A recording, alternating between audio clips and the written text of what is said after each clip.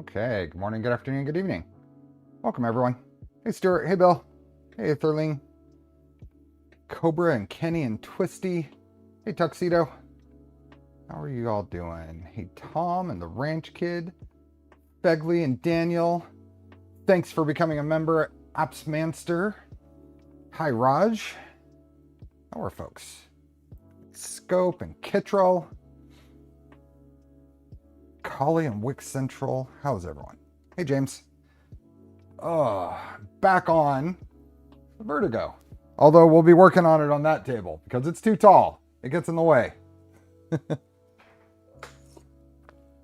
Hi, Oscar. Hey, Steve and James. I am watching a print here. This is a little jig I made for putting the magnets in the index tool holders. And they're printing on the Prusa. This is the Core 1L, and that's a Big Tree Tech plate that I'm trying that I really like the texture on.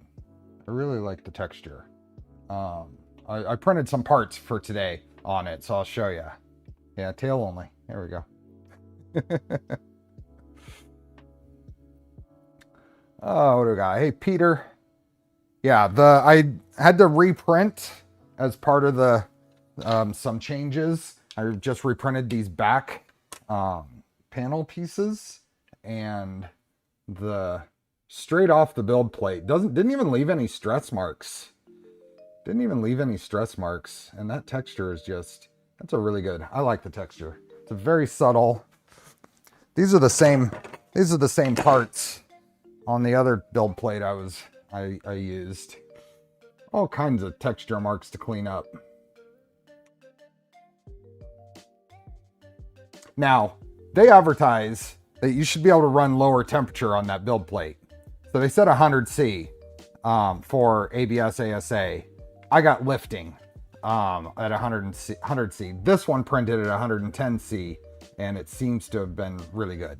So these are ASA, yeah. So still testing it. Gonna give my feedback. This is the ones you can't really tell. This corner lifted. The way you can tell is the roughness right here. And when you hold a straight edge up to this, you can tell just a little bit of lifting. But did I catch the CNC kitchen video on the laser marking stuff? I've watched most of it. I haven't watched all of it. But yes. So.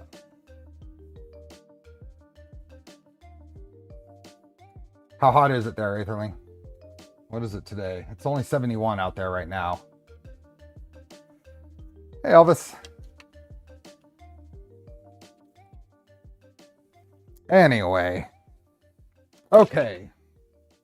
I was dum-dum last stream. Cattail. I was dum-dum. So I spent how much time last stream looking for a micro switch, an end stop switch? Hey, Grid.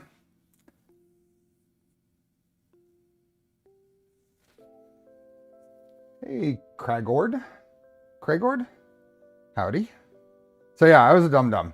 I spent how much time last stream looking for an end stop switch that doesn't exist?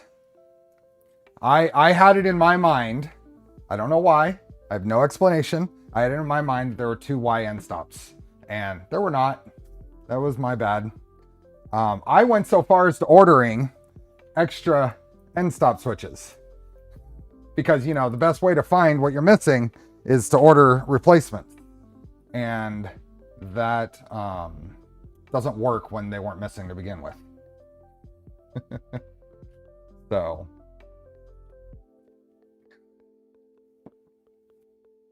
So, let me see if I can get...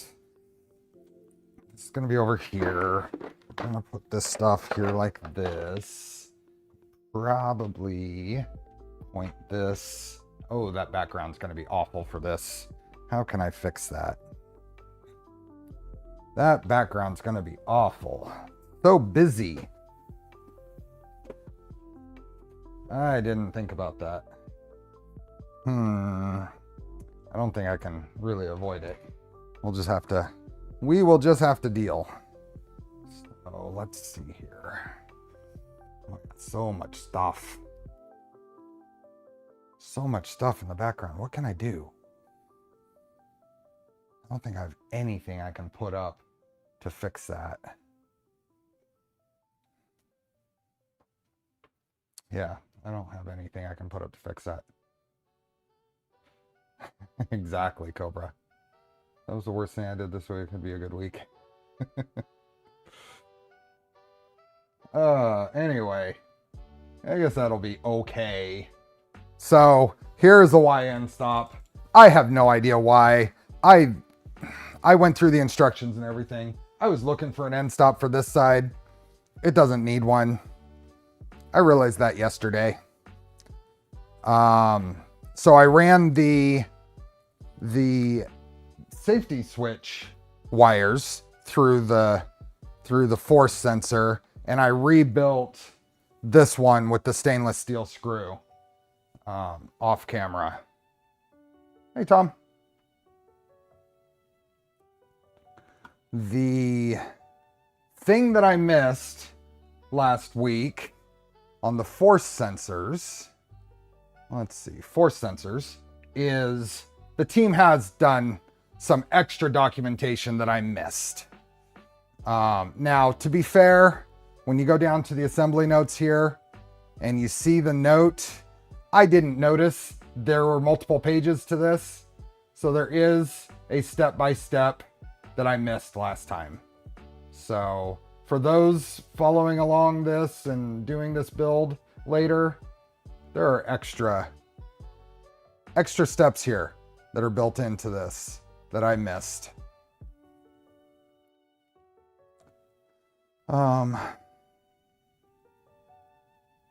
So I rebuilt the other one, built it up to this same point. And yeah, we got past all of that. So what we need to do is, this is the routing pod. And this is what I completely missed. I didn't even go to this step. If I would have been to this step last week, I probably would have noticed, oh yeah, it's just there to route wires. I didn't notice that it didn't have a cutout for a switch. But I will say that routing this safety switch wire through the groove here and up was quite a pain in the neck. Ended up getting it. It was just very, very fiddly.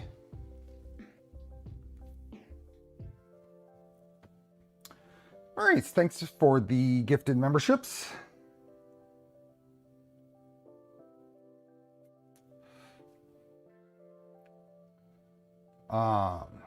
We are doing the member stream this coming weekend. I didn't do it yesterday because I didn't get the motor yet.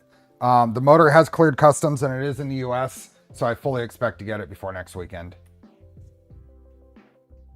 Do you get to play with more magnets today? I don't know. Okay, so routing pod, there is, instructions here. This is safety switch, force sensors, YN stop, safety switch, enclosure lights. So what I do want to do is go back to enclosure lights and actually wire these, because we need to get all the wiring routed where it's supposed to go for one, to get it out of the way when we're belting it, and two, getting ready for the rear panel. So this guy is wanting some treats. Let's do treats. Where are your treats? Where are your treats? Where did I put them?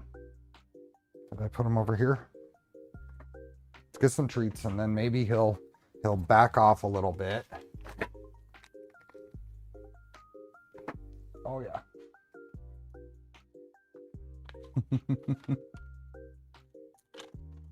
Hey, Rod. Hey, Kylisa.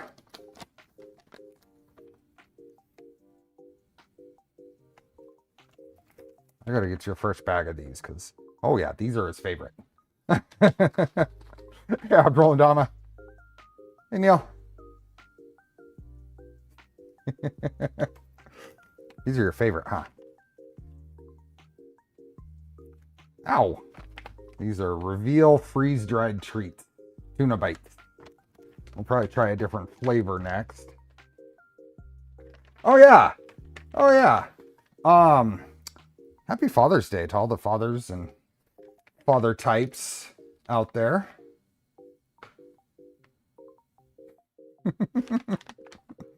Okay, one more, because these have all been kind of small crumbs.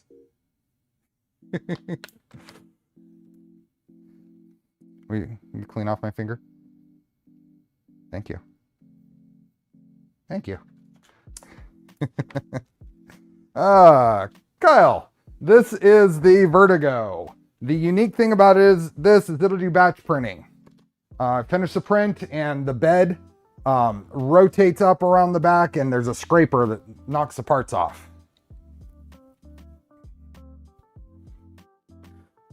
Hey, OM Project. Hey, Hux Potato. Yeah, all the fun links are in the description. Check them out. Okay, I need to grab boxes. Boxes, cable kit. I need the LED lights cable kit. Axe Potato, thanks for the super chat. There was one at Rocky Mountain. Yep. I don't know this last year for sure. I don't know if the year before or not. We need cable Z57 and Z58. Hey, look there. That's the cable. That's the bag. Put that there. We have lots of room here now today.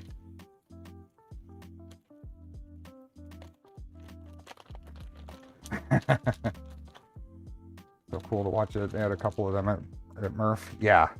Yeah, Poity had his there, and LDO had the one at their booth. Okay. Hey, Deanna. Okay, so I'm guessing these blue and black ones, 57 and 59. That one's 59, not that one.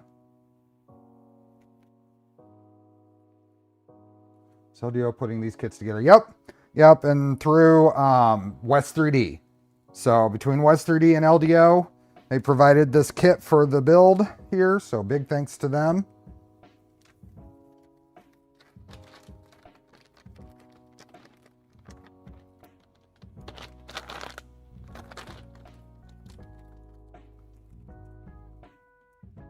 Okay, so these two. One thing I did notice, and I gave feedback, you have these really nice cables labeled on both ends, sort of. You've got a device end with a nice label, but then the controller end just has the wire type. That I think I haven't gotten there, so I don't know how much of a big deal this is, but I would really recommend to have put this at least maybe on this end, on the controller end, so you know, because everything you do when we go to wire it is going to be referencing this number, not this. So I did give that feedback already. They said I'm the first person to have mentioned it. I think it's probably a good idea to, if you want to label it on both sides, or whatever, but I think, I don't know if it's going to be a problem, but I think it would be better if it was labeled on the controller side.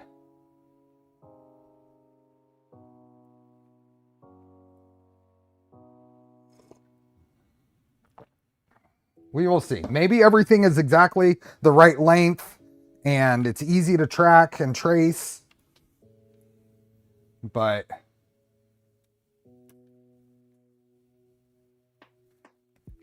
yeah. Okay, we need to put these. Bearded Printer, thanks for the gifted memberships. And Andy, thanks for the gifted memberships. I don't think I have any more. I think I gave them all away this year, or this month. But I do have I've been a member of my own channel for 30 months.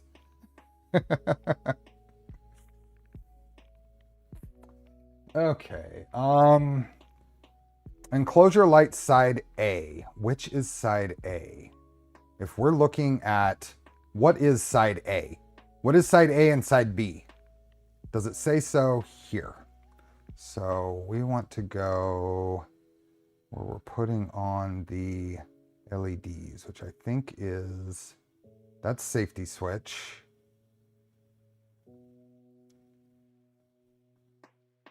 That's adjusting it. And putting those on. Oh, I need to put a little clip in. Hold on. I didn't do this. So let's see. Hey, Skyrim. So I'm a member of my own channel because I was troubleshooting because the chat overlay wasn't working during member streams for a long time. So I became a member of my own channel, see if it was a permissions issue around that. I don't think it was, but I've never fixed it. Whatever. Thomas, thanks for being a member. Rod, thanks for being a member. Aetherline, thanks for being a member.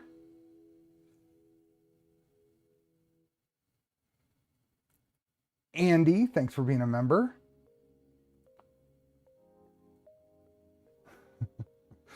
Okay, let's continue this. FM Dev, thanks for being a member. And Thomas, thanks for the gifted memberships. Lost Meteor, thanks for being a member. What was the length on this one? This needs to be a 55 millimeter. That's all I was looking for. 55 millimeters at these in here. Hopefully it's this one.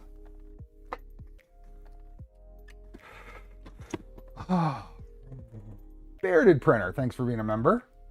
Getting there. Yep. Yep, this is a 55. So this just goes, here's the safety switch. There's a wire that goes up along here. And this is just to make sure that it doesn't droop down and get in the way. So it just goes, snaps in right underneath there.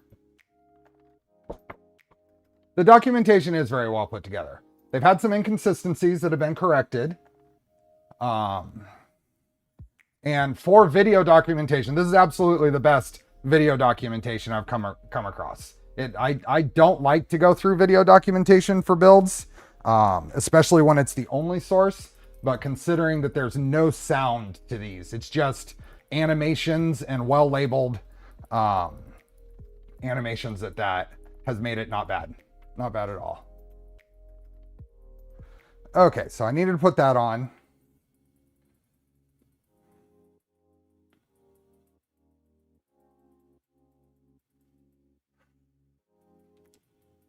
I think it's, am I right? It's 250 by 250 by 270, isn't it? Or 300? I'm not 100% sure either. Someone will correct us. So I did the little routing pod. That went on there, and that's just holding all those wires in place. The cap on there. Did I put those? Yep, 16s. And then I need another cable cover going in there. So now I need to actually find these. Let's just go here. Figure out where these we're going to need shortly.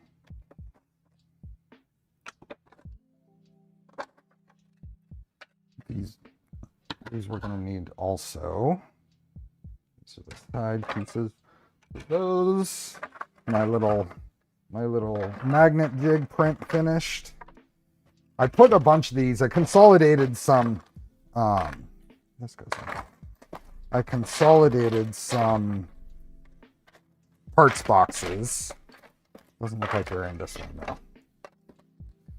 Consolidated some of the parts boxes to free them up so I could use them for other things. Try this one. Do we know if all these rendered videos were done in Fusion? They were not. They were done in Blender. Blender, right? Am I correct? Blender, I think. Oh, we're going to need that. And that. And I still have, I need another 55 millimeter thing. I'm missing one then. Probably need a couple of those at some point.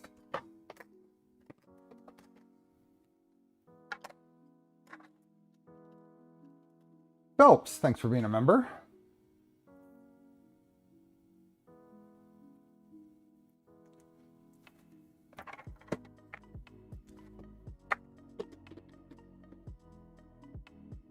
Can Blender import step files?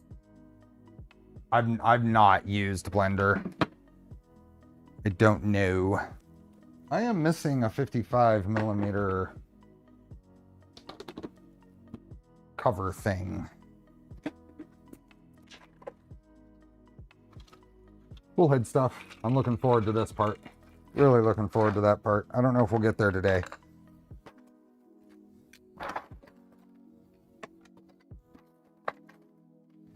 This is looking kind of promising. The right kind of stuff.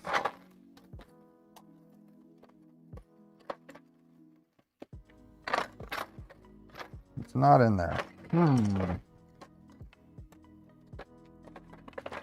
Not in there. Where else would they be? It's not critical. We don't really need that little wire cover. It's probably, I mean, it's a small piece. It's probably fallen off somewhere. I'm sure I didn't put it in here somewhere. Okay, so instead of that, I'm sure it's over here somewhere. I'm gonna grab a piece of the open builds stuff to go in there. Over here.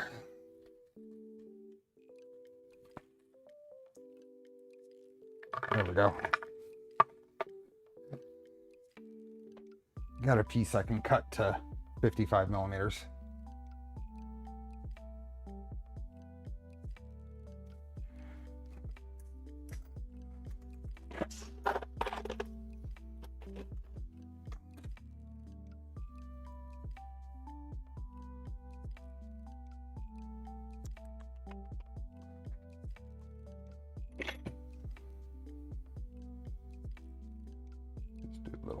Little score on that, and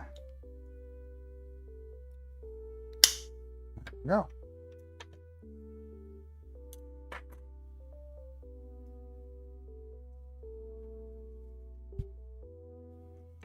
John, thanks for being a member. So these guys, let's see. Yep, these guys here just need to be contained going up this back corner.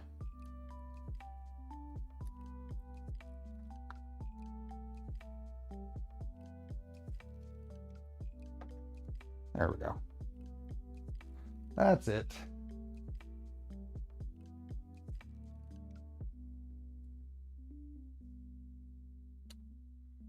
Okay, so we got that cover. And then I'll find that, or I'll reprint it so it's all consistent. So what side is this is the question. Is this A or B? This is, okay. We got frame light bracket A and B.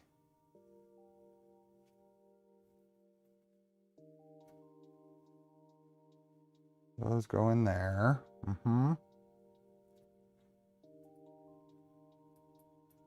This LED stick. That's all it says. No. Well, it'll tell us what wire. So I think it'll tell us what wire to put on. Repeat for LED sides B. Okay, so this is side A.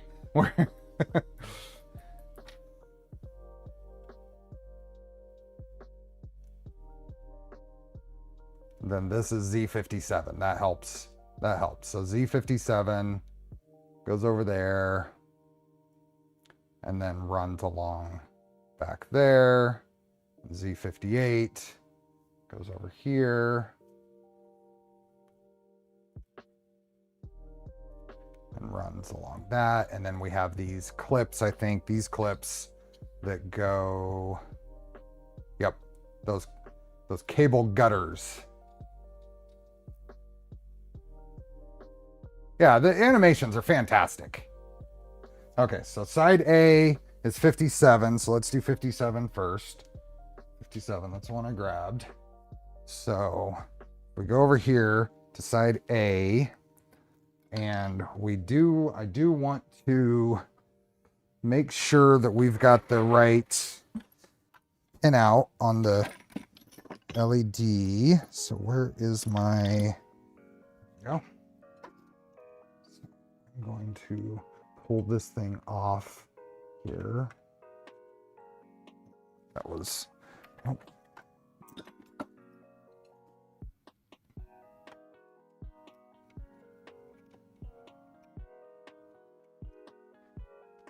Let's pull that and see. I can see it. Okay, so I can pull just one side off. Now I can't really show you, and I can't really see it myself. Here, what can I? We're working up here. I think that's down. Okay, so 24 volts in ground. This guy plugs in, and that matches. So this is in the correct way, and that matches. So we're good there. Hey, Robin. That's what Rat Rig uses. They use a program called Dozuki. That's what Prusa used to use, or may still use. I don't know. Sorry, I'm probably directly in the way here. Okay, so that wire is in.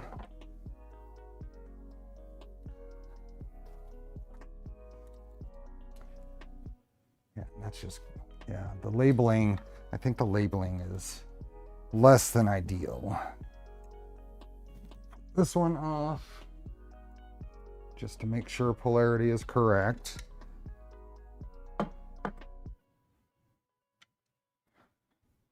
And Z58, because it doesn't really do any good for this, the name of the wire to be at the device, because you're never touching it there again. Okay, this one is backwards. So I have the wrong end. The wrong end is back, and I'll show you that here in a second. So let me plug this in, so that'll help better illustrate what you have to watch for. So let me pull this off, because this has to swap around. This one is backwards. Let's move her. Let's show you.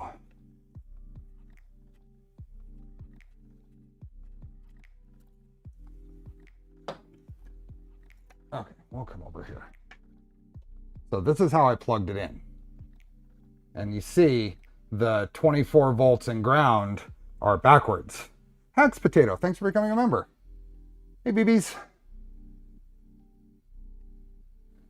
So this is backwards. So if we flip this around, this will match up now.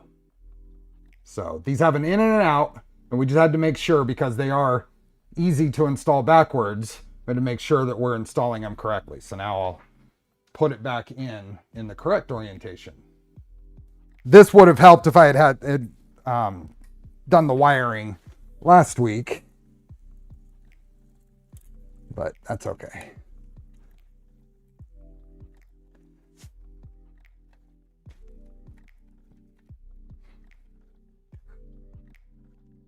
Good to illustrate and check it. Hacks Potato, thanks for gifted memberships. Got all the new members today. this is good because we're starting a brand new members series, building the Casadio Impreza RC car starting on Saturday, this coming Saturday.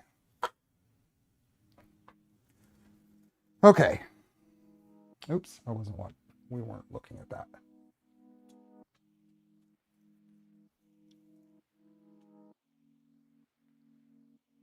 Oh, Rod, thanks for the gifted memberships. I'm doing on people so far. So, Polymaker filament giveaway in about 2.5 hours.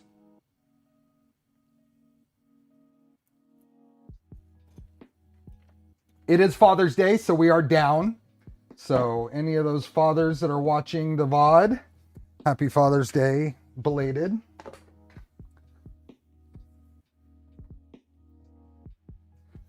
Okay, so now we need to take these guys and we need to gather up. So steppers don't go in here. Let's just move those away. But all of these come through here.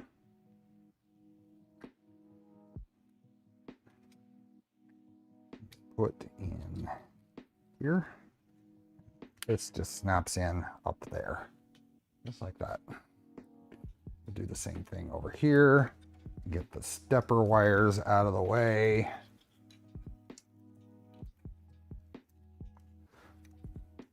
This one goes under. The next one.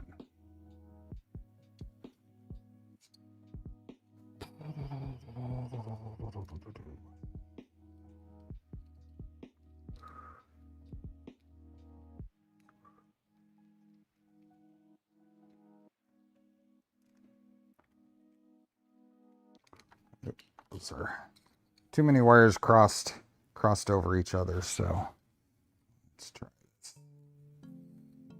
There we go.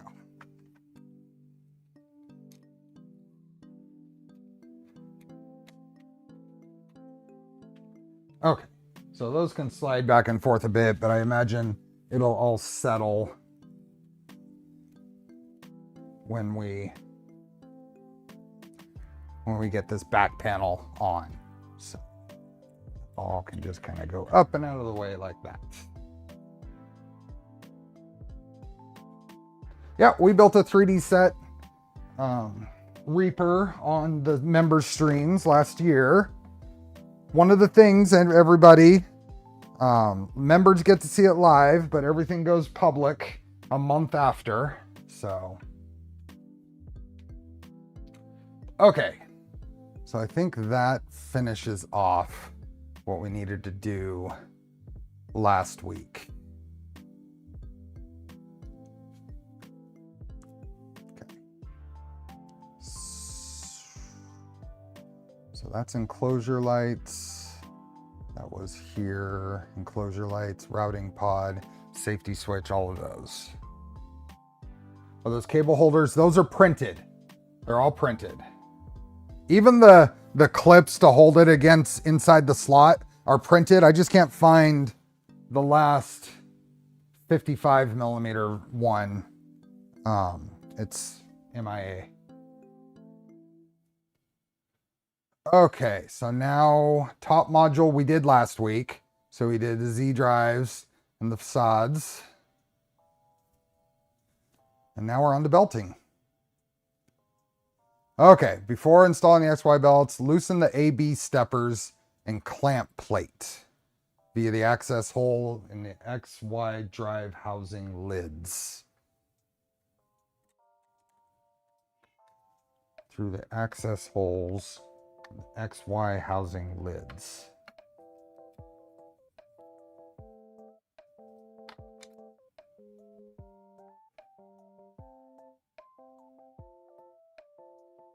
Rotate the tensioner handles and push the cam sliders towards the outside of the printer such that the belts will travel the shortest path, okay?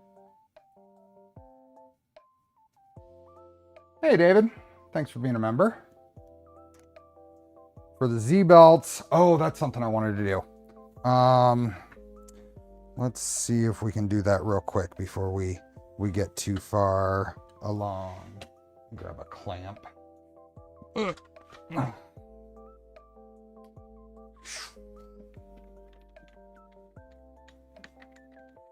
Up.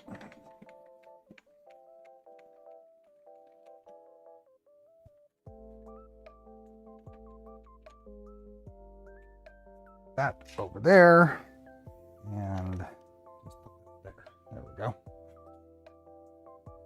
Hasio's Prince, thanks for being a member. Do a Roadrunner, but that would not happen. First car was a highly modified 69. Nice. Definitely confused on how even a partial enclosure is supposed to work on this printer. It's very different from what I've seen in most other printers. Well, for the most part, the heat's going to rise, so it's going to accumulate up more where you're printing. But one thing I thought about is you could probably do some mesh, or not mesh, but like the what would you call it, wire skirt on this would probably work pretty well.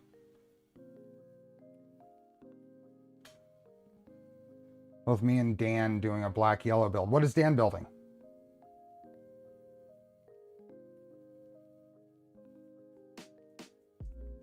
Table needs a motor. I was just thinking the same thing, Rod. Okay, I wanted to get that up out of the way. Probably turn this here and zoom this guy down there. So that is what I'm focusing on. This guy right here. These have been modified, and I haven't swapped them out yet. And they've just been modified with this little line to help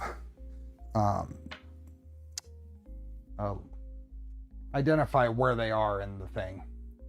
Oh, Cyborg Boom. Got it. Oh, Modbot, Dan.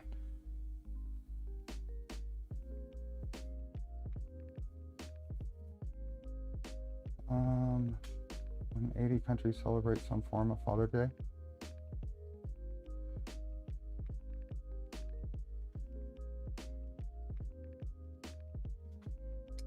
I always think Daniel.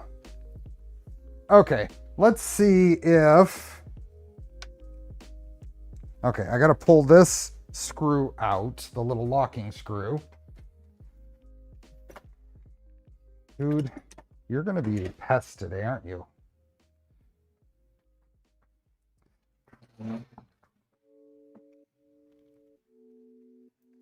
So this guy comes out, then I can turn this. Will this come all the way out? It's the question, without me pulling a bunch of other parts. Ah, there we go. Perfect. So we can just come over here.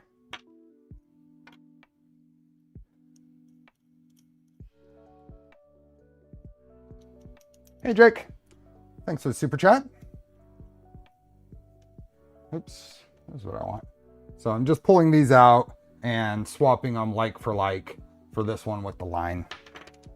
So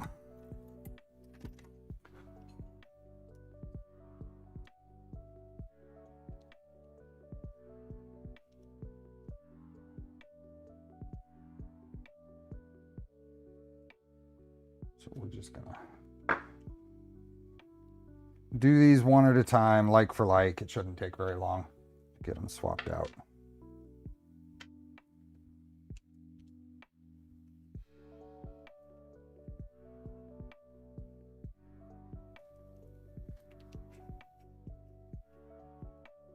These are all the same, right? Yep.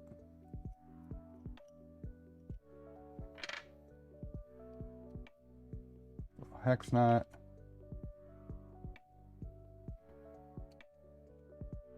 And I'm just putting some pressure on the end to hold that hex nut in there.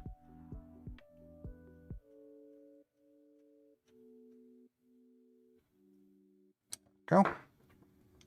This guy goes in here. This guy goes in here. Now we're going to be very, very careful that we don't accidentally damage the bearing in here.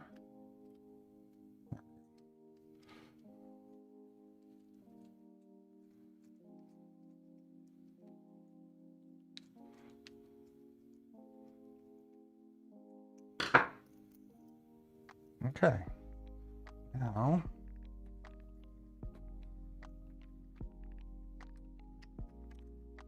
this guy back in here, and is it this way? Yep. I want this to be somewhere close.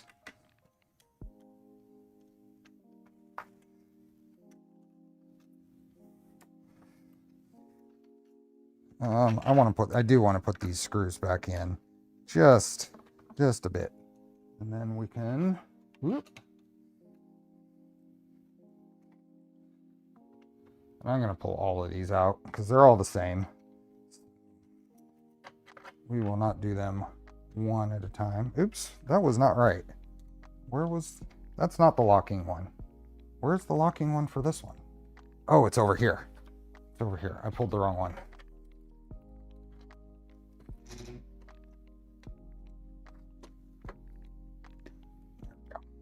Locking one is over here.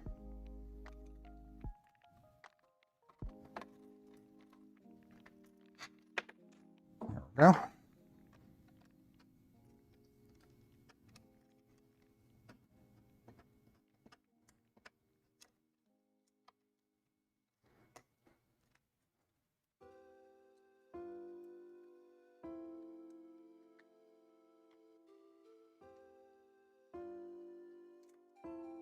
One. To this side. Hi, Felix. Where were you? Where'd you go? Oops.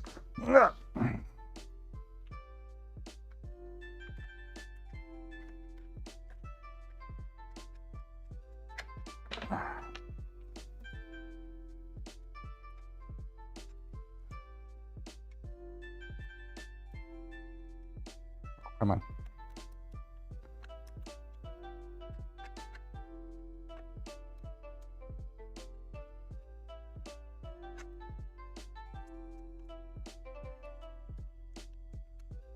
Come on out. I need a better. Oh, what do we got here?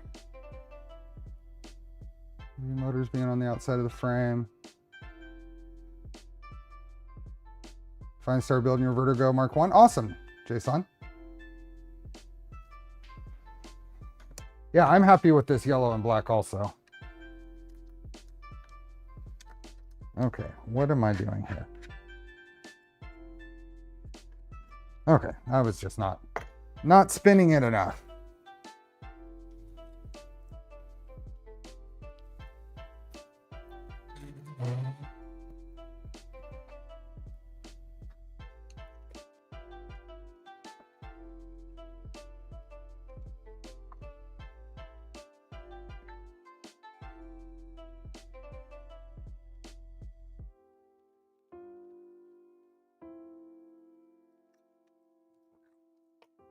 Okay.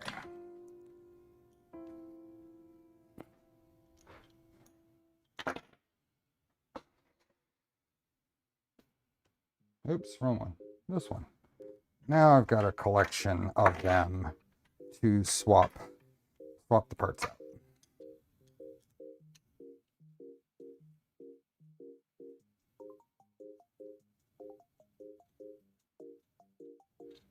Yep. Filaments are in the description. Now, the problem is that this Larch gold, I don't think is obtainable. This was a special Vice Voron International Community event filament from this last fall. I'm only swapping out these Z tensioners. The old one didn't have a little line here, which is just a little indicator to help line up and make sure they're all in the same. This is Larch gold, yep.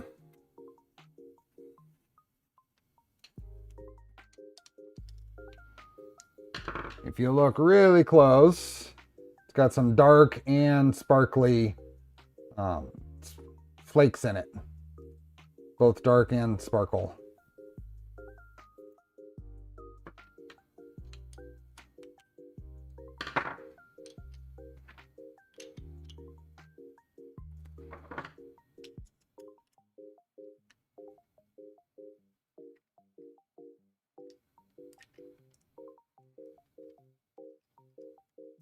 Oh. Ah. Trying to hold it and it did not work. I have a mercury one that's in pieces right now. That's Larch gold. V0 is Larch gold and LDO purple. Nice. Wait a minute. How did you get a hold of some Larch gold?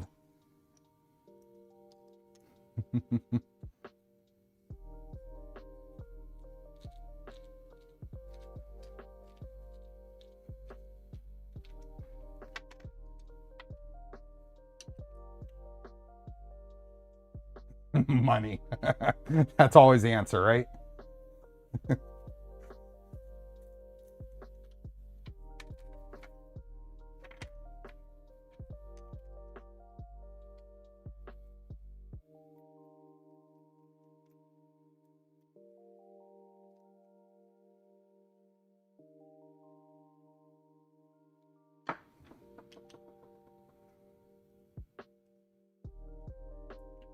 Vertigo had some on their site a while back. Got it. It is definitely a limited edition color.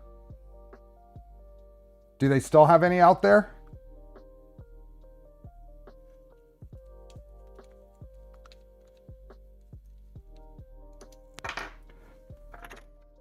Because if they do, they're about to not.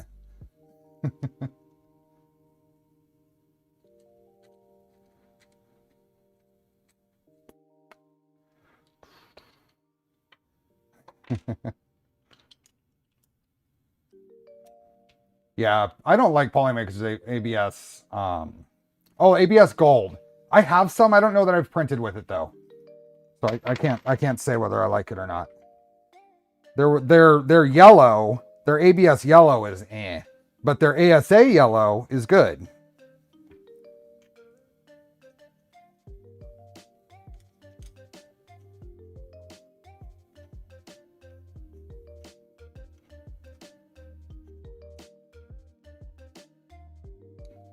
Okay, almost done.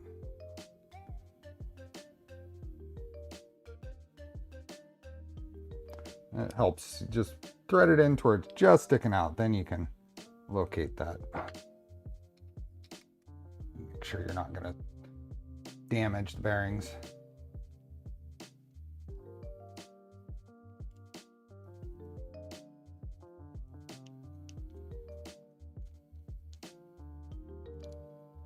Vertigo has 2 spools left, about to knot.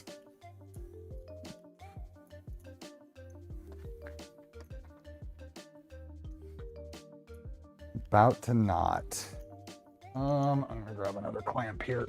Ugh. Oh, okay, so you didn't. So there's 2 more after you took 2. Oh, now there are no more. Jason got the rest.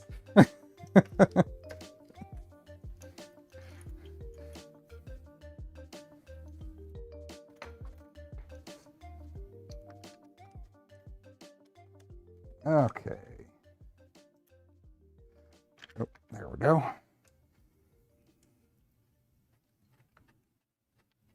I just want to thread it in just enough to where it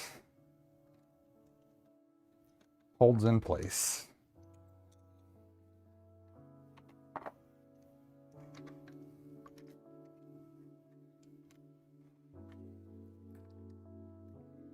Go.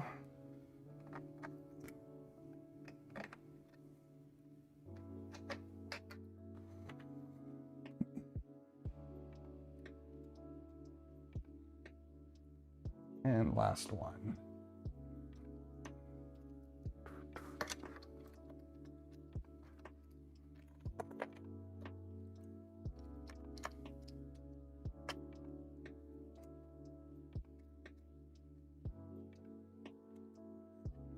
Go.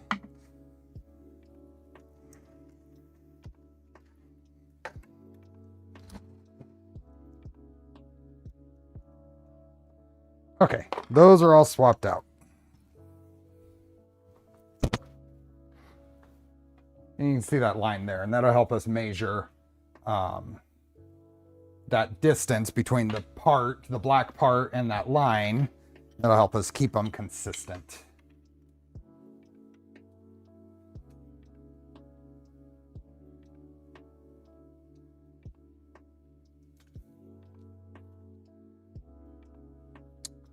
Okay, so for the Z-belt, before the belt is fed around the tensioner pulley, adjust the tensioning knob such that the bottom of the tensioner is about 7 millimeters below the inside edge of the pocket in the foot where it sits.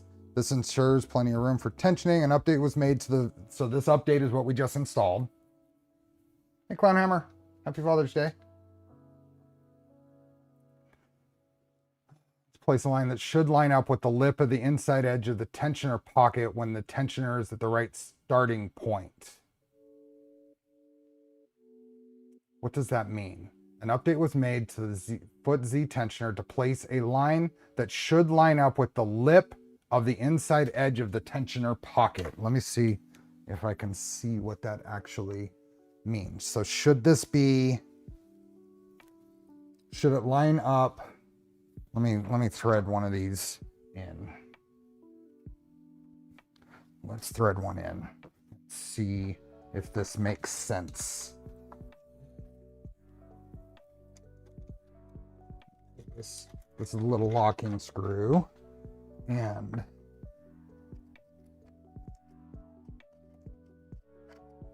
this way. Is that right? This way? Should be this way. Yep, there we go. So if this threads in where that's lined up, right like that, does that still give us enough room for tensioning?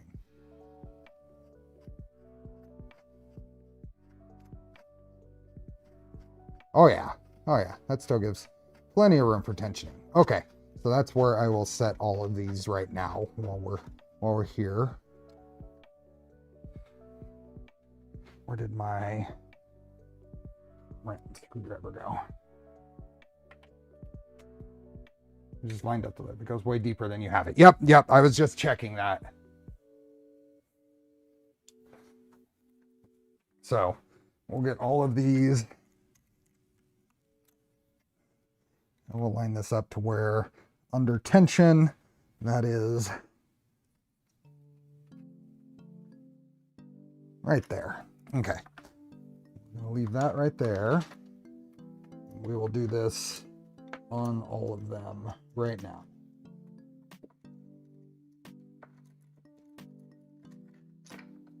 Oop. That might be.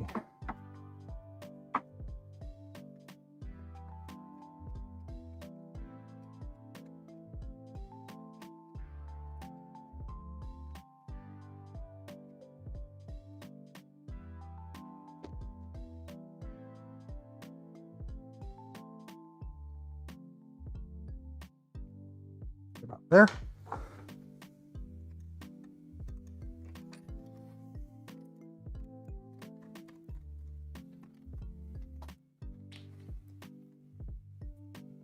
This one.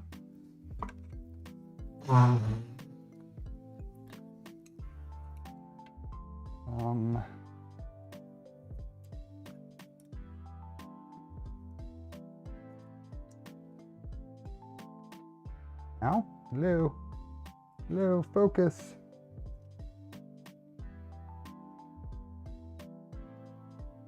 that a little better? It's focusing past things, so can't really blame it.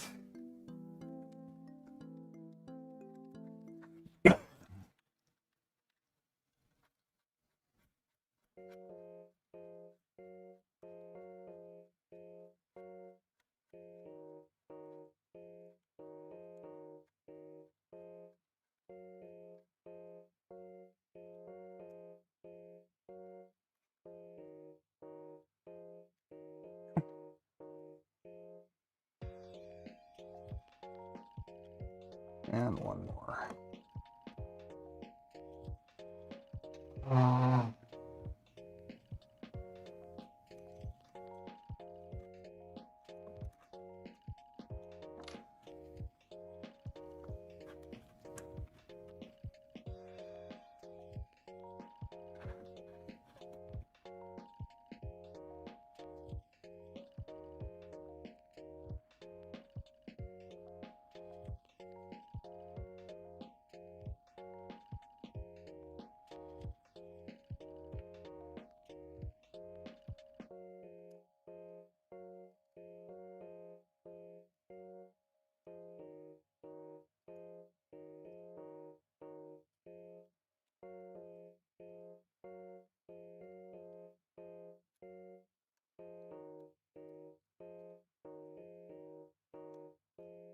You.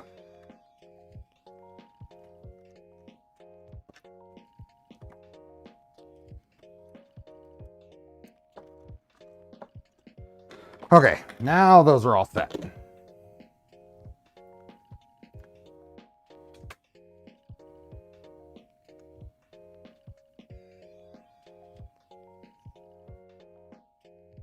Yeah, it locks. That screw locks the wheel in place. Know anywhere I can source a 200C bed from? Potentially see if you can find one of the old E3D tool changer beds. I think those, I don't know if those will get that hot, but they'll get pretty hot.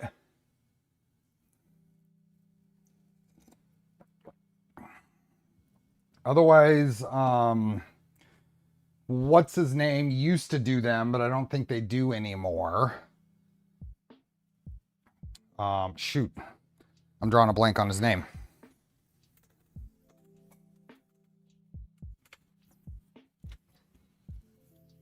Oh, okay.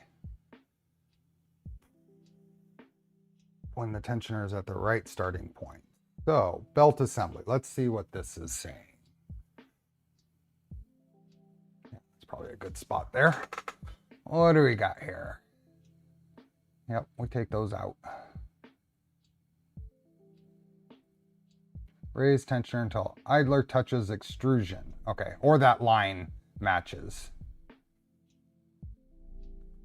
We pull those off. Oh, and we pulled that off. Okay, so this is to make it easier probably to route the belt. Okay.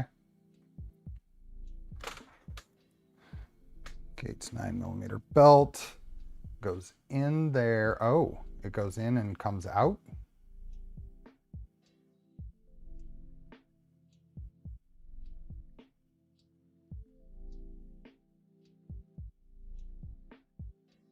Sure, I'm liking the animations. Then up and oh, okay. Let's see here. Let's do it. We are going to have to zoom out. How am I going to get this? How am I going to get this? I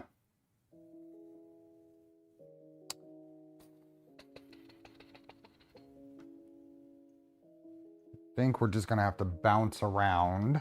Let's start on this corner, I guess. This front corner. Hey, buddy.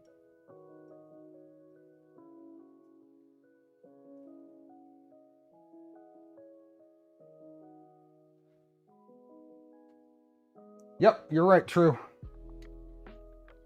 Tilting bed, scraping printer to automatically unload the build plate. Yep. Okay. These accent pieces have to come off. These were not tightened down to begin with. So I'm going to put this one, the upper one up here. Lower one. I will put this over here to get it out of the way.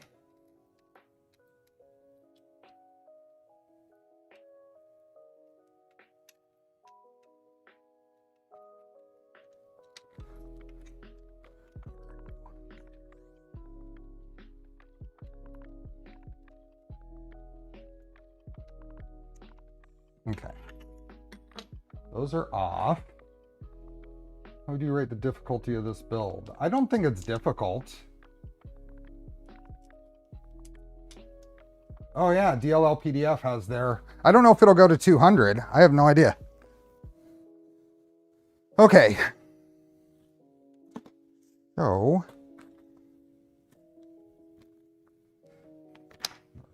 belt, 9mm belt. Hey Joel. I don't think it's a difficult build. It's just a lot to it. Nothing has been like super like technical. Okay, so I think I want to run one of these and then that'll give us a length to go off of. So let's see. I want to see what, let's go back.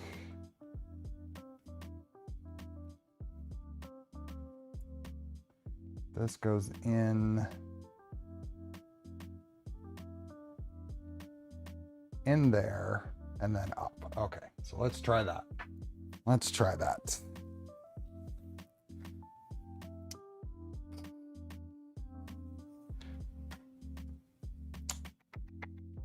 This would be the wrong way on the text. So I'm going to start on the other end.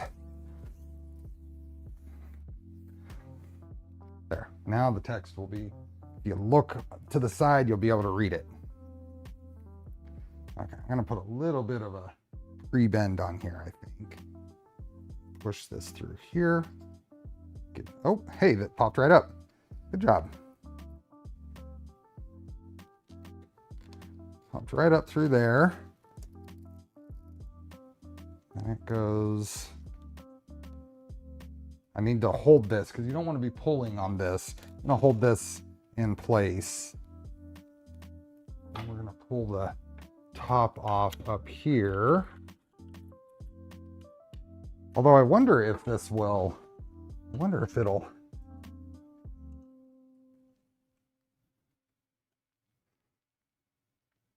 nah, I'll pull the top off. That'll be way easier. Hoping it would guide itself. But the other, there it is.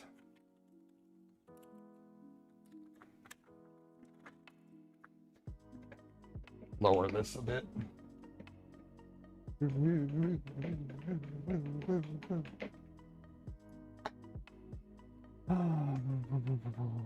love the videos. I just wish they weren't the only instructions. There's some text that goes along with it.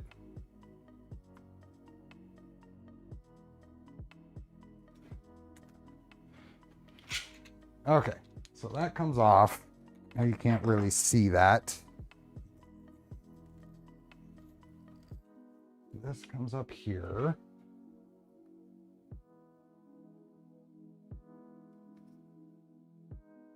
There we go.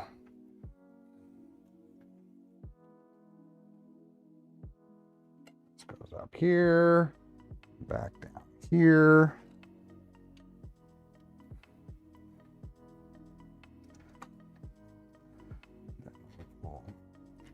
Much more.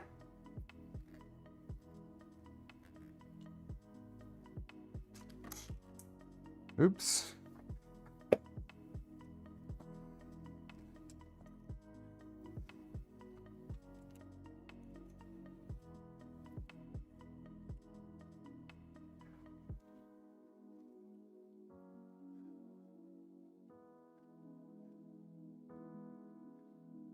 And then this will go down through this path here.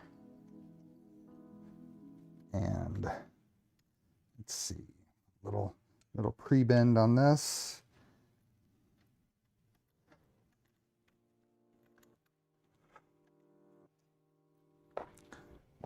So you can't see what I'm doing.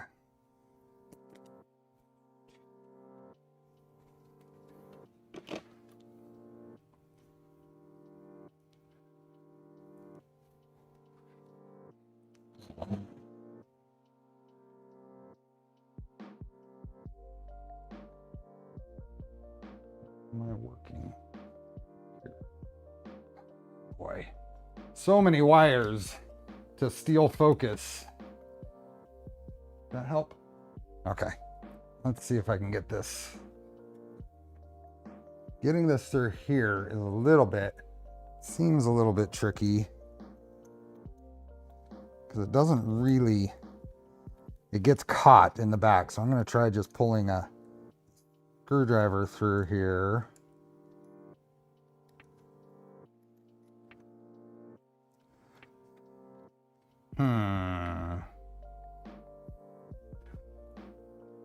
This doesn't want to just ride around.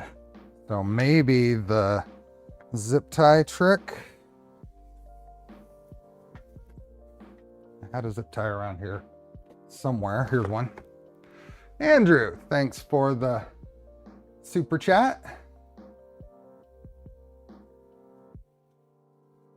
I'm going to do R2Z for my Trident. I have the LDO Quad XY on mine with Vitalia XY joints. I don't think those are R2 compatible. They are not.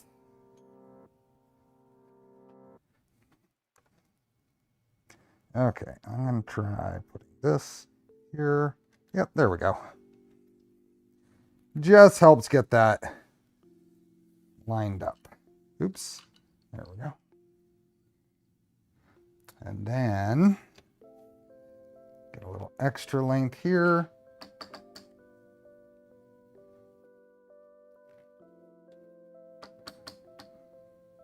I don't know how much we're gonna need. Okay, now we can come back to this side. This is gonna go up through here, right?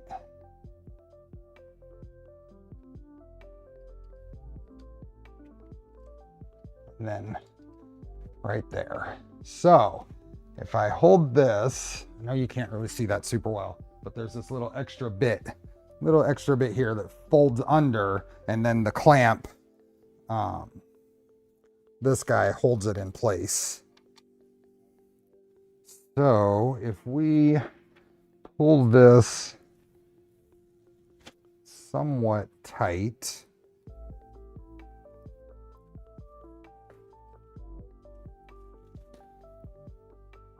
there we go. So it doesn't have to be very, very tight, and you probably don't want it very tight. Maybe one more tooth down here. This goes here, and we cut it right there. Okay, I think that's right. Norway, so contemplating driving down a pickup in person. Oh, for index? Nice.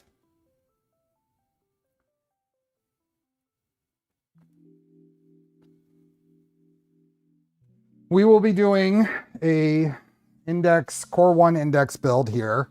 It'll be a Wednesday stream series. Assuming I don't finish this before I get the Core 1 index parts. If I get the Core 1 index parts, then it'll be a Sunday series.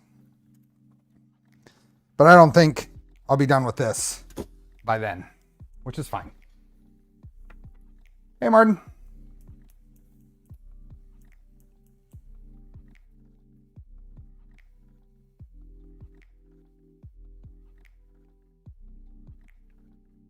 Yeah, Core 1 index upgrade. Yeah, whatever. That's the only way it's available right now.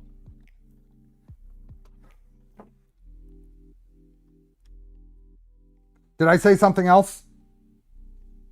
I have a habit of the words that come out of my mouth don't match what were in my head. Okay, so I'm going to cut this one right there. Hopefully that's all correct. It looks correct. And now we get to pull it out and redo it. What's available? Oh, it is though. Aside from the beta stuff, I'm getting the same. I purchased my Founders Edition. I placed a pre-order. It's exactly what everyone else is getting.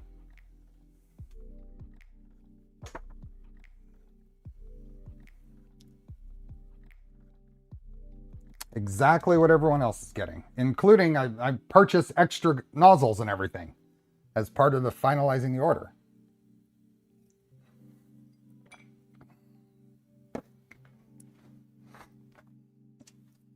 Okay.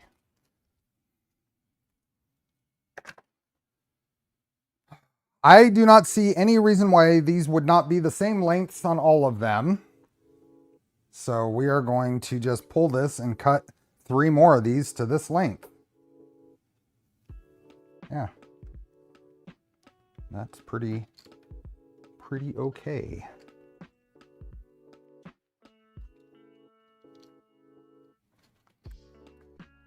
Okay. So we've got one length here. Now it's very possible that they have a actual length that we could have gone by. Let's see. Do they say anything? This is all belt tension stuff. It doesn't do, here we are. What is this? No, I don't see anything where it said how long we should have cut them, but this, what I did is probably the best method anyway. So what I do, let's see if we can kind of see. I can probably get most of it here. Get a clamp. There's little tools you can print and make for doing this, but there's not much that's more helpful or more useful than just clamping them to a table here. This.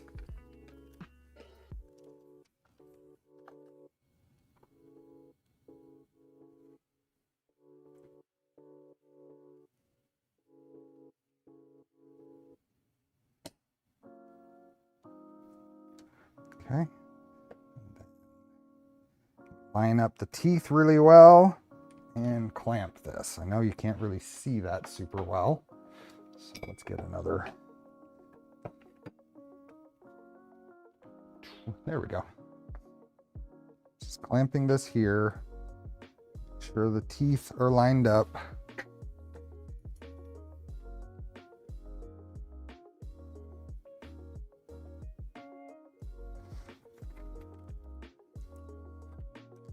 Go all the way to the end. And it'll be off camera here, but there's only so much I can do.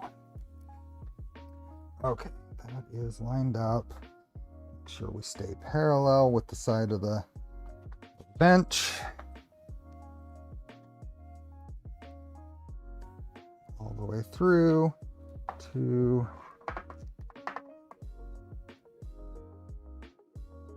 there. Okay, so there's one.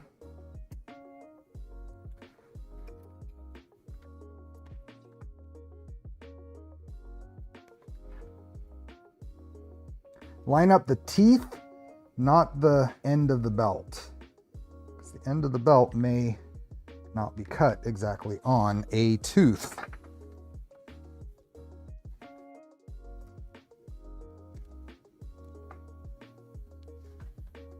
In the past, I've just kind of lined these up by hand.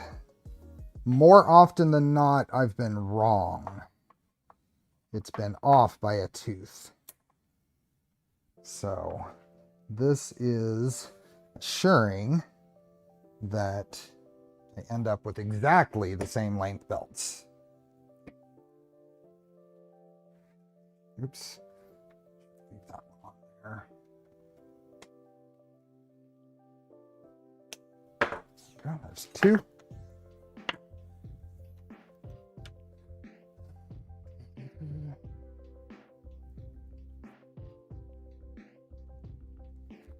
And the last one.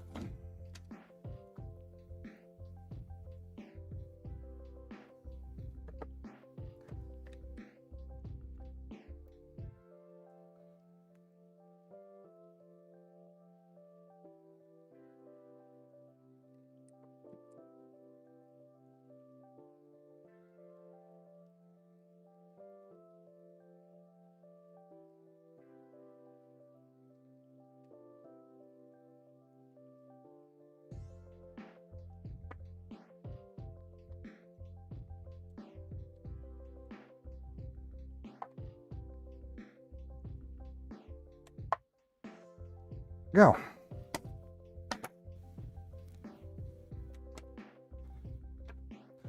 And this is just, I like to cut it right to the last tooth and keep it all the same. So right to the last tooth. One. And this is the extra. Let's see. Is the extra. Yeah, the extra is enough for an entire extra belt.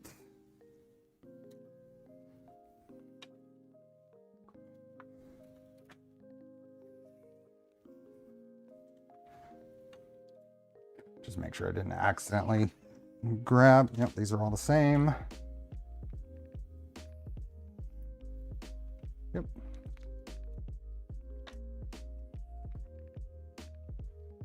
Okay, those are our 4 belts. Now we can go back and redo that.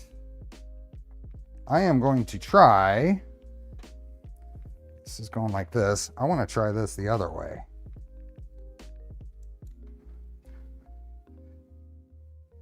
Try starting at the bottom. Oh yeah, that was a lot easier.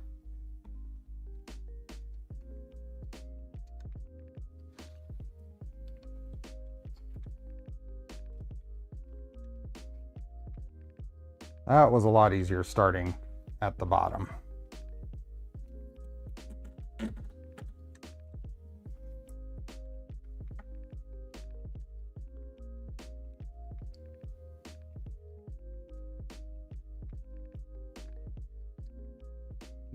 Then it's a little bend that way. There you go. That little passage is nice.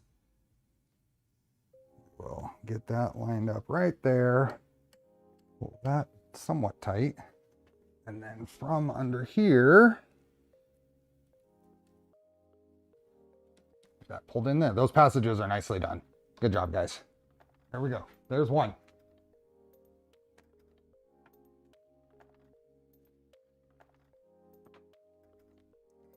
Oh, everything is good. Everything is good. So now let's put our top cap back on here.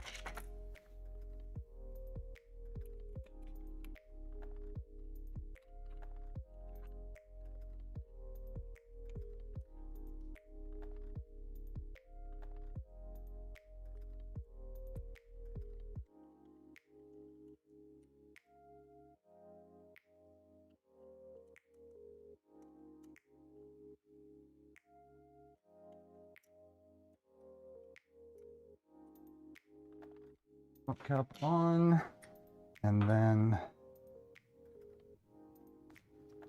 that to be right there. So top belt.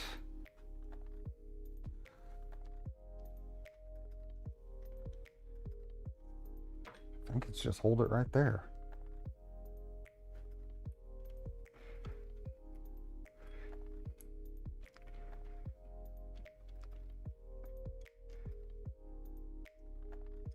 I can see the end of the belt here through this little notch. I suspect if you had extra belt, it could be sticking up and you could zip tie it to this one and it would be fine. I think. I think everything just goes like that, and you can see.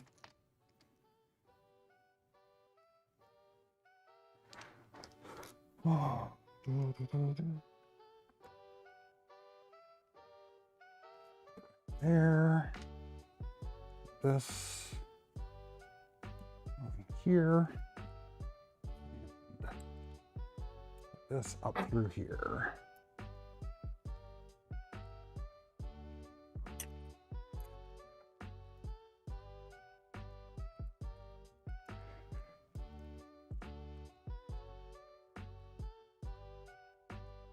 Why are you?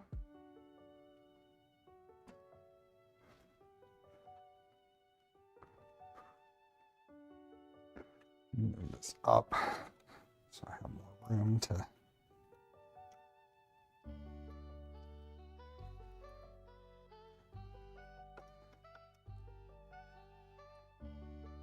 There we go. If that doesn't tighten up, then we can pull an extra tooth there. I will be at Open Sauce, David.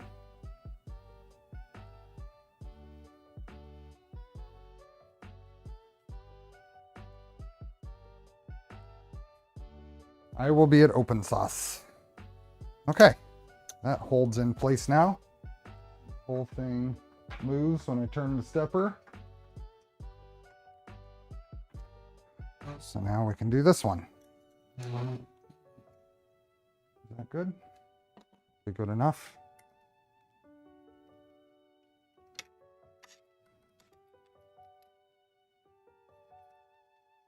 This off, put it up here.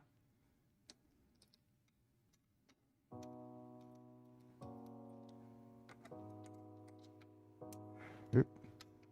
See where you went. See where you went.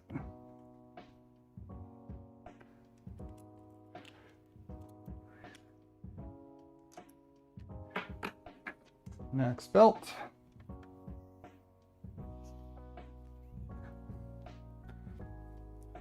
Right here. Do the same thing, start at the bottom. Oh yeah, way easier. Way easier. Here, oop, got to take the top cover off.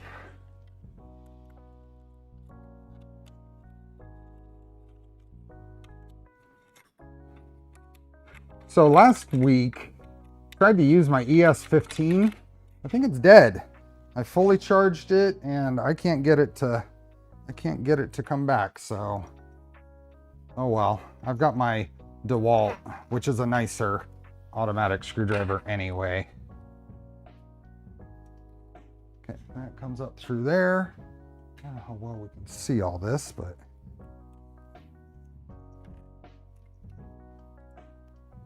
this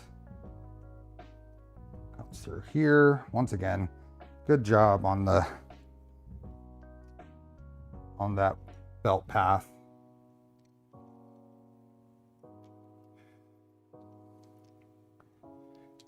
Probably try not to do this with the screws in there. That there. Put this guy here.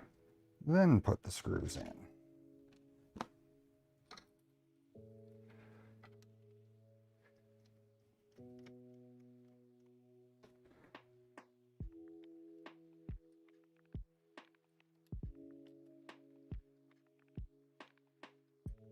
And then the bottom side, pull that, and push this through here.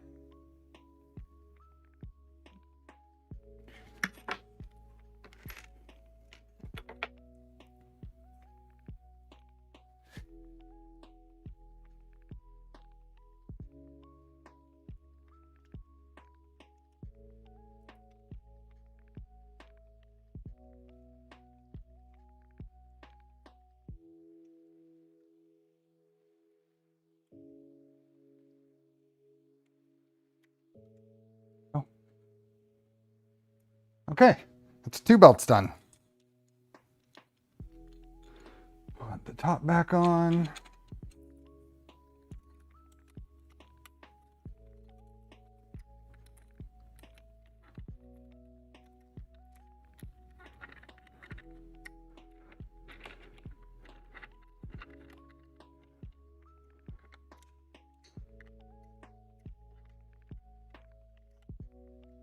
Okay. Don't put the belts in upside down. Of course not, Dave. You know who you're talking to, and check it out.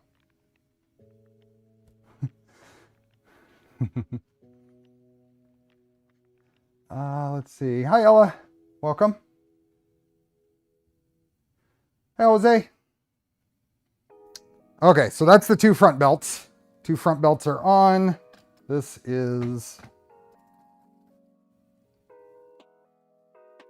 And I will be playing around with making sure I got those at the same point, the same exact length. Because right now, this one seems looser than this one, which means I can probably pull an extra tooth in on this one. It would have been easier to do so if I had left the belts long to where I could grab them here, loosen this, and pull through. I made it a little harder on myself cutting those shorter. So pay attention to that. Okay. Let's see if I can move this over here. Get any kind of better view there. Hey, Troy. Some sort of solvent that will remove the printed ink on the belt without harming the composition. Probably.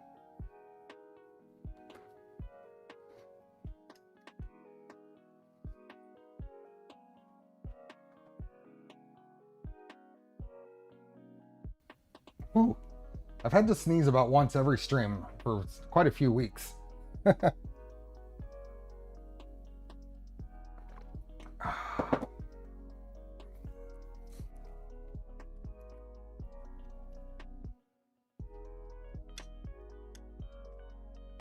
Okay, so that guy there, up, bottom one.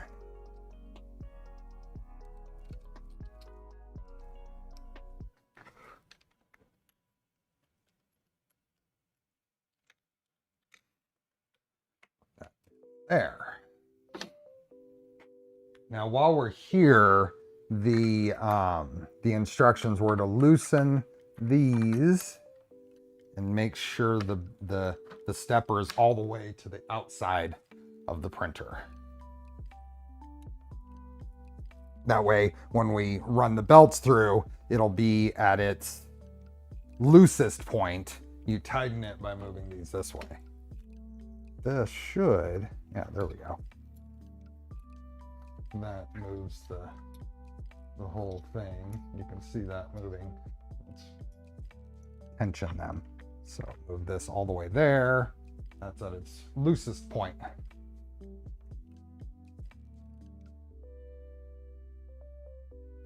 You could very easily, Ella, just put a conveyor belt on the bottom here.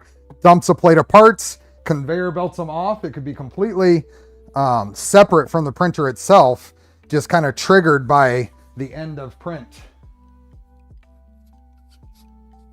Is that what you're saying? Just set it on top, put a conveyor belt right in between. That'd be easy.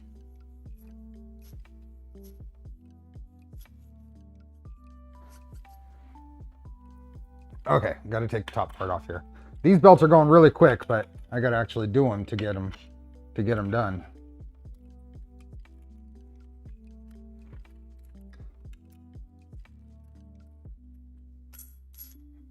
Yep.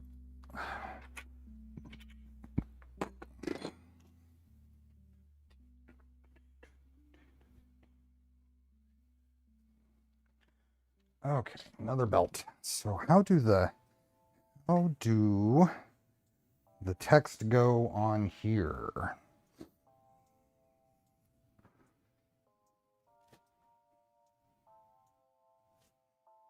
think it just has to be consistent. So if that's there, we will wrap it around. Just go. That would be like that.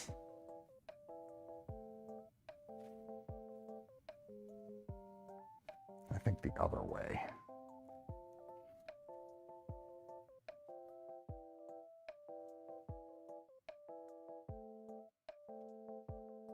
I don't know. I don't know which way it should go. We'll just make it the same. We'll just make it the same. For X, Y, AB belts, sure is a whole lot easier. It just has to be right side up. Z belts, this is why Trident is better. I just had a revelation. That is the primary reason that Trident is better. You don't have to worry about the direction of Z belts.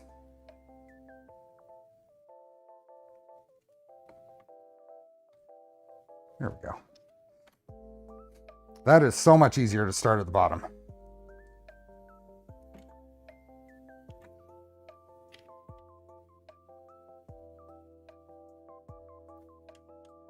Yeah, congrats, Ella. Hopefully everything continues to go well. Okay, so that comes through there. This guy goes in there. Right there. I'm going to put that top clamp on.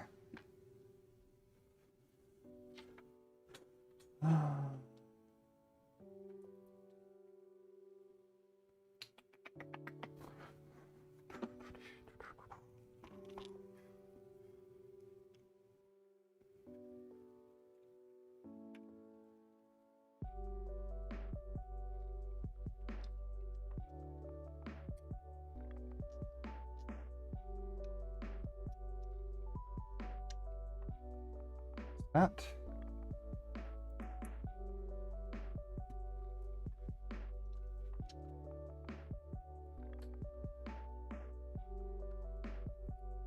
Okay.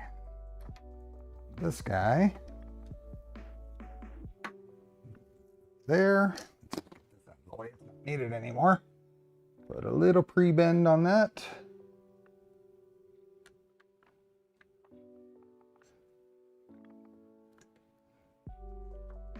Right there.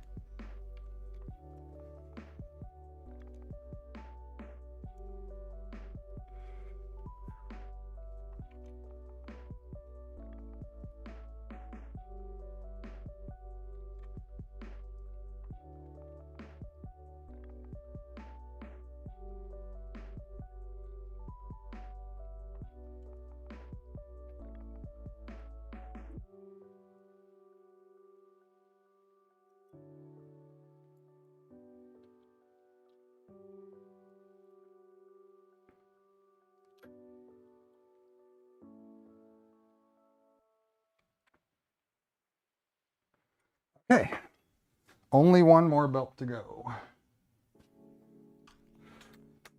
I think I'm one of the few that think about which way the text on the belts face. This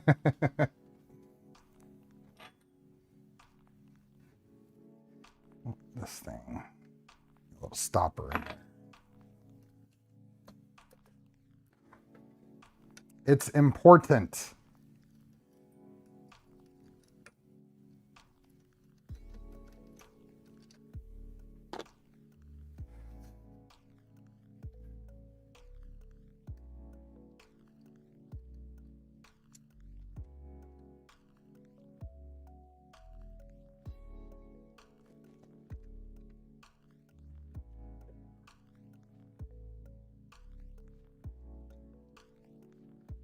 Go.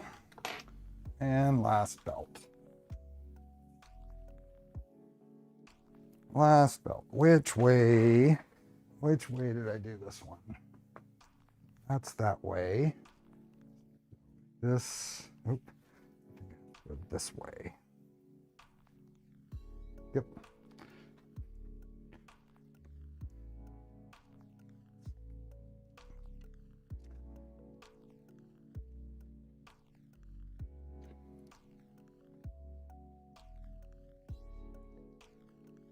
There. That way. It's up through here.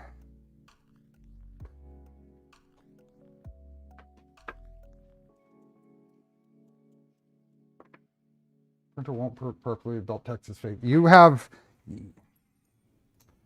let's you, how many builds? I mean, think about all my builds.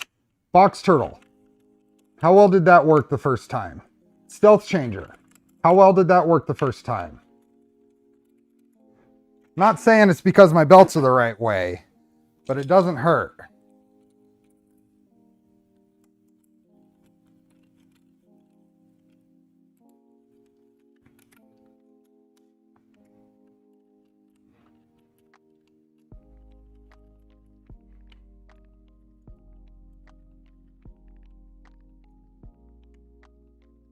top cap on this one, I forgot. Took the other one off, put this one on. Okay, now this guy goes up through here, down through here.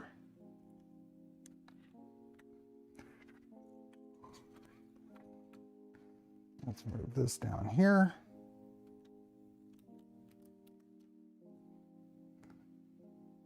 This guy through here.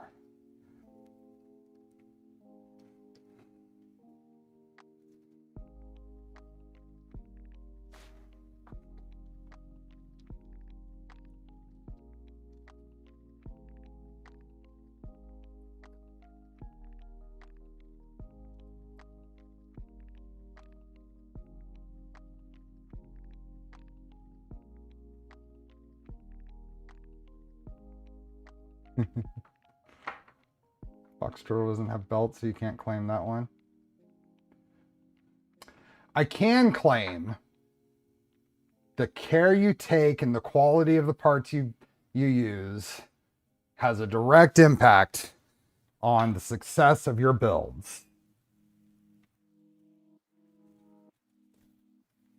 So if you take that to taking extra care, even with the little details, even if they don't matter so much, has an impact on the success of your build.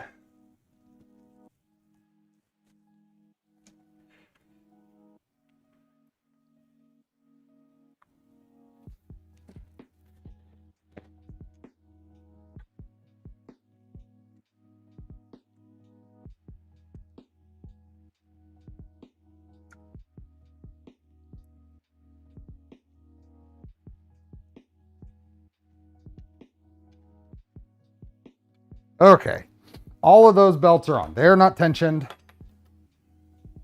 but they all do the thing. Top cap on.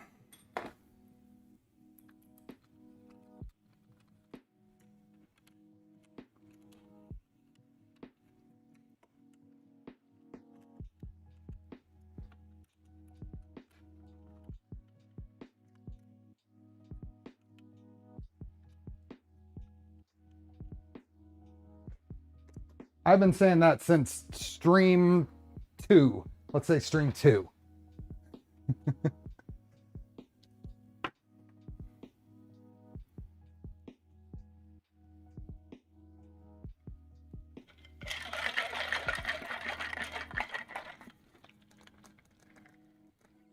Beard length? Well, go look at some of my early streams.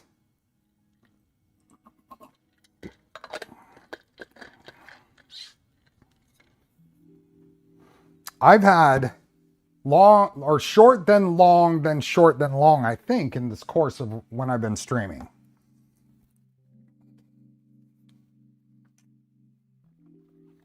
I may have cut it short before I started streaming. Had it long, then cut it short, then started streaming, then grew it long. That's probably the order. Okay.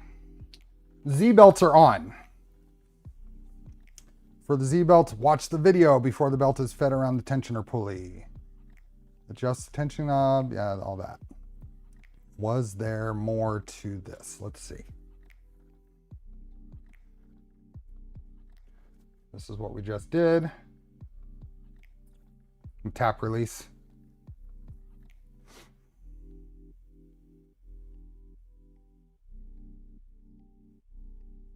Now, going the opposite way of what they're showing is easier. Starting at the bottom pulley is easier than going the other way. Hey, they don't have you keep it extra long. I would say if you left this longer where you could grab it at the top, it might be a little easier to make even. But that's fine. I did what this says. So David, The problem is you're focusing on the bottom panel part of that. The bottom panel isn't what's important. Bottom panel is important on a Trident and a V2 and a V0. But why isn't the bottom panel important on this printer?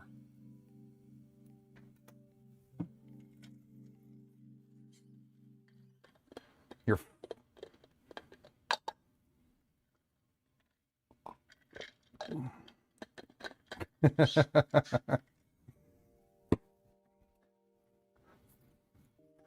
okay. Stuff falls out the bottom. Well, the bottom panel is important on those other printers because it protects the electronics, and especially high voltage electronics. This has a panel. It's just on the back. The back panel.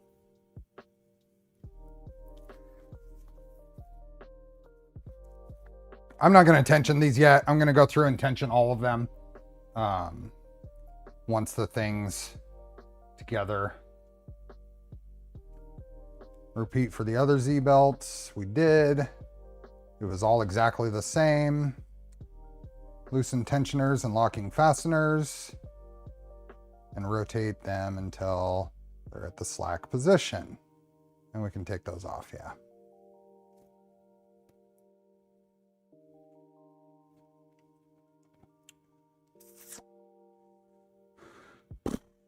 How are they telling us to do it?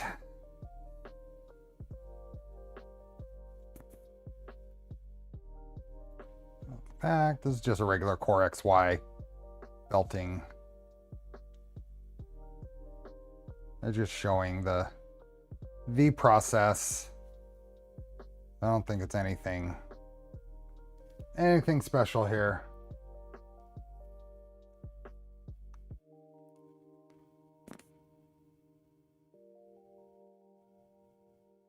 Both of those come back around.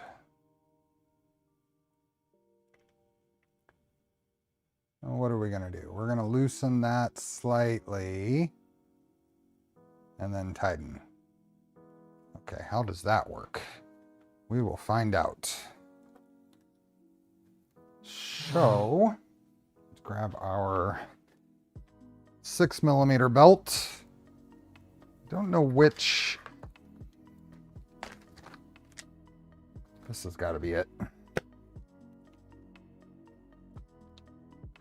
Blender tuxedo. Blender was used to create these.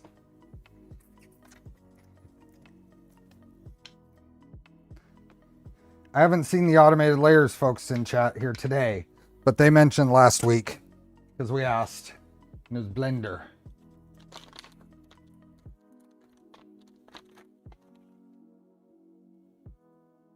Okay, so same thing as last time. I'm going to take the full length of belt and run one of the lengths. Let's go up a bit. So just ran this through the XY joint. This is going to come back, I'm guessing. And that was a nicely routed there. And then go here, and I'm going to try just pushing this through. Oops, pull this guy off.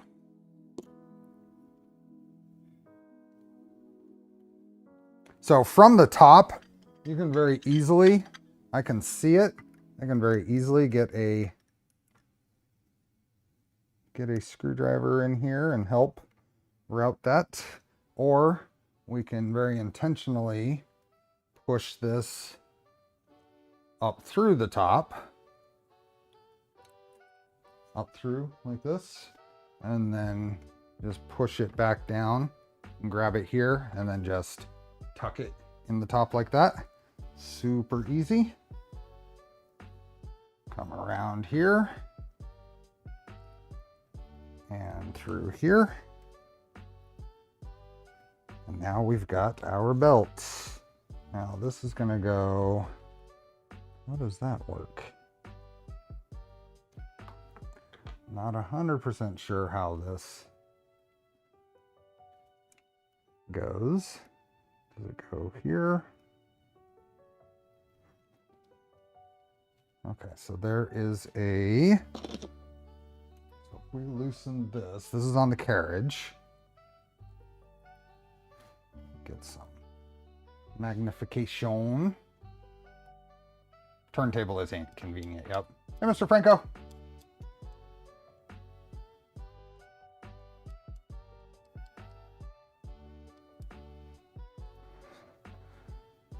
Okay, I'm gonna get my head in the way here for a second. I need to be able to see what this is doing. Just pulled right on out.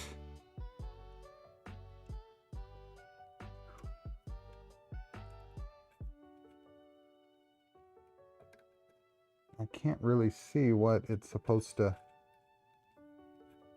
I think I unscrewed it too much. So now I think I need to pull the top off. Yeah, I unscrewed it too much. Let's see if I can get this to.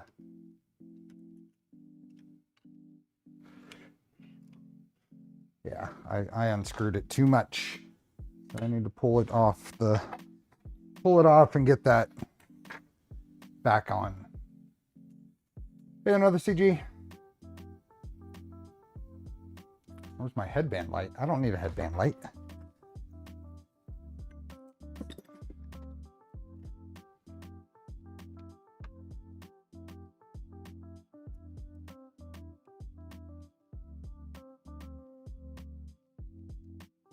Okay, this, yeah, those are gonna be a problem. There you go. You can go right there.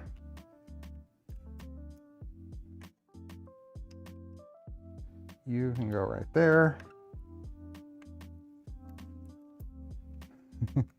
You can go right there.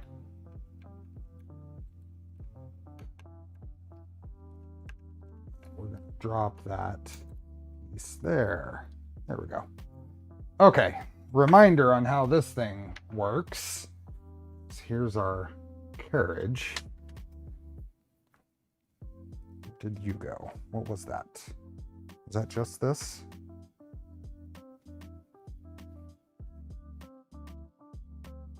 Oh, that would have been, where did that screw go? I didn't hear anything hit the ground.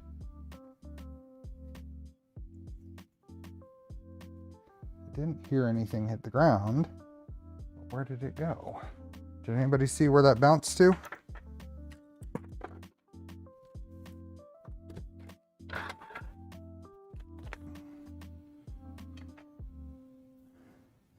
I didn't hear it hit the ground, but that doesn't mean it didn't. My ears are usually pretty tuned to that.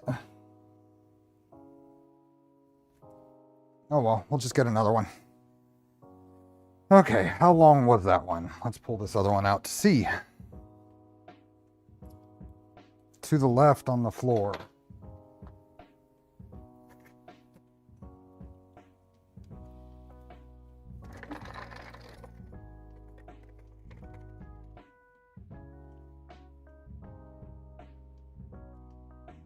Yeah, that'll be a let the broom find it later, I guess. That's okay. Oh.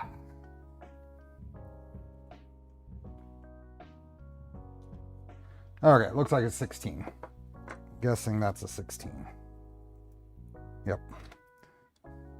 So what the intent here is, and that was really easy to miss, but that needs to unthread enough. But that's, in order to get the belt through that little path right there, this has to unthread completely.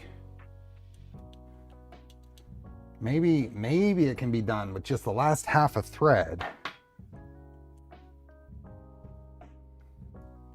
Let's see. Let's just see if we can get that through there.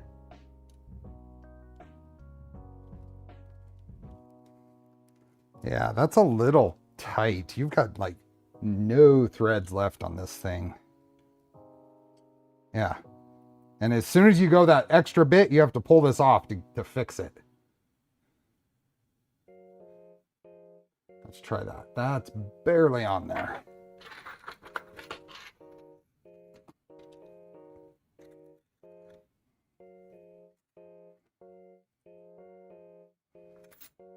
Is there a chance that this should have been a...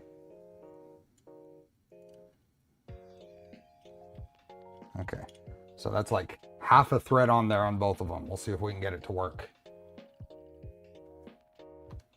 Okay, so if I take this, we'll just put the carriage on with one screw for now.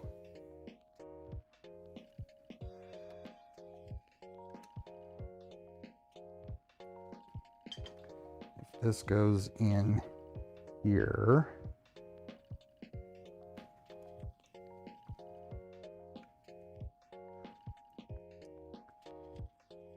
Yeah, that's really tight.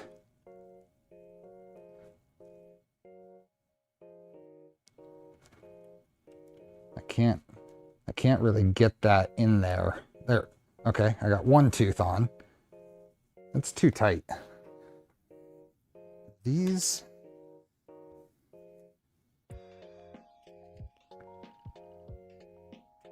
Okay.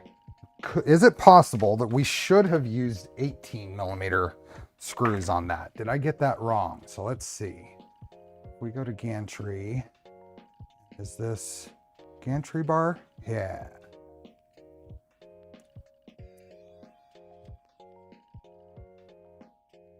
There are some hardware x-axis, x-carriage. It does say in 3x16. This does have some 18s. What are these used for? Because I think 18s would be fine for that and give a whole 2mm of extra thread engagement to adjust that. I'm pretty sure. Let's see what this says just to make sure. I'll skip forward to where we're doing the X rail. Here we are. Tool head carriage block. It might have fallen on my shoe. Into, oh. Oh no, that's those.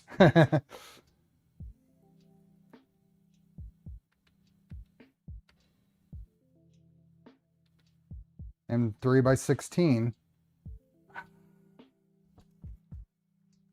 I want to try something. I'm going to try replacing those with 18s. 18 is a very odd screw size, but they are included in the kit.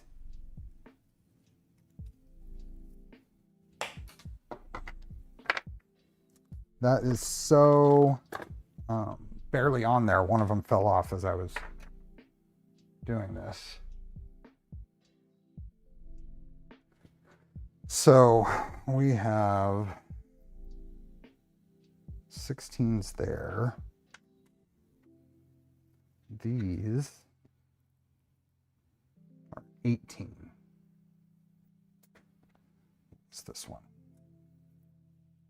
18.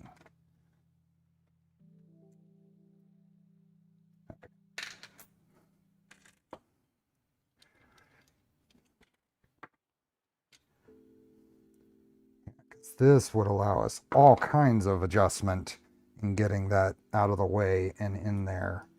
And I don't think it's going to rub on anything.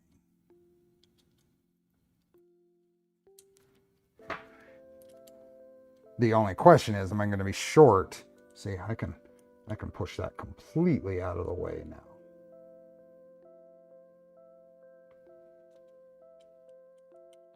I'm going to try it.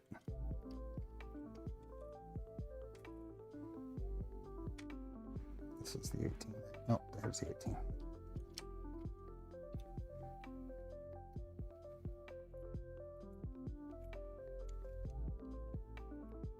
Thread that on where it's completely threaded in and still pushed completely out of the way. Okay.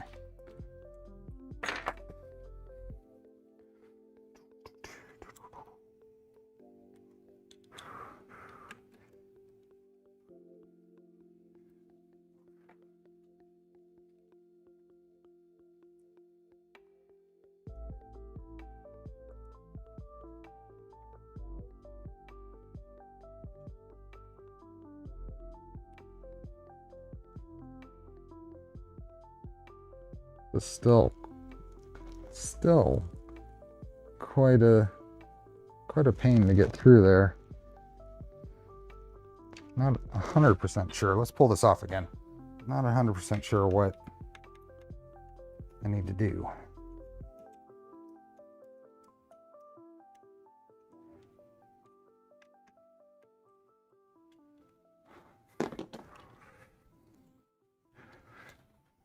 Let's take this extra bit of belt here.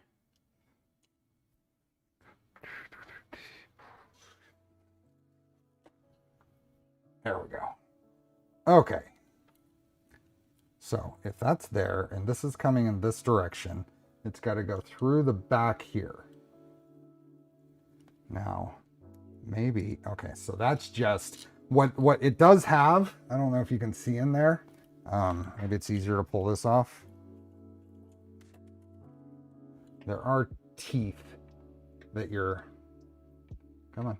There are teeth you're fighting with, but I think it's just a matter of getting the belt pushed past those.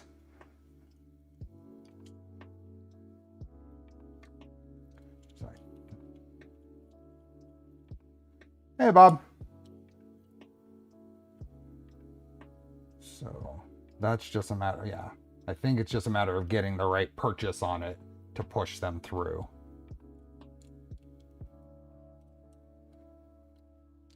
And then this, how much belt do we want to pull out? Because this goes, and I think just tucks back this way to get the belt out of the way. And that's good because you probably want a little extra belt to be able to pull on. Bounce off the table to my left. Yeah, I'll find it later. I'm not using it anyway now. Yeah, I don't see it immediately. It's...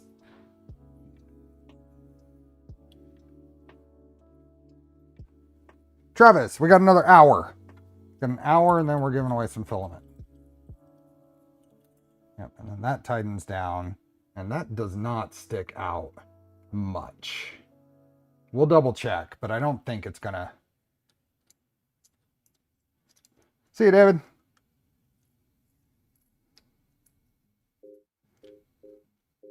So then pull this through and out, and we try it again.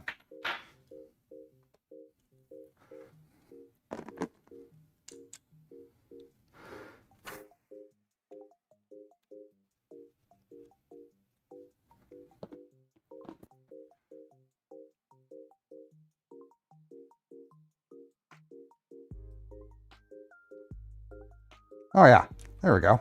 It's just a matter of getting it just right.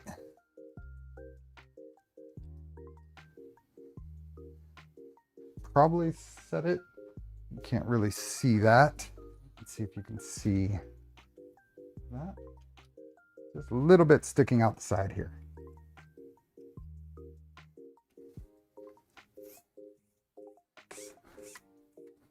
I'm going to push this one all the way through.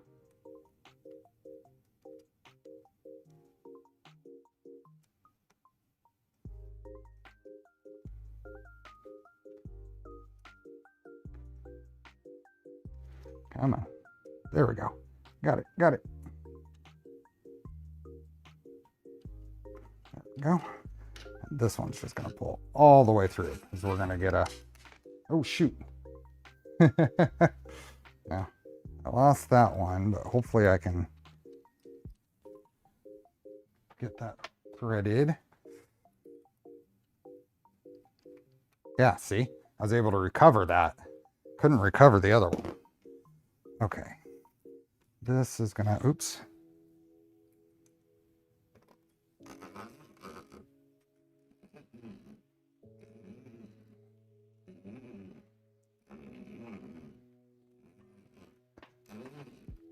Put all this all the way through. Okay. Now we come around here, get all of this lined up on the things.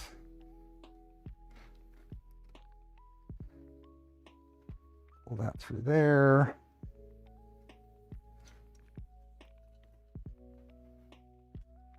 Zip tie trick would help avoid teeth. Not on this one. There's not enough room. There's not enough room in there.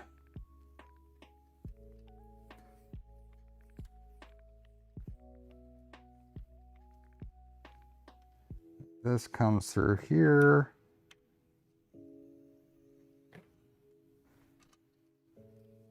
Okay.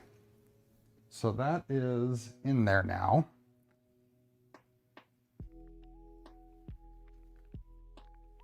Why is... Yep. Okay, now is that scraping? I think it might be scratching. Darn it.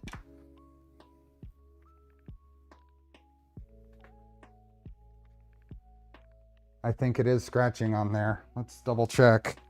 That might, the 18 might not be a good idea.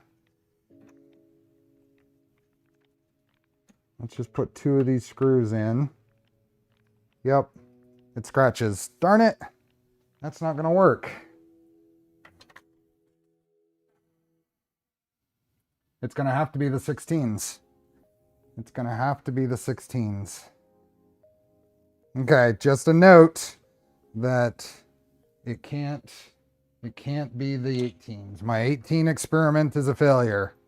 It scratches on the X extrusion. But we've hit our purpose here.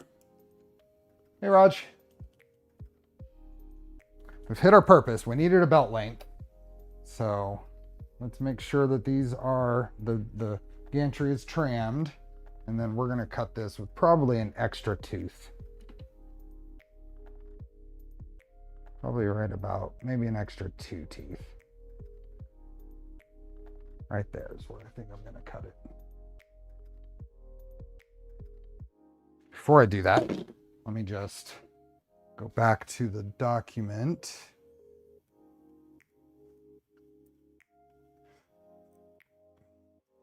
Make sure I'm not missing something here.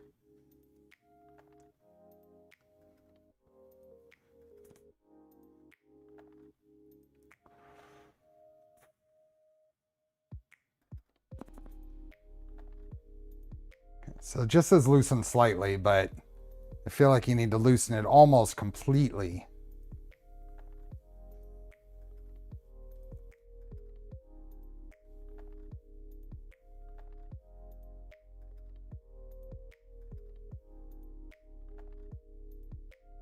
Oh, they have you. What is the extra grooves there for? Can we, well, we'll leave it long. We'll leave it long. And if we have to cut them shorter, then we will. But redoing it, cutting them that short, redoing it would be a pain. So if we can get away with leaving them longer, will really, future us will thank us. Okay, we don't need that anymore. I think future us will thank us if we leave these longer. There we go. Okay, now we'll do the same trick on the bench. We get to pull this one out. And I get to remove these 18s anyway.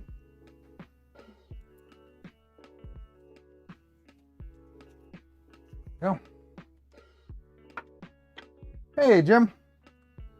Am I going to see you at 3D Printopia this year? I'm just doing the belt thing here. Okay, so I got to go all the way to the end here. I need all my table. Hey, Phil.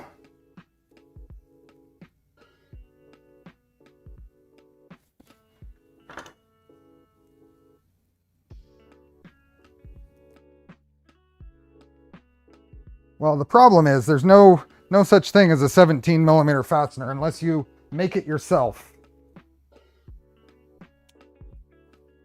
So we are going to try again with the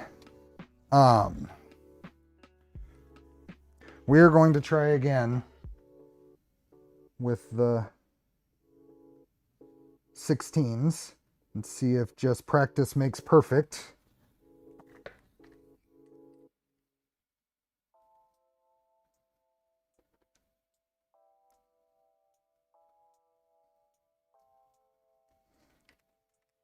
Okay, now we're gonna run these along here. Hopefully with the Trident R2, not with index, and the Core 1 with index. Nice. All this stuff over here in the way. Just do that.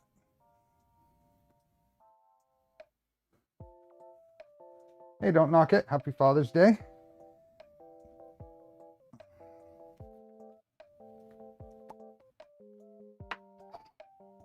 Okay, everything is up.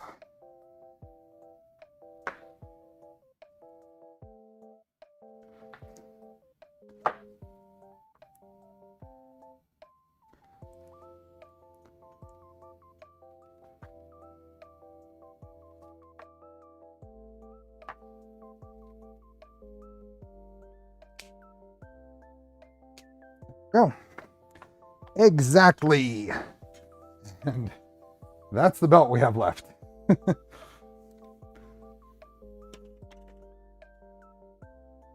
And start the tear down. Nice. Okay. Now we get to belt it for realsies. Well, I gotta replace these 18s with 16s. For this, I am not willing to grind it down to clear. I want to build it. If it cleared, then I'd be willing to leave it, but since it doesn't, I don't want to recommend people grind on a screw. But we will just try this again.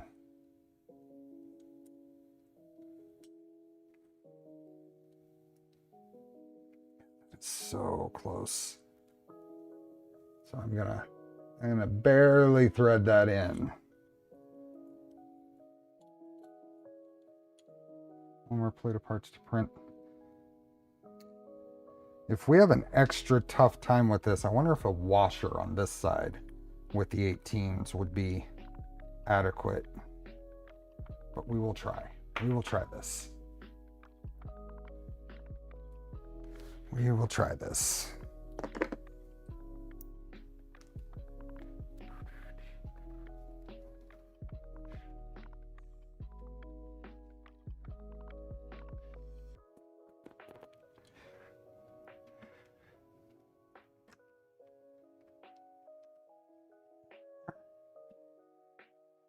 Two of these in here at least.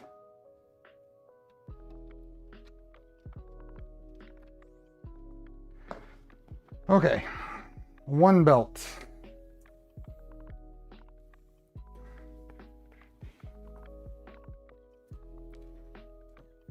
Through here. Oop. Oh, no, no, you go this way. There you are. Now, does this, I'm guessing this goes behind. Guessing this goes behind the Z-belt, right?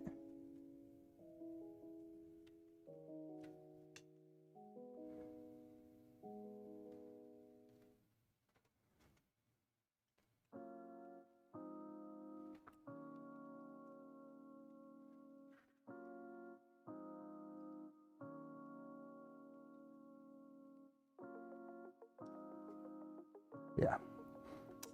Okay, so then we're gonna go up into here. We go back down here. There we go, just like that. All the way up here and through here. Okay. What I think, we have plenty. We're going to make this easier on ourselves. We're going to be able to use these 16s. We're going to make this easier on ourselves. But let me get this other belt ran, and then we'll get this done.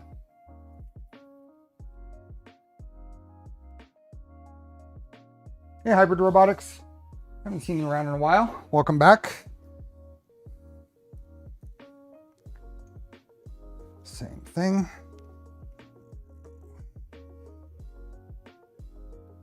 This way. Through here. Here. Here. We're going to pull cover off. We're gonna go up here, round. This has to go. We are. Let's pull you out of the way. Under you and up through here.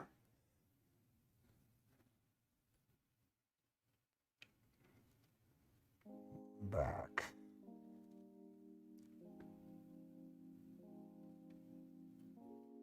Back down here.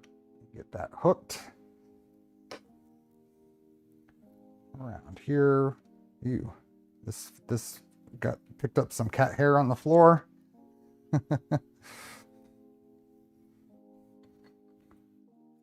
Oh, need to make sure that this is loose and all the way that way. There we go.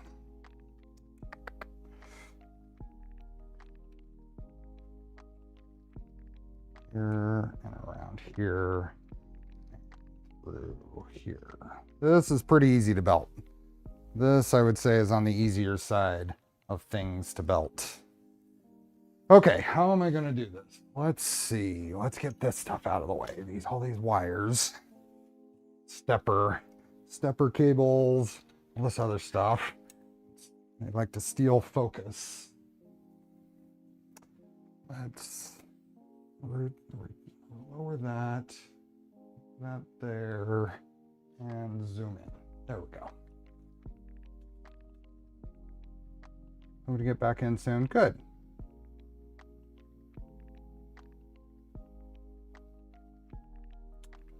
Okay. Big F. Happy Father's Day. We are going to. We have plenty with the extra belt I left. We have plenty. We're just gonna do this. Actually, I'm gonna try it without, but we can just take this carriage off and gives us some access to moving things around. But we're gonna try this, I guess, first time without. That went right on through. Let's try the other one. I need some belt length.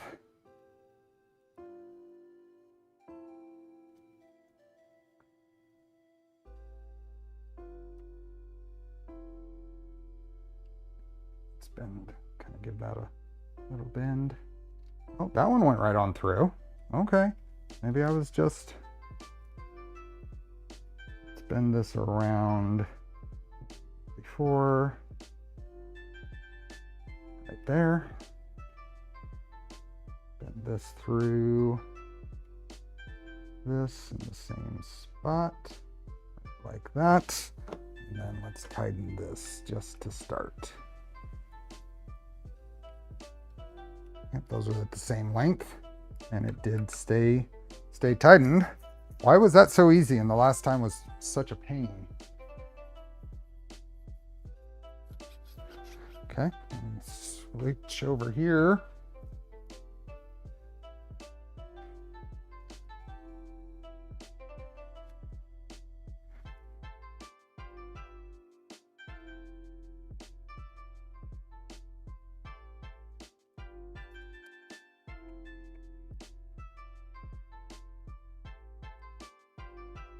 Okay, that one is going. A little tighter to go, but I think, do I have enough to grab onto? Oh yeah, there we go. Okay, let's get all of this. All these wires are such a pain. So irritating to have them in the way.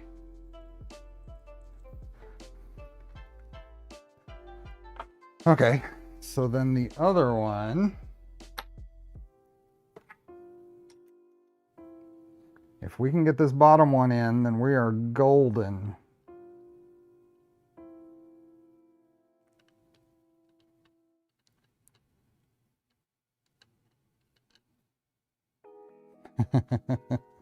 Yep, it's in. Okay, I don't know why I had so much trouble the first try.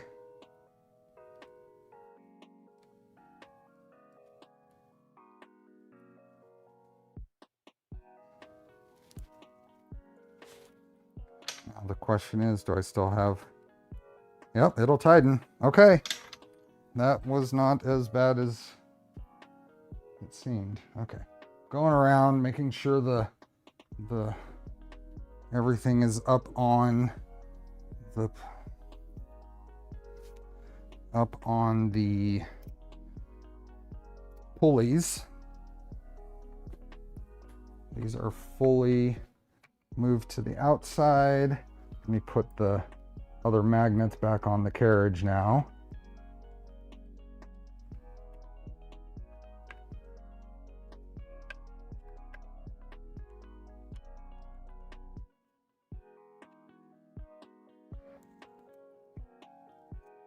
So if you have a couple of threads on, just like 2 threads on, and you just kind of press the belt in a tooth at a time, it goes on just fine.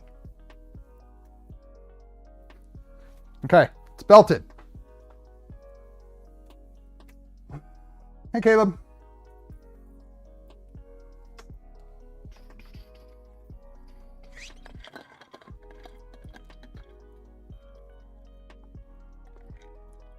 Happy Father's Day. Okay, that is good.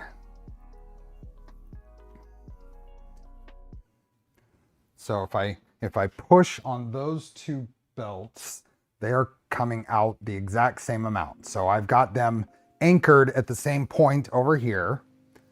And then if we do the same thing over here, I'm 1 tooth. So if I look at this and I push both of these over, it looks like I'm about 1 tooth longer on the top one.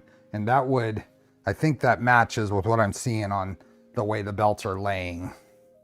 So I loosen this a little bit, so this out. I will pull on this. Oh, it just let me do it. Okay. I don't have it tight enough to actually fold yet, so that's good.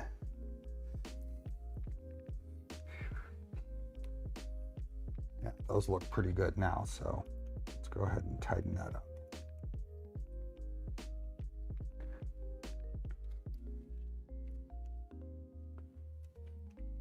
Yep, if I pull those tight, they're both the same.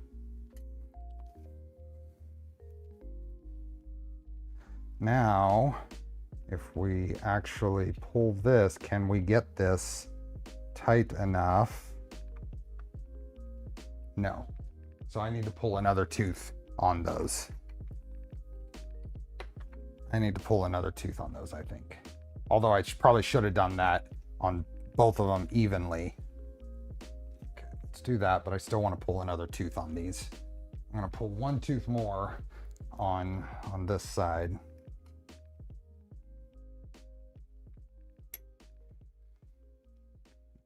Do it this way. There you go. You can feel it. Just 1 tooth.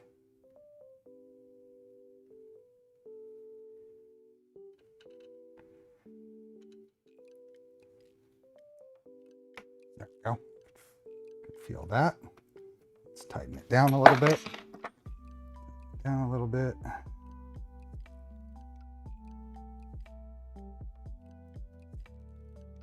They're both still the same. Now, we pull both of these, pull them at the same time.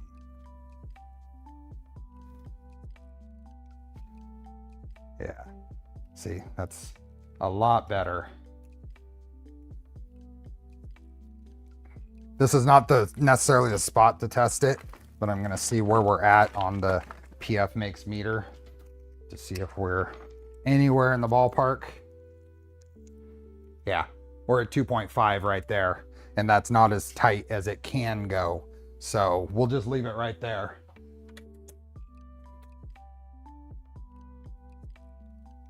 Speaking out. Oh yeah, so if anybody wants to, can't be there in person and wants to see the live stream, I think it's supposed to be live, of the proceedings that are coming this Tuesday. I'll be posting a link in Discord. I'll be posting a link in my Discord and then in the US channel on the Voron Discord. Okay, I'm feeling pretty good about that. I've got a little bit of extra, little bit of space to go in the adjustment. We could pull this out and try one more tooth and see where we're at. But I think that's probably pretty good. We can go quite a bit tighter. Maybe one more tooth. Let's see what one more tooth does for us. Because I want these adjustment knobs to be in a good spot also.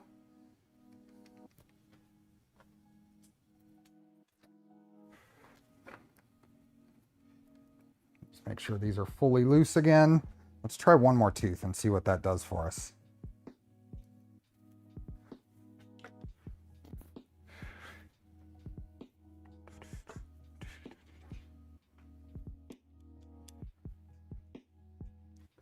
So we just loosen this just a little bit. And it should be able to pull. There's one tooth there, and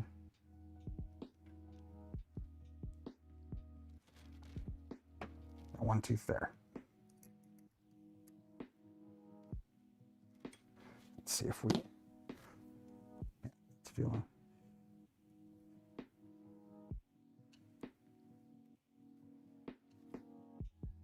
They're still the same length. These are the same. Make sure this stays tight. There we go. Yep, same length. This is at its full loose and it's somewhat tight. So let's go. What am I doing here? Ah, there we go.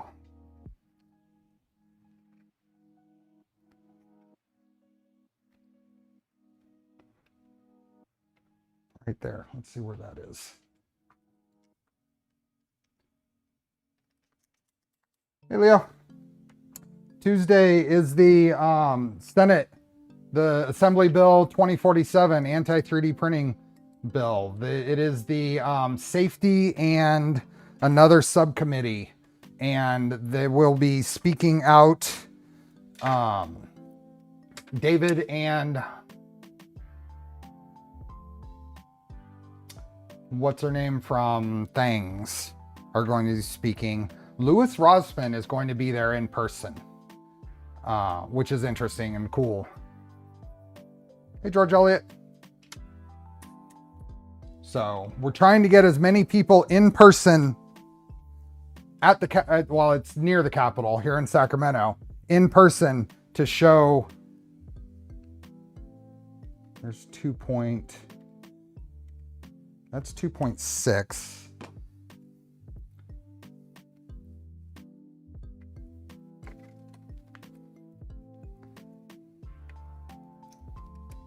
Let's see where that is.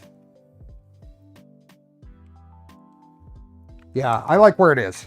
I like where it is. That right there is like 2.1. So in between here and straight back is going to be where we're going to want to be. So I'm just going to loosen that back up to fully loose. I like it right there. This is all exactly the same length. So I'll probably end up trimming this, but we won't do that quite yet. Okay. Those belts are installed, not tensioned. Is against the bill. What was I had her name last week. I had it right. Hey, Liz.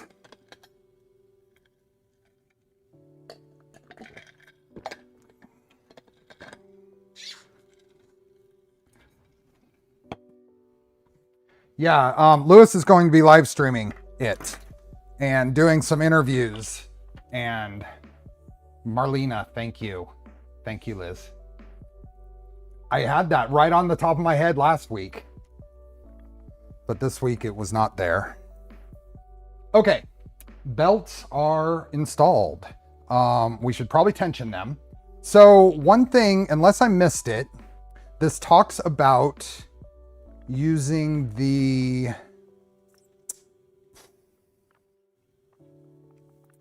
If you want an easy way to tension your belts without using an app to measure frequency, check out the PF Makes Belt Tension Meter.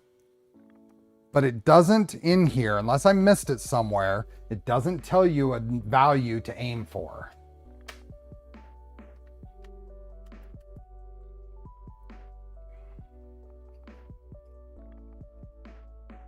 Would a Bondtech index work on a Vertigo? Would be funny to have a multicolor print farm. It would be some work, but you could probably get it to work.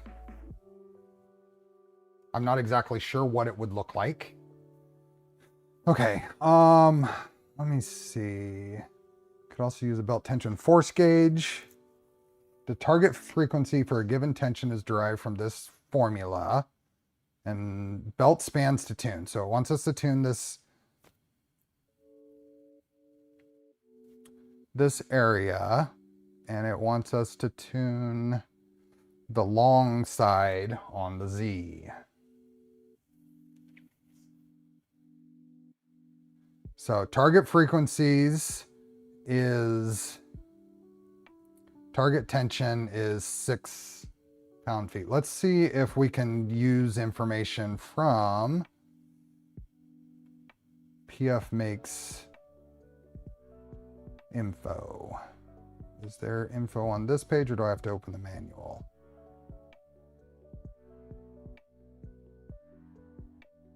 Let's see. This is all calibration, tension. Ah, here we are. So, does this have a minimum tension? It doesn't really. Does this? Here we go.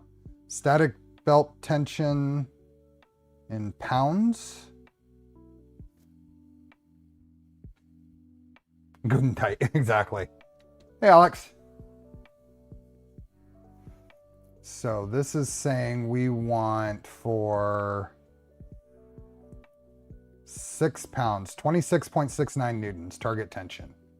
So, oops. 2.8. Whew. That seems high. Hey, John. Today is pretty good. We're having a good time. We got it belted. Belting was easy. Belting was really easy. We had a little bit of at the carriage fun, but the belting path itself was easy. Hey, Zeta. So 2.8 is what we're aiming for. I think that seems high. Why use the formula? It's all right here. It says target frequency, target tension for the XY belts is 2.8 on the meter. Target tension for the Z is 40. So above 3.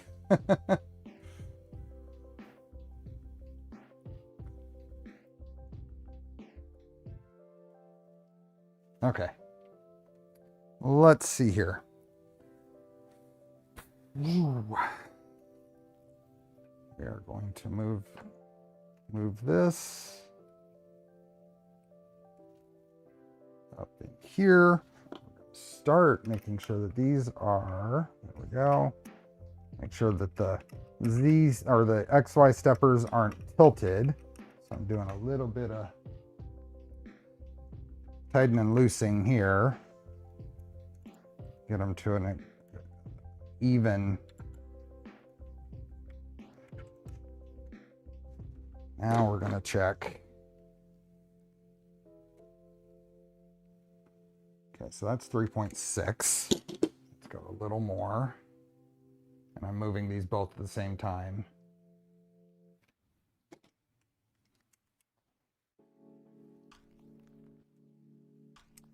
Move it a bit.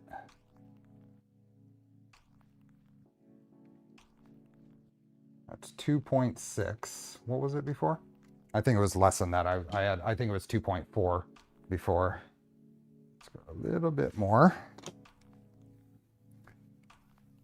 this. There's 2.8. No, 2.7. I'm gonna call it there, 2.7.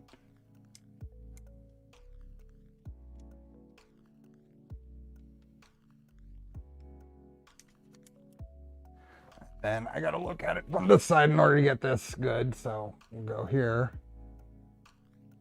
That's right at 2.7.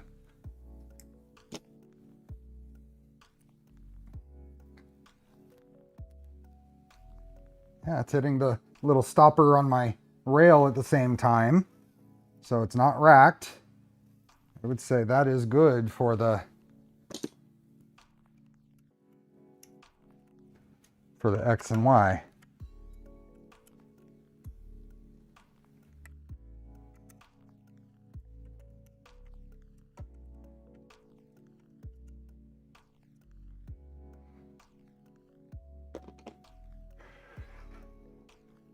Ooh, I did not put these back on. Am I gonna be, I can't get that back on. I gotta redo it. I didn't put these things back on. I don't think I'm gonna be able to get that on there. It won't bend enough. Oh, well this, oh, never mind. Once it's tensioned, I can move it back. Never mind. We'll stay right there. Neat. Yep. I don't have to redo it. Once it's tensioned, it stays. Because I tightened the screws for the steppers. Cool. Yeah, this is good. It is moving. No weird anything. Do this, it doesn't, the carriage stays. There's no binding anywhere. So now we need to tension our Z belts. And I think we're gonna need to be tighter to begin with. I think we're gonna need to be tighter to begin with. So let's see. Yeah, that's probably good there. Right here. Yep, there we are.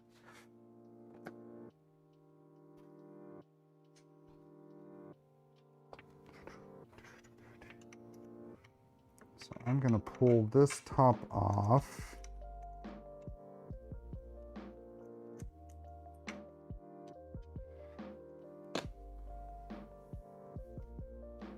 I'm going to put that on such that the belt is touching, closing the loop, so to speak.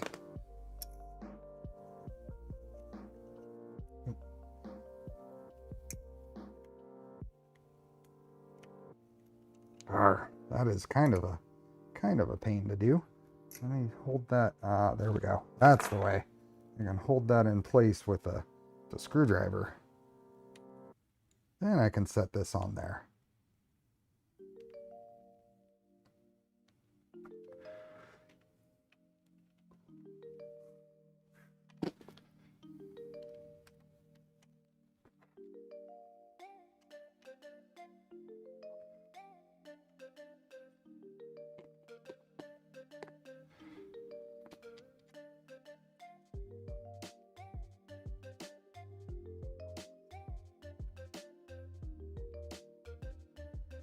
Okay, that's a little odd. Do I have that on there correct? That's lined up. That is not. I don't know if you can see that. See how the notch here? The notch here is not lined up with the belt. But if we look at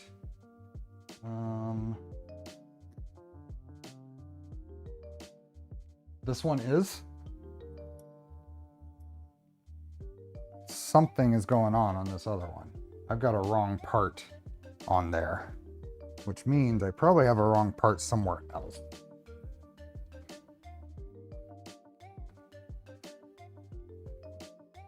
Oh, all of those are correct. Oh, it's just I've got these two, oops. think I've got the top and bottom mixed up here.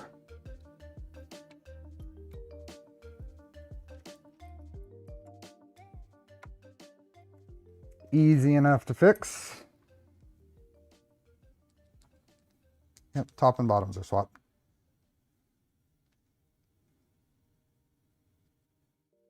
I have no idea, George Elliott, if the strobe effect will work well on other printers. I hadn't thought about it.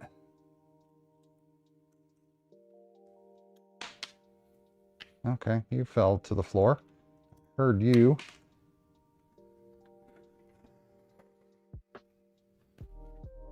Where on the floor? Heard you hit. Where'd you go? There it is. Ah.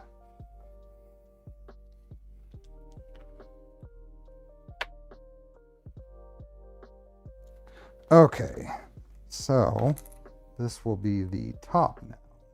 Yeah, that does the trick. So this is going to go here. We're going to move that there. Hold that in place. Put that on right like that.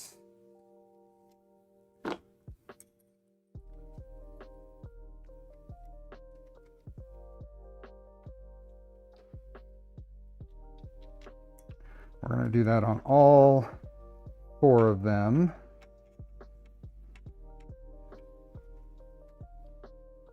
I can see where it's at.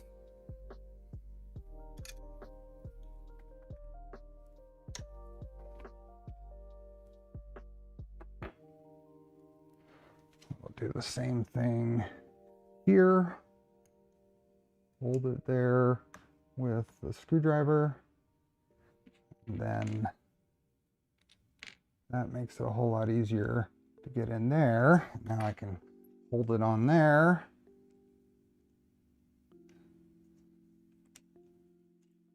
Get that one there.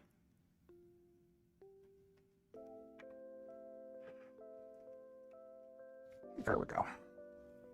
And it lines up. Yay.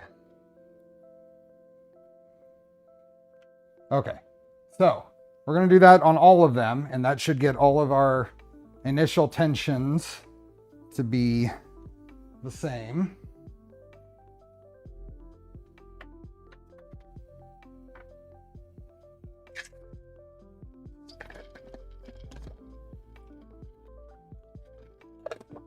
Hey, well, Jackie. Okay. Just go back and forth here.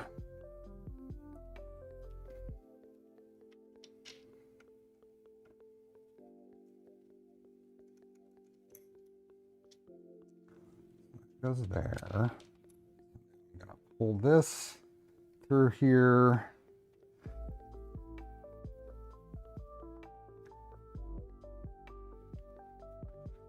Hold that there. Hold it in place with a screwdriver. And then I can bring this in. Now it'll hold in place. Screw it on.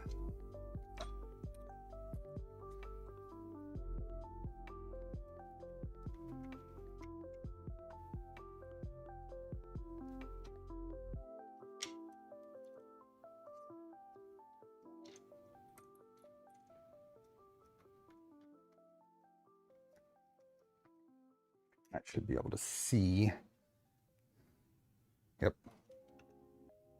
Because you can see through that little notch that it's sticking out the same amount as the other side. Raj, thanks for being a member.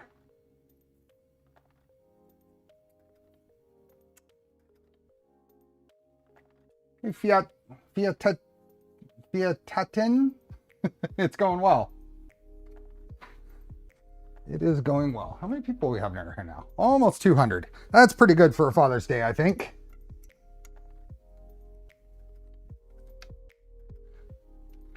Don't have 50% likes though. Where did you go? I heard you hit the ground. But I fear that you went under the table here. Under the Oh, there you are. Found it.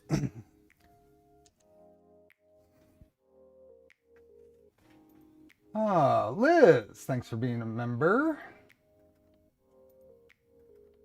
Vertigo Dev here. Oh, hey. Happy to answer any questions you all might have. Things are going well today. Had a little bit of hiccup with the X carriage and belting, but went through a whole little side quest of trying an 18 millimeter screw for the clamp, the belt clamp screws, and that rubbed. So tried the 16s again and it went together fine. Delvin, thanks for being a member.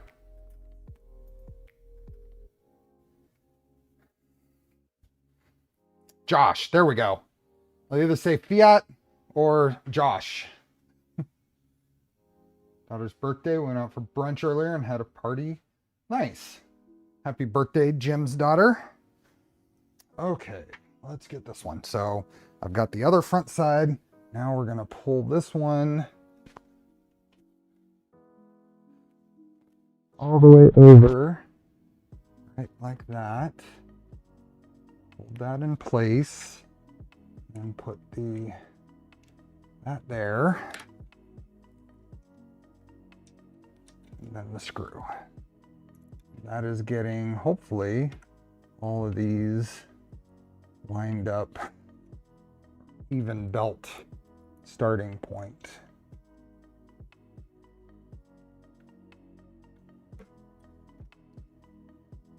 Yeah, that feels even. Okay, same thing here.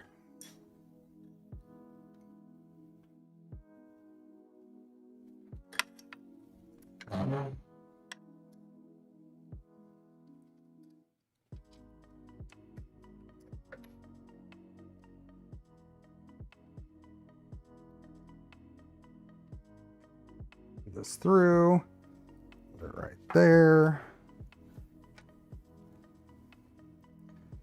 Hold it in place with the screwdriver. Put our cap on here. Hold that screw on.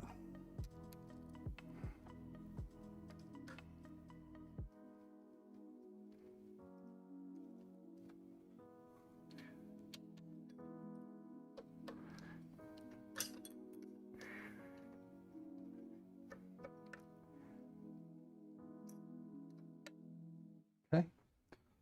Oh, what do we got here? The huge dino. Thanks for being a member.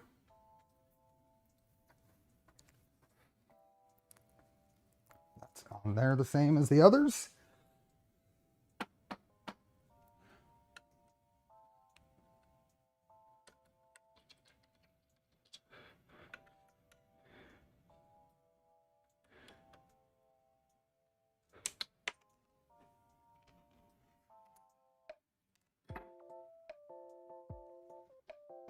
Push that up there. That in place with the screwdriver.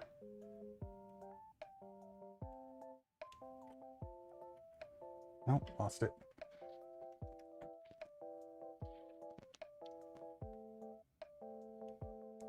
There we go.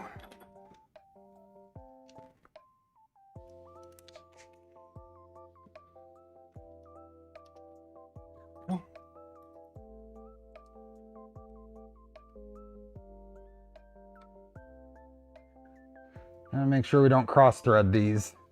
They seem to be prone to it. So remember, reverse thread the screwdriver to start until it clicks and then tighten it.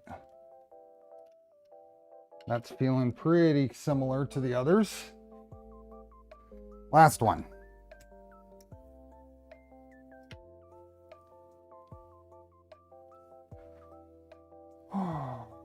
Yeah, Med.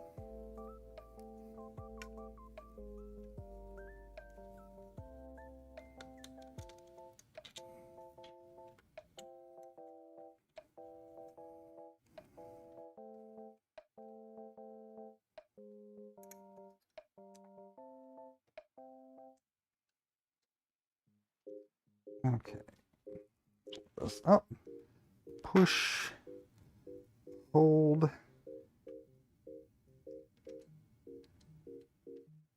There. And tighten.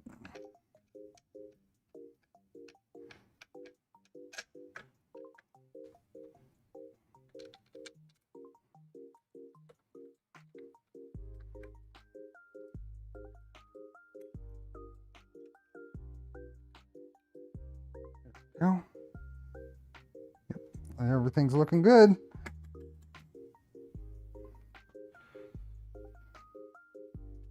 Thank you. Happy Father's Day, Ahmed. Hey, Troy. Having fun with your R2 rebuild? Awesome.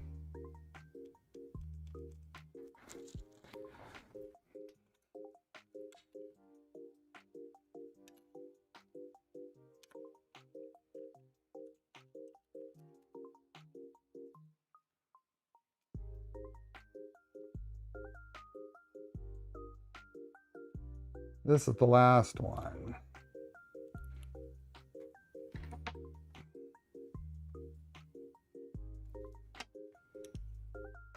Put that in place.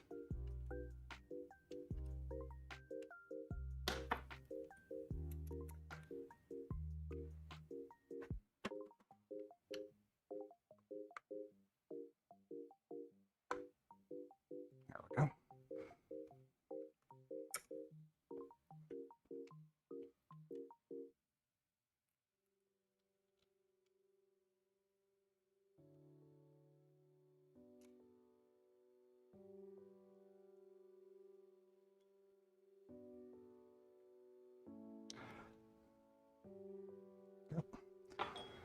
Okay, now we can tension it.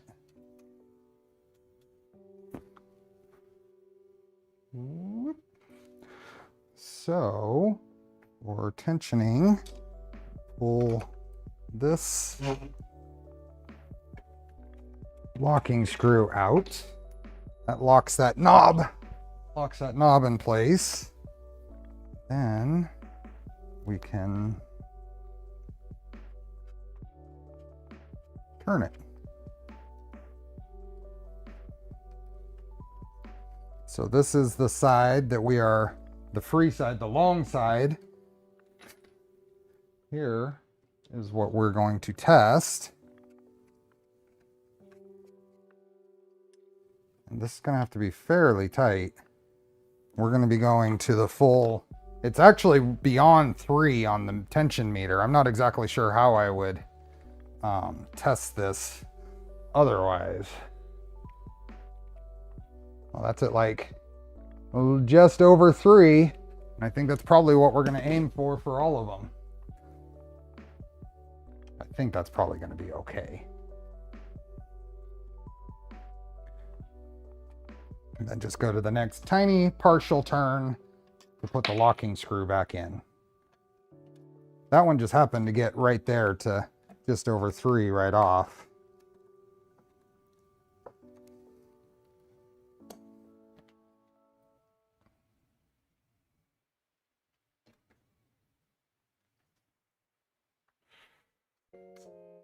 Is this based on Trident? Nope.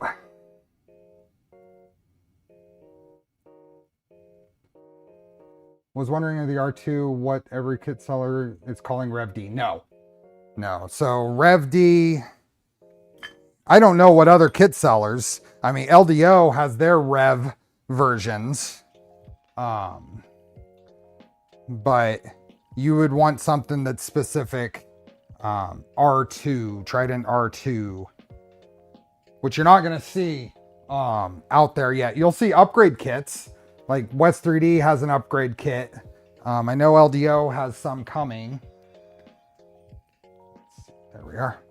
So let's pull this one out. It'll be easy to tell which ones are tensioned or not.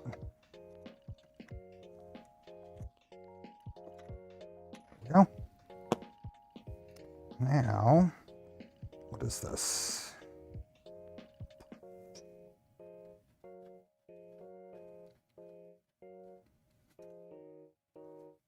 Let's see how good I am by feel. Let's see where that is.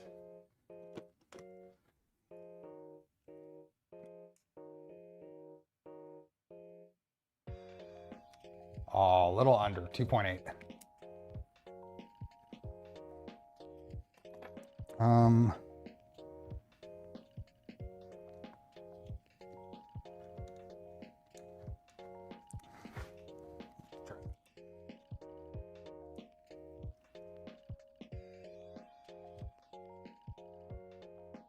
Right at 3.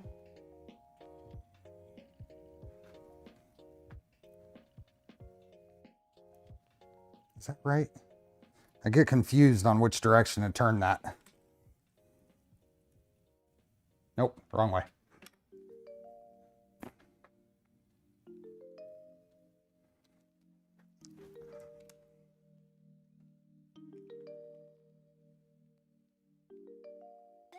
Okay, just over 3 like the other one, but we'll call it.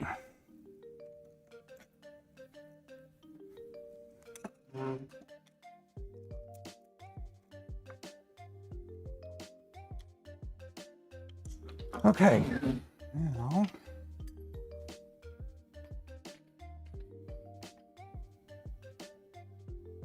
Riv D is from 2 years ago. Really?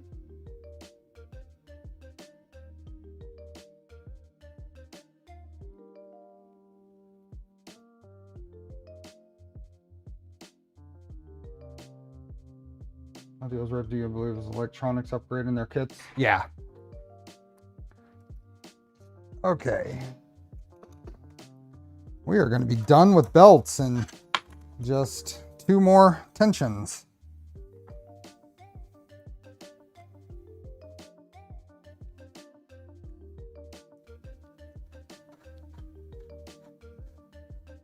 Okay, so it's counterclockwise to tighten, right? Yeah, counterclockwise to tighten. Oop, way too tight.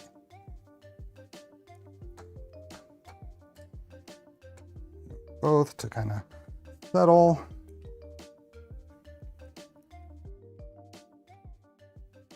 Okay, a little more.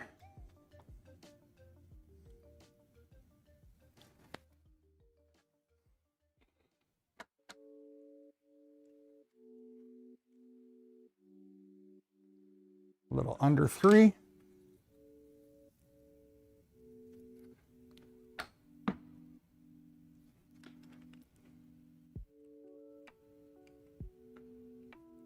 Just a hair over 3. Let's try that. I'm about 1 notch over 3 on the others. Yeah, right there.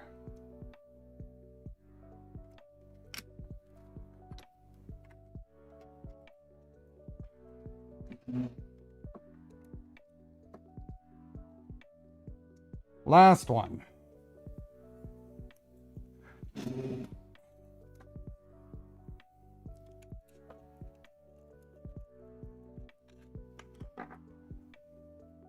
Counterclockwise. Counterclockwise to tension, looking at it from the top.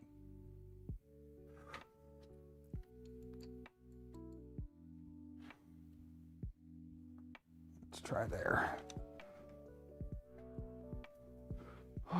Are we? Hey, Poity.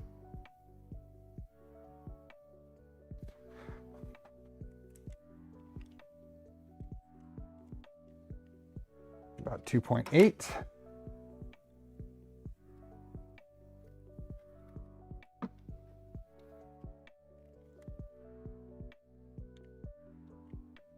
Three.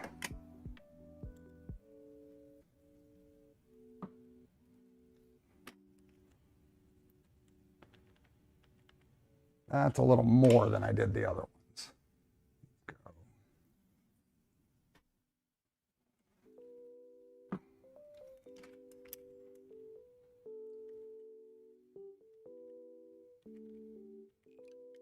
Maybe another 1, 2 right there.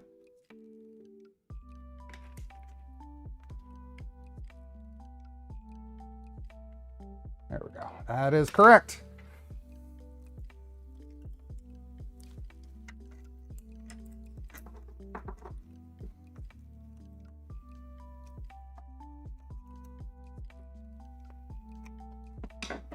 Okay. Belts are tensioned.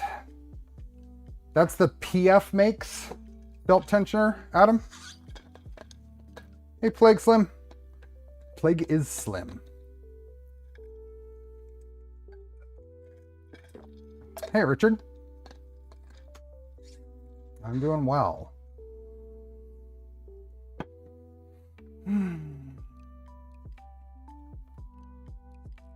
Yeah, Reth has a thing on this. I have not. I saw it, but I haven't watched it. Okay, belts are done. We're gonna call that done.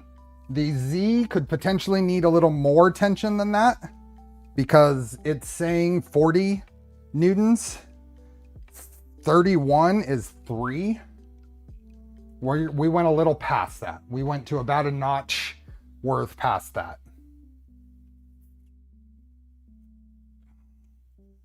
So next, and this talks about, I've never had any luck with sound meters for tensioning, so I don't even try them anymore.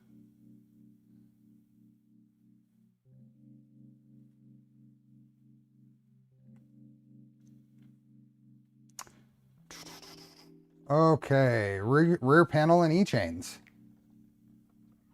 Rear panel and E-chains. So we need some.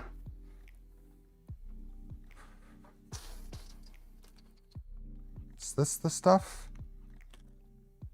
Make sure I got the right stuff because I've got several printers worth of things around here now. And I've got to be careful not to mix things up. I want to see, we're going to need a chain. There's the chain. Hey, Brian. This is Onyx stuff that doesn't have.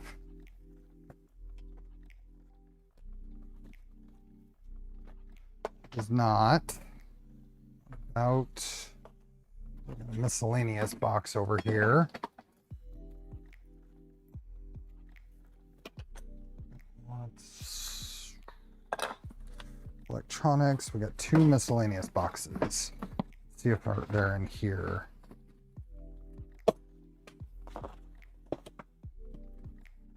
Oh yeah, we're giving away some filament in 1 minute.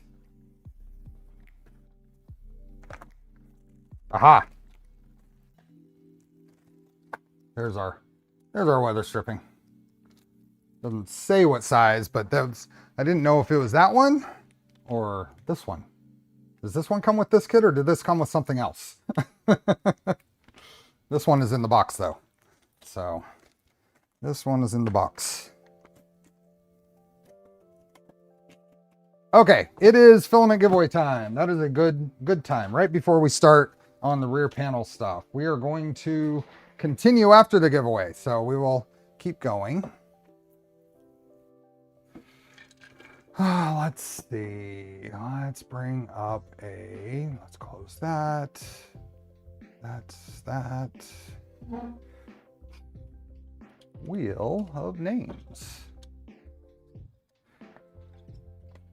So, giving away a roll of Polymaker filament. Now, they are having some technical difficulties that could impact not whether you get your winning, but when. So if you have one and have had any difficulty in redeeming your codes, then let me know if you haven't already. A couple of people have. If you have trouble redeeming this one, let me know. I was able to obtain a code from Polymaker, so it might be all sorted.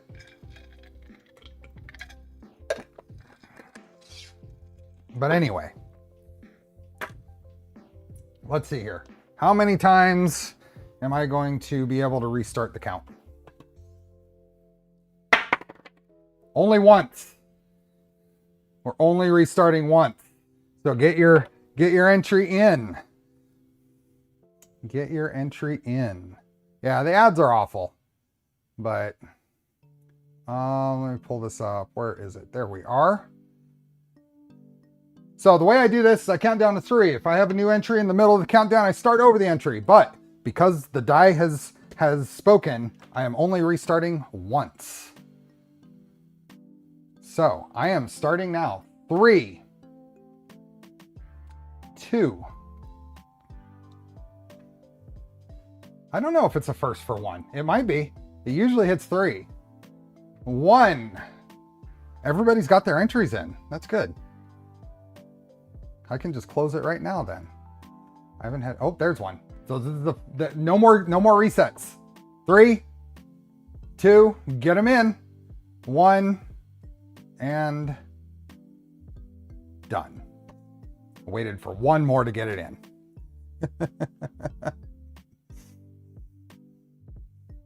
Okay, let me link this out. GJ, you got your first one in there. Who got that last one in there? John Beck. John Beck was the very last entry. Okay, today is June 21st.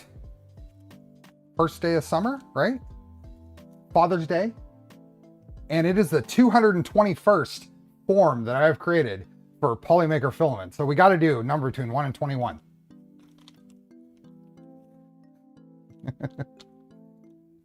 One and 21.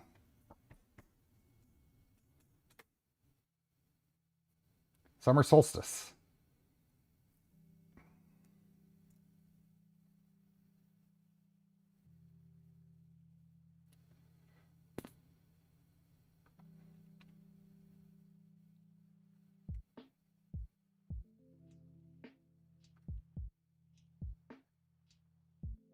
Okay, Antstar, we'll do 12. We'll do the reverse. 1, 2, 3, 4, 5, 6, 7, 8, 9, 10, 11, 12. And spin. Who do we got? Who do we got? Timur. Timur, congratulations. You got 2 minutes to say something, though. 2 minutes. Timur. Why didn't I share? I'm sorry, folks. I screwed that up. But it's Timur. Yeah, I'm sorry. I switched it for the die, and I forgot to flip it back.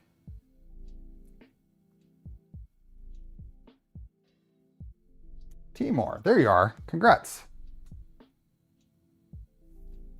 Amateur here.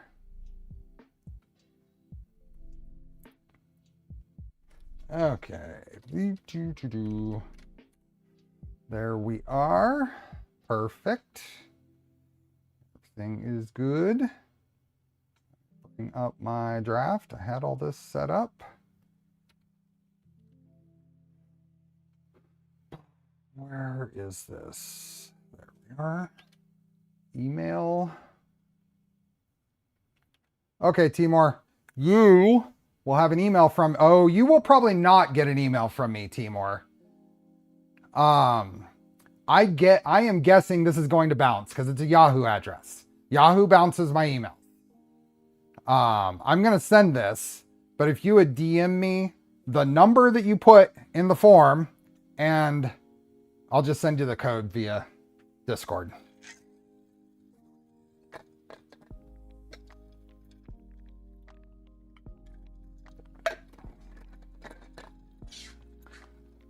Congrats.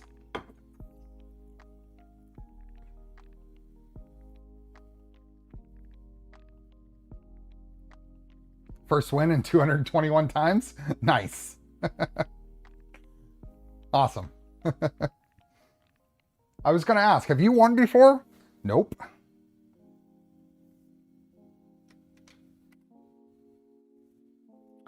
Nope. Let me clean things up. Unpin. Delete the... Thought the acronym was a good choice for ad needs to be... The point of sale. It is point of sale. If anybody... Now, that is terrible to put in an ad. I agree. I'm sure you knew that.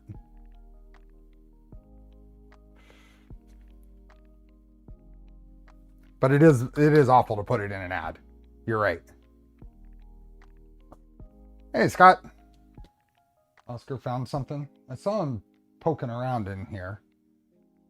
Did he take something with him?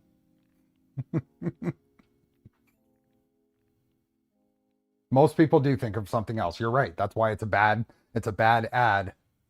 It's a bad ad.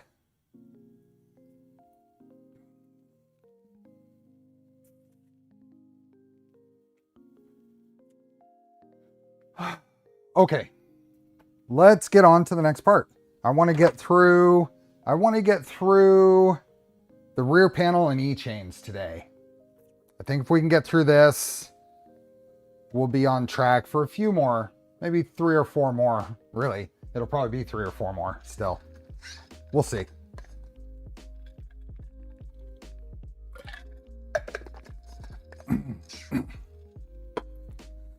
Okay, let me get my little thing here. Weather stripping I have found. Rear panel is in a box over there. We're going to need 10 heat sets. So anyway, we're going to...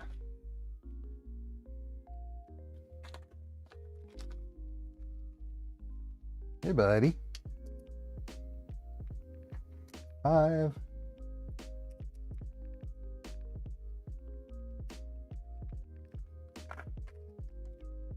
Yeah?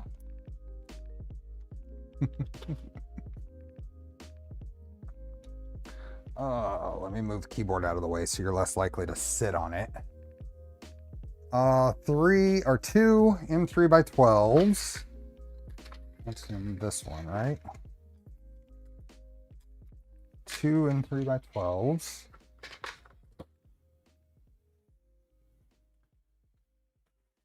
14 M5 by 10s.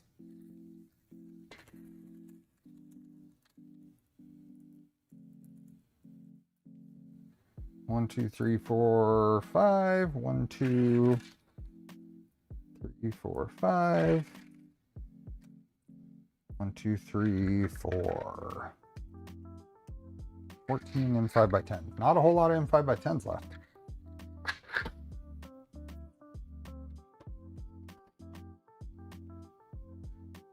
Yep, Charlie was special. Where'd you go? Oh, Oscar's behind me. Got it. There he is.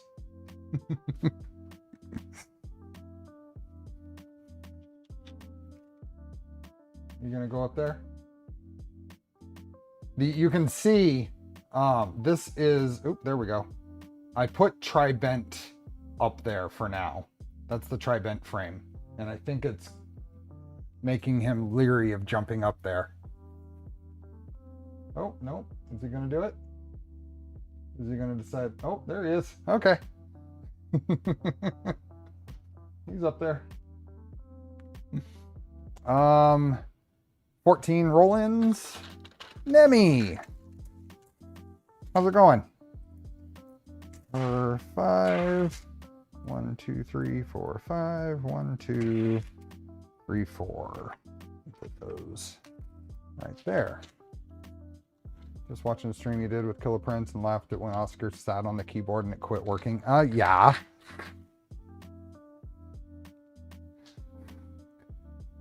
M3 roll-ins. 2.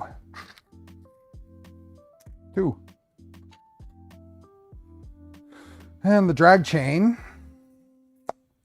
And then brass bushing. Oh, that's this guy that's in here. That's this guy. Brass bushing. It's got to be. Brass bushing flanged. Hey, Killer Prince. There you go. You were just mentioned. Did you get summoned?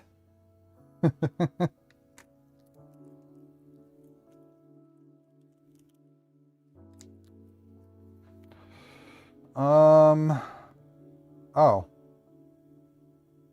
2 more.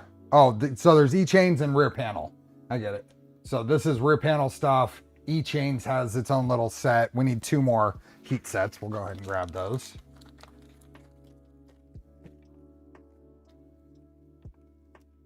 This is not treats.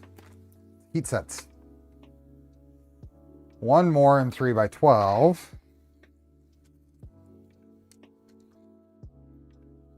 And in 3x8 flatheads. We need 2. Where are those? Those are not them. There they are. And 3x8 flatheads, 2. Okay. And then we need some cables.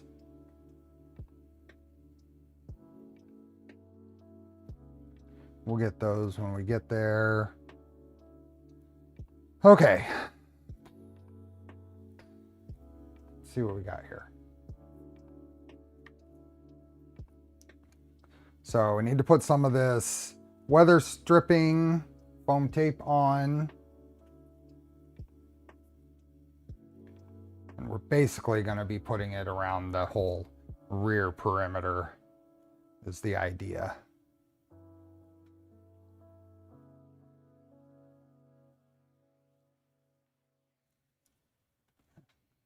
Let's get this big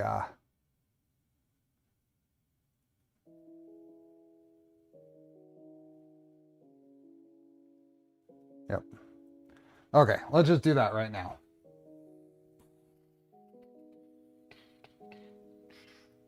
Okay, and once more, these wires, I guess I could just take the stepper ones off, but let's get all this up and out of the way.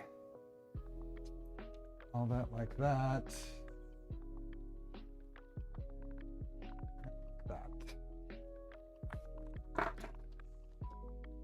There's going to be probably a lot of looking at the back of my shirt.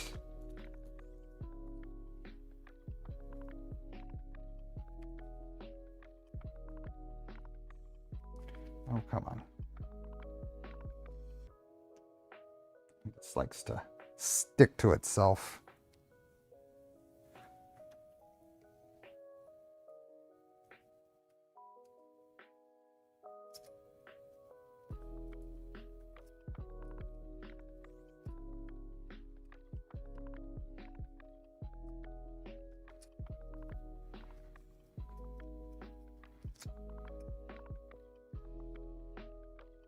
I'm just kind of using it as a pry bar, not cutting. It was just the close, thin thing that I'm going to have to clean because it's getting all kinds of residue on it. I'm definitely not going to want to use this to get a part off until I clean it.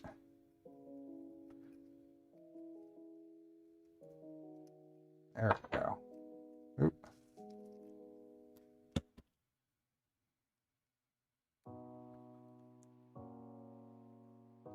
It is foam tape on frame. Yep. Yep. Although, Zeta, I think it was Zeta who had the idea, had a fantastic idea that I'm going to use for Trident.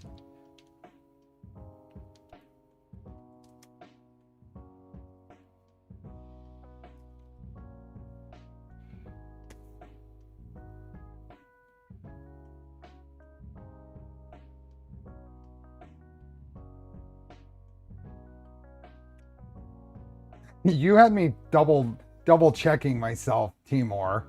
Said you rang I was making a sandwich.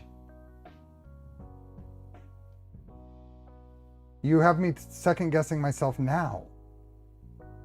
You responded. Why are you responding like that now? Are there 2 Timor 521s in here? There's not 2 Timor 521s in the entry. Anyway, I got squirreled there. Big time.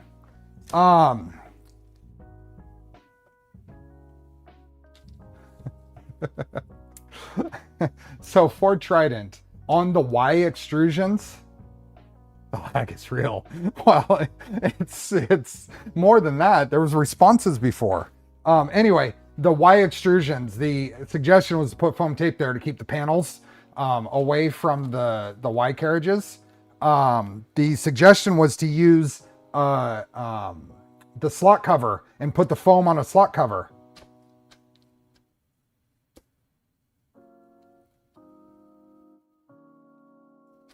Put the foam on the slot cover instead of the frame. Fantastic idea. I'm going to use it on all my builds now. Okay. Tape. Yeah.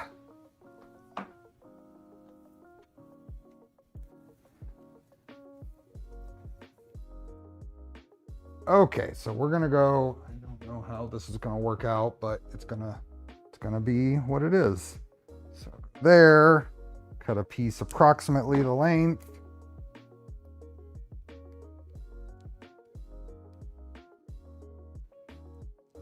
Maybe we can do this. Get it from a little bit from side. So pull, separate out a bit. Get this to there. It's very, use the fingers to guide it into place.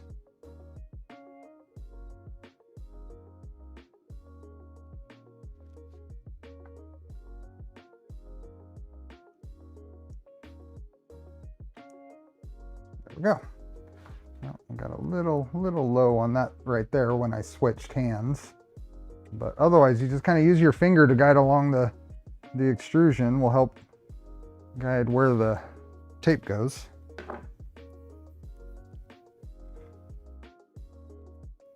This piece.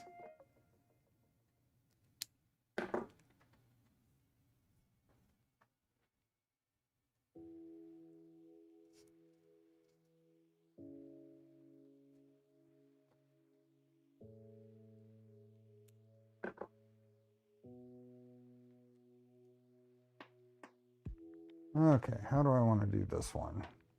I think I'm just going to put that there.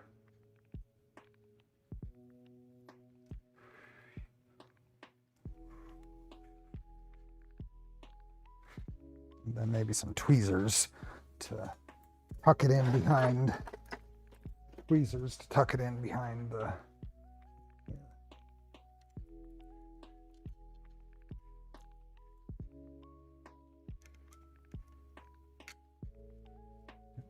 Oh.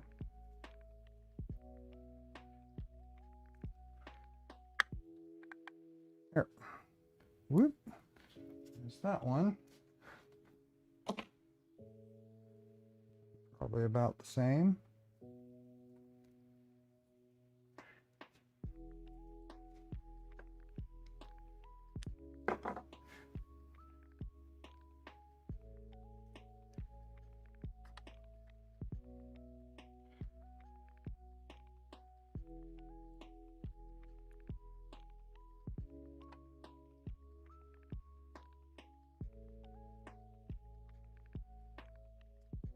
Tweezers.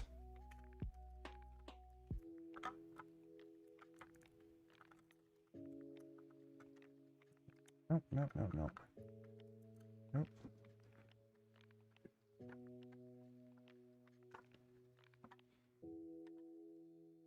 There.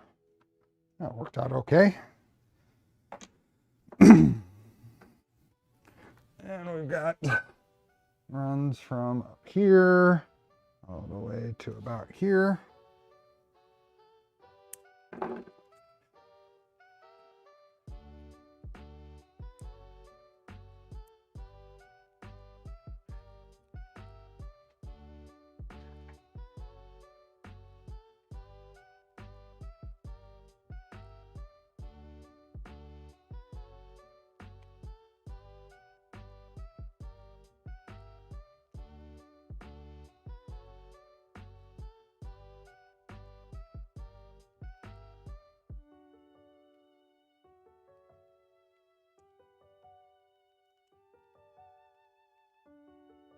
Very tight to get the fingers in there to line it up.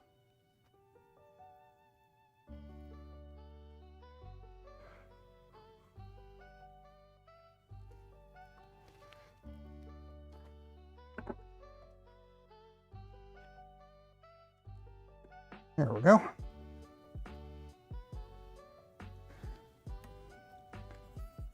Thing over here.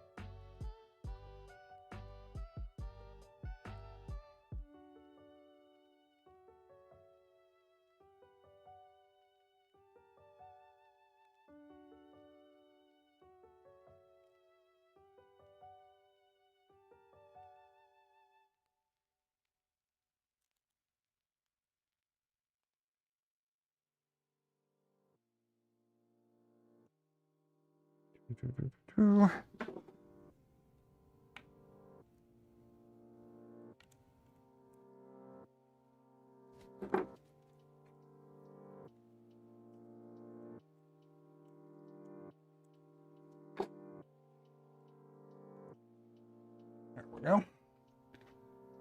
And one more piece.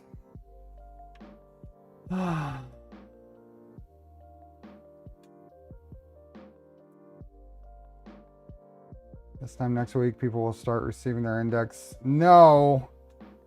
Do you think they'll be actually delivering?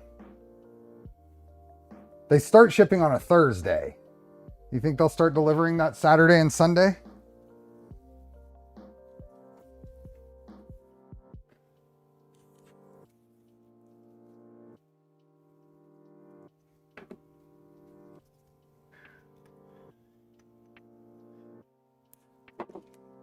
Last one.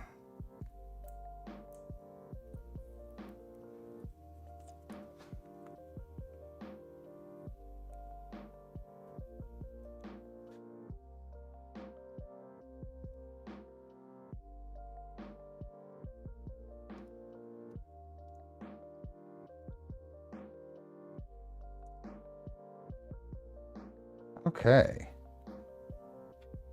There we go. Don't forget it's Monday down under. Well, that's true. I did forget.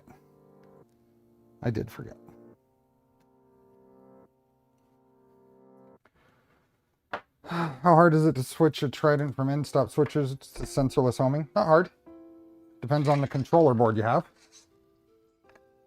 There's a good guide on the docs.vorondesign.com site.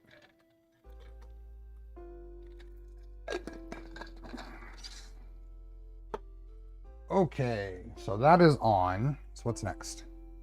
So this step, because I watched this prior, seems a little backwards to me. They have you put the panel in and then go around and throw a bunch of roll-in nuts in. While you're trying to hold a panel in place, putting in the roll-in nuts. I think I'm going to put in the roll-in nuts first and then put the panel up in there. So we got one there. There. Have one here. Now, these are, I think these pieces. So if we line these up with these, be good. So.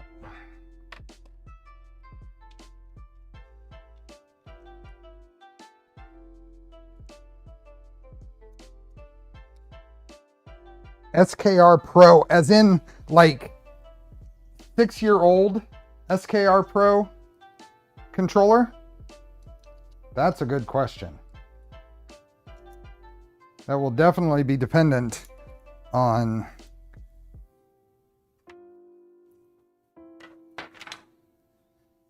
the drivers you're using and what the board supports for putting that out, getting that output out to whatever. Is it a jumper or what? Okay, so that's those.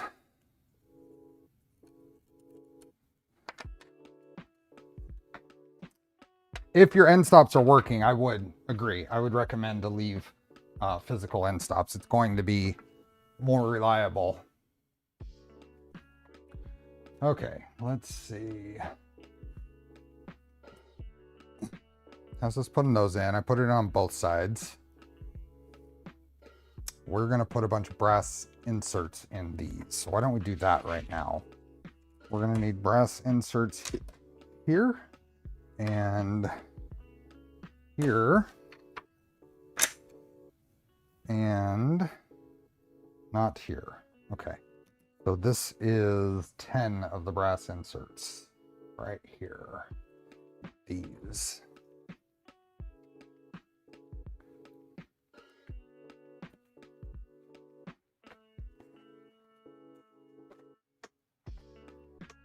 Oh, here. Let's play with these guys.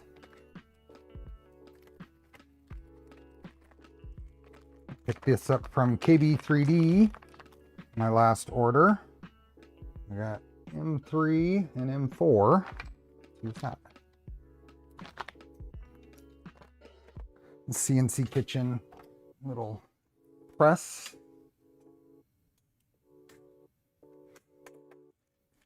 Okay, so we're going to put a heat set in there.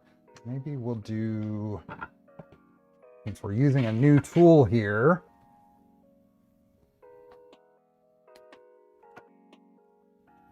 oh shoot, sorry. This is,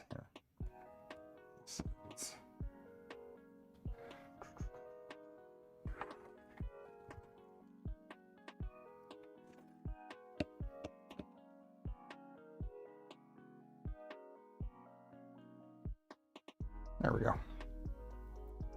Heat this up.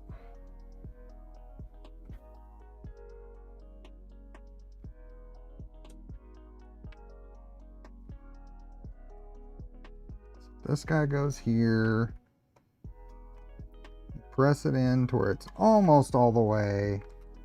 Then you push it the rest of the way in with that. That works.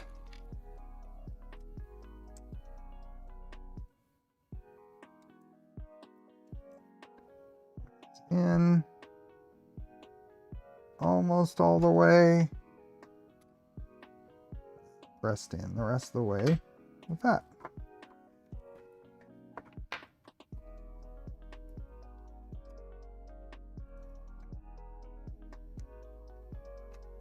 Now, there are some, I think even Stefan has some printed caps on here that probably make it a little easier. If you're always using M3, you can put a cap on that M4. Probably a little more comfortable to use.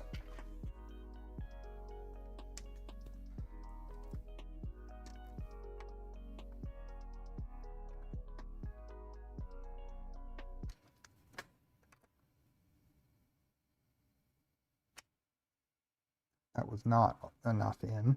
I was just playing with it.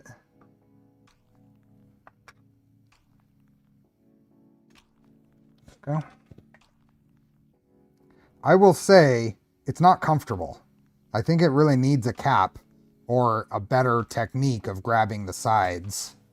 It's not comfortable.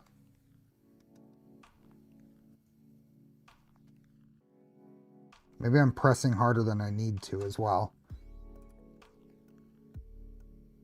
But you tend to press down, and these edges are still a little harsh.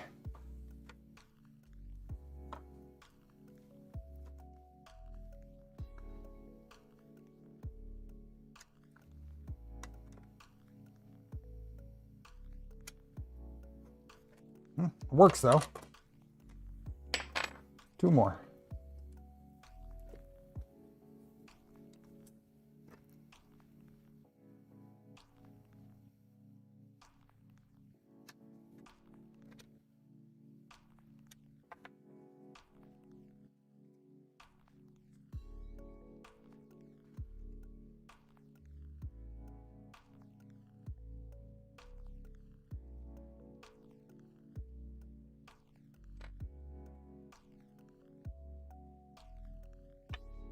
Now we have POC. That's awfully close to POS.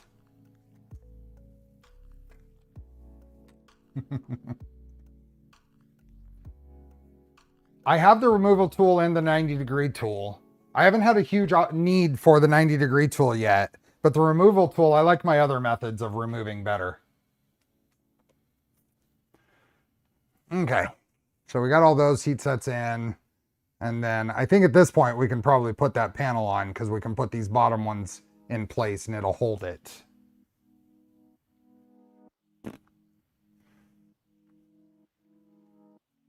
Yeah, so let me grab the panel. Let me grab the panel.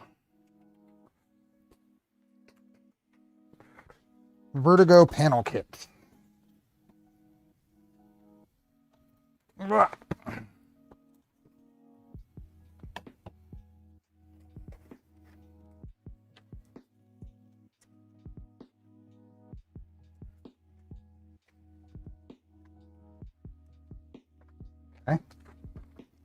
I get to get rid of another box. Yay.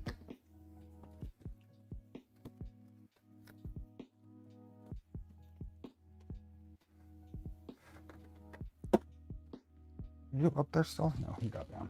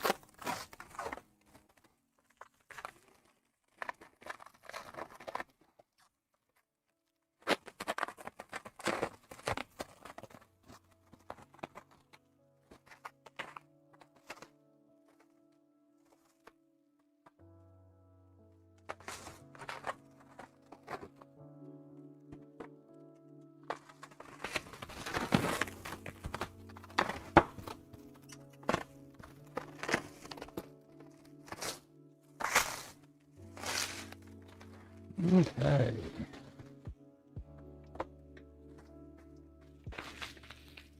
Let's see, can I make it? Probably not. Nope, way overshot. Okay. Ooh.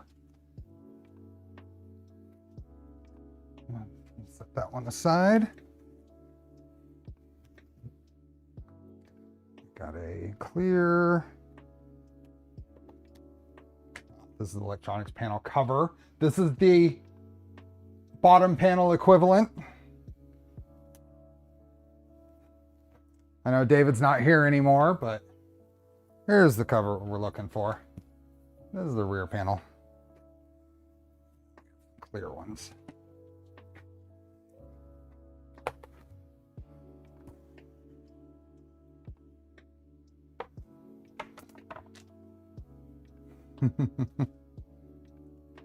Okay, which way did this go? Let's see. Back, back, back. There we go. That's what I'm looking for. So basically, orienting that to that.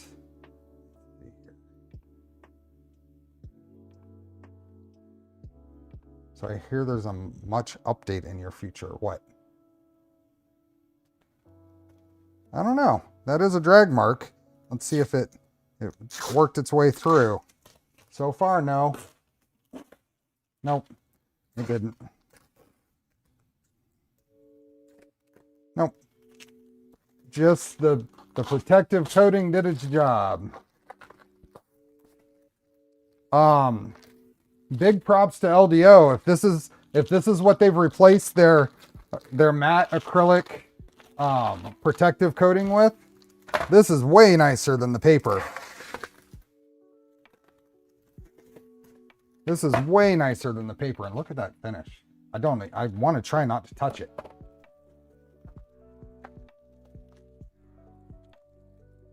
Okay, we'll try another shot. The trash is quite far. I missed.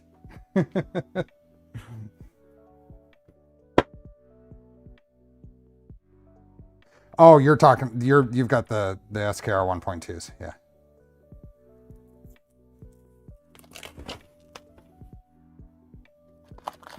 Use gloves. I know. Let's see how I do with just not using gloves. I don't know how Alan Mandic does gloves all the time. I lose, oh, so close. I lose the too much sensation touch. Okay, so that goes that way, and we need, let's move these over here.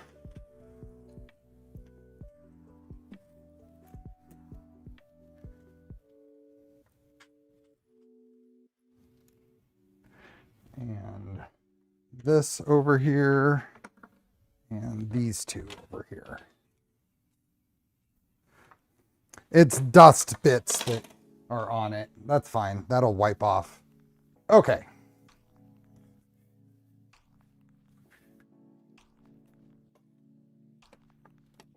This has to go up.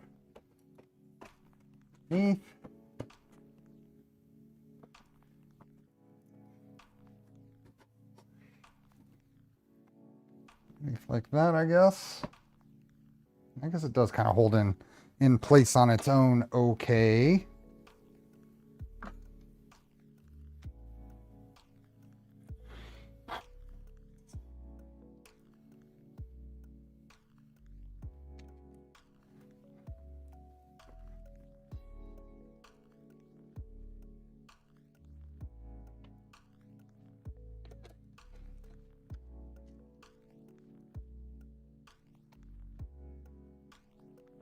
Sweet. That worked well.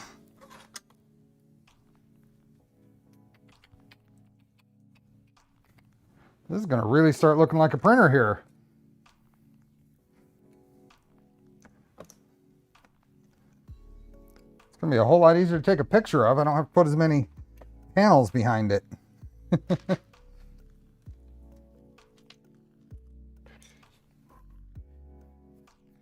Yeah, just dust flecks.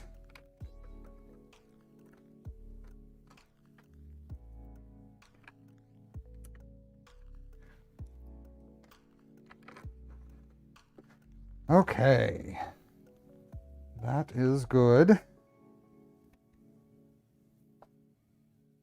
Ooh, that is very close to rubbing. These are reprinted because to give an extra little bit of space for the Z carriages back here. So it looks like every bit of that extra space was needed because it's really close.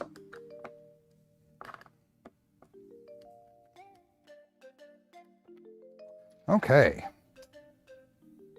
How do you feel about the AB drives being outside the chamber? That's a good thing. They need to be for this design. If they were inside, then the bed wouldn't have anywhere to go. It's kind of required. Yeah, it is kind of strange panel gaps. I agree. But they get covered. They get covered. They get covered here.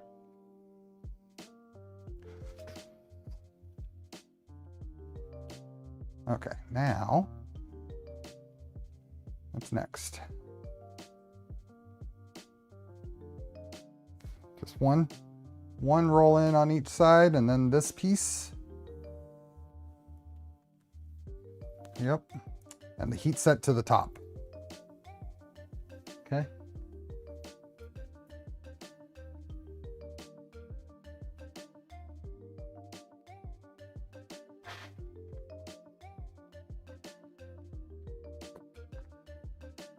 One, two, This is a little more difficult to get the T-nuts in here with the panel in place. Yeah, that wasn't great.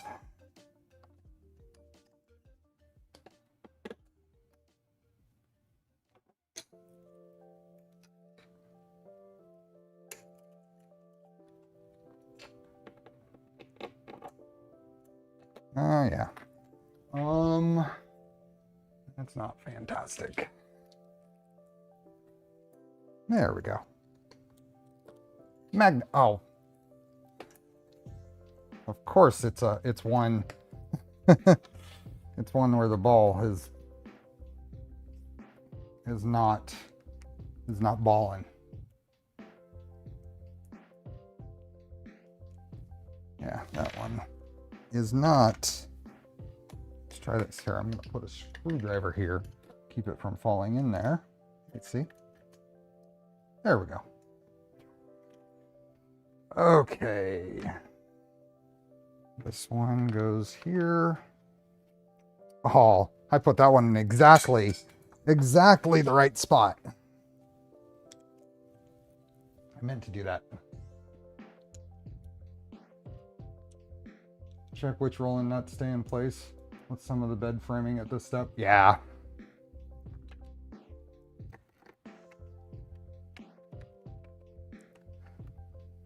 And welcome, Balin. I don't know how long you've been around, but things are going pretty well.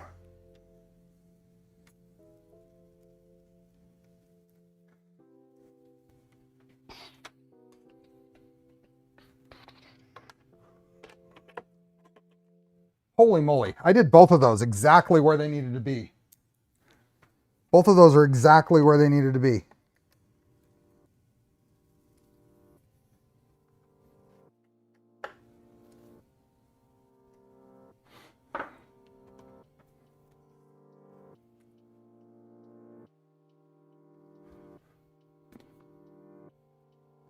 Got my RT Trident up and running. Ooh.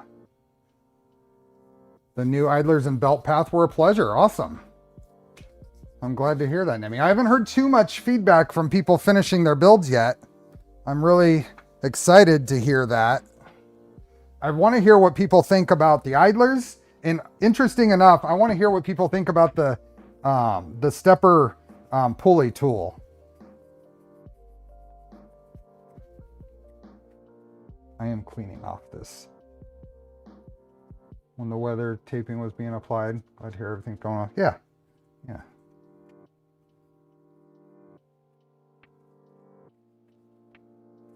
Okay, there we go.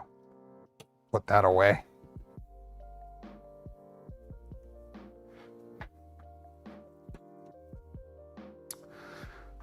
Okay,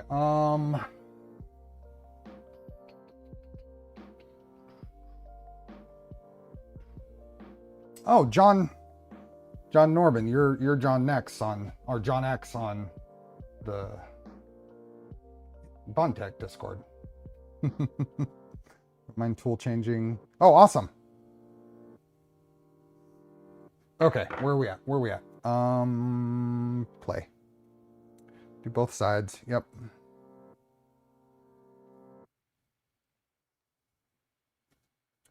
I'm gonna remove that. And then there we are. So there's an M3 in the middle there, and then some M5.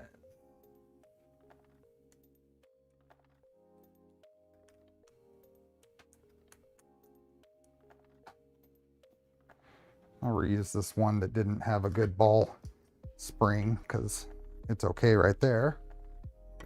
Guy. Remove this guy.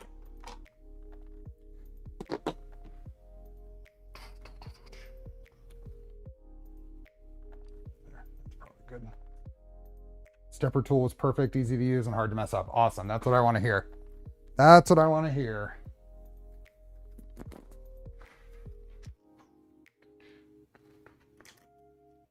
That one there. Really right in the middle. And then two up.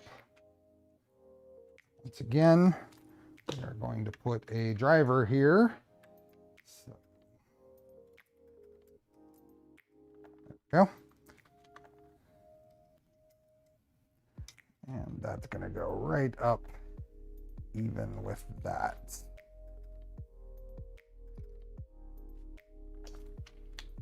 And we'll do the same thing on the other side.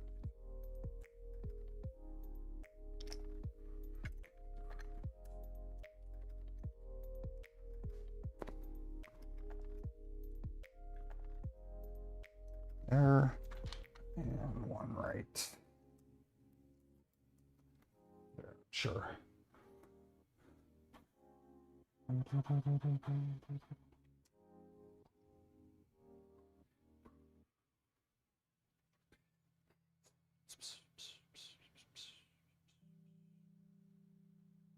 Ah, okay, so that doesn't go to the middle. Got it. Okay.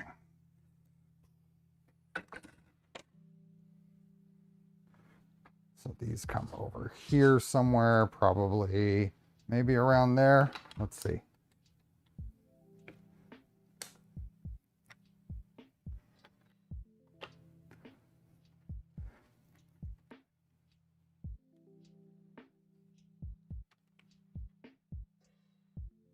Huh. Is that supposed to?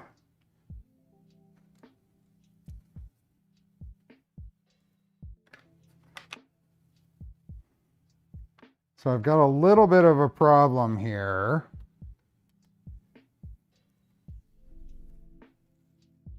Yeah.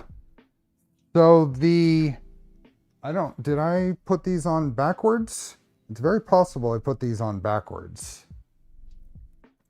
These little frame pieces here, I can't really tell looking at the various parts, but the little indexing piece here, I can't tell looking at that one.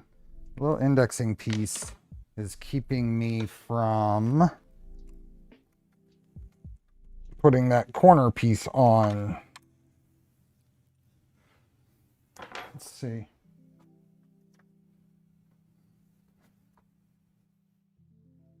No, it's on all of them. So I didn't screw that up.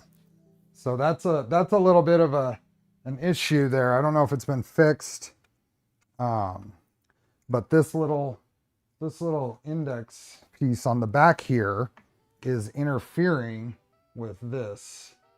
Is that expected? Is that, put this back. Tighten this up.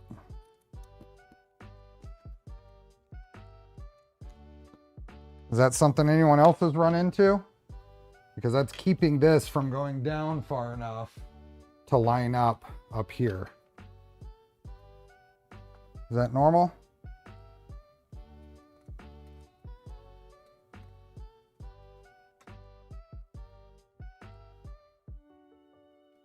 They were all created by you. Had the printer done a week ago.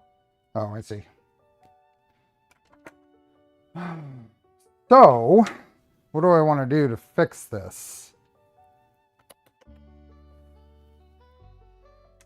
Probably going to cut a notch. Oops. I'm going to cut a notch in this.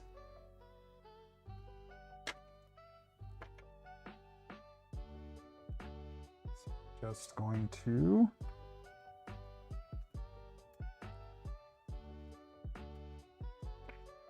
I wonder if I have a yes. A little X-Acto. Wait. Is this a fully enclosed printer except the bottom? Yep.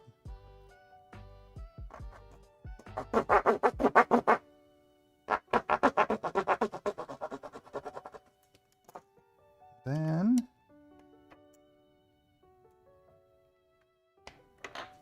here, we'll just use, there we go.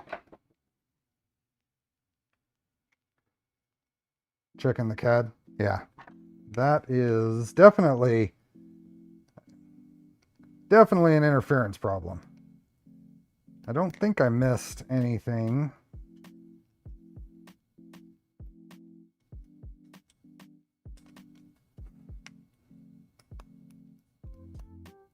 Is it specific to the LDO frame ones? We're going to try that much. We can trim more if I need to.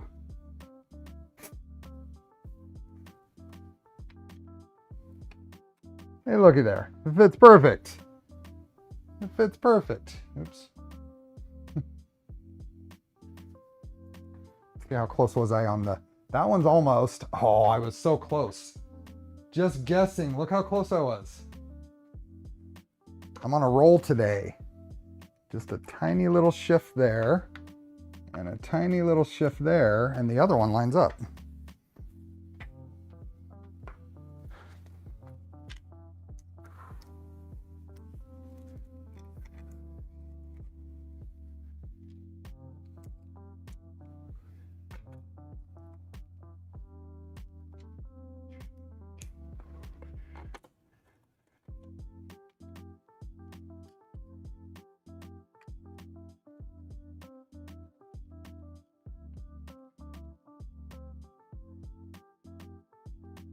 Okay, I'll need a M3.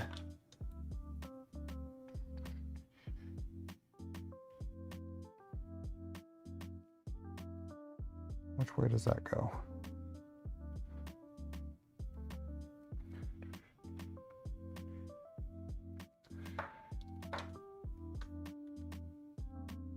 Faces towards that, okay.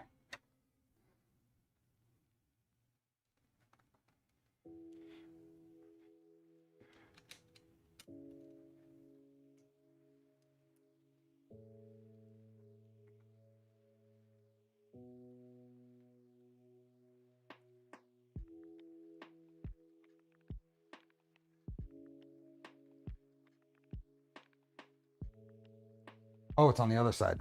That's what I'm doing wrong. That's what I'm doing wrong. It's on the other side.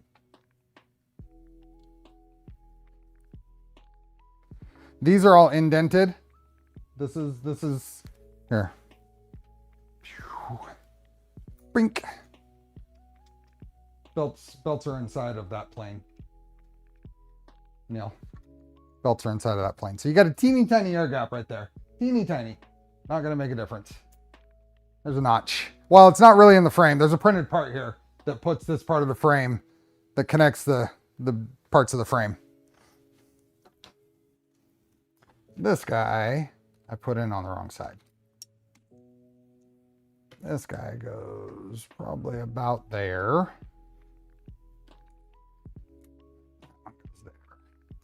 So probably there. So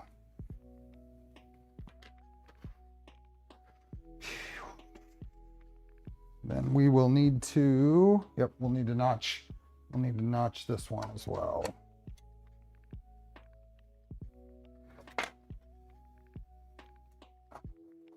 There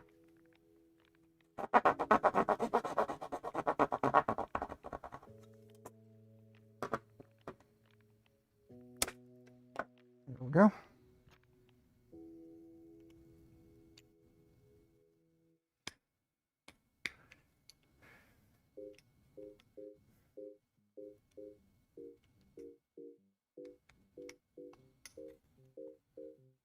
Little notch. Update the STL. The sketch for that alignment feature updated with a mistake when I went to make edits. Ah, yep. Yep.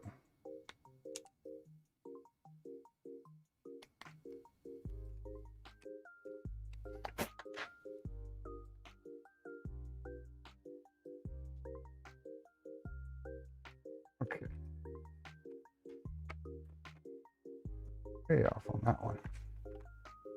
Go. There.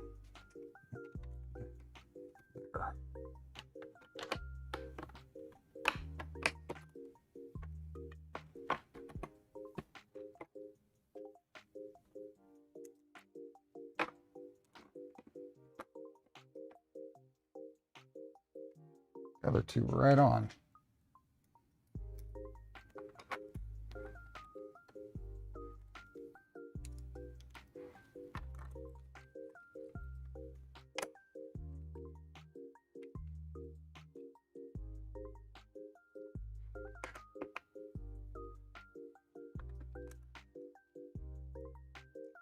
There we go. The Hozo knife and sander. This thing is probably 30 years old or more. I've had this thing forever.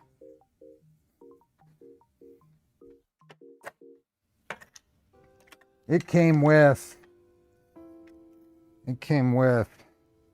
this little miter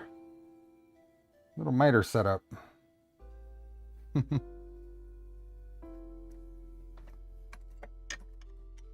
Had it literally forever.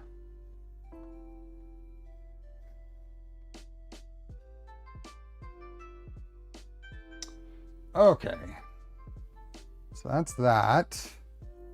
It's all closed up now.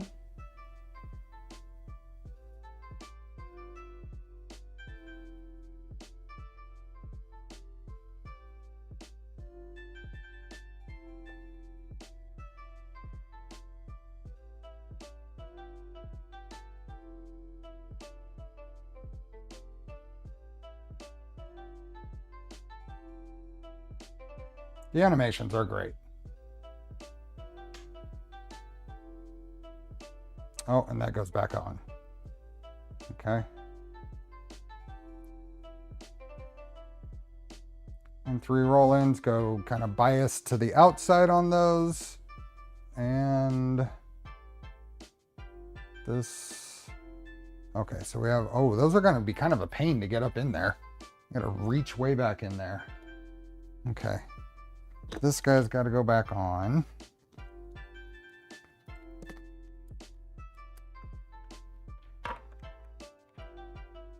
Not sure why we had to take it off. It wasn't really needed to move to get these in there. That's okay. Let's bias these to the outside. Okay, now we get to stuff that's going to be awfully fun to get on camera.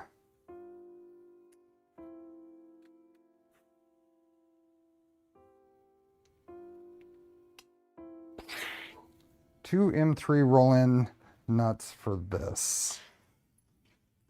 This, did I miss? We're still in this same step. We're still in this same step.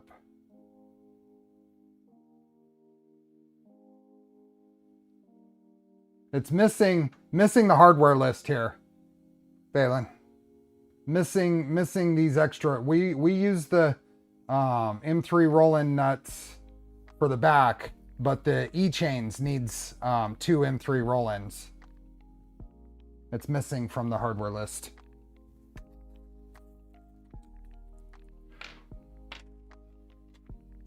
So we will fix that. And I need the printed part. Oh, I think that's in the other box.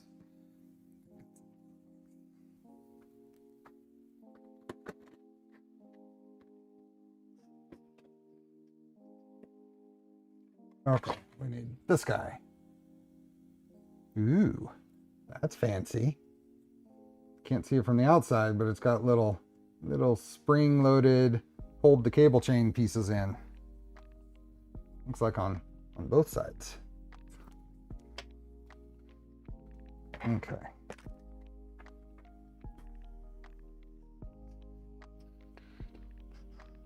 So this is gonna need M3x12s and 2 M3 roll-ins that go up back in there, and maybe, yeah, no,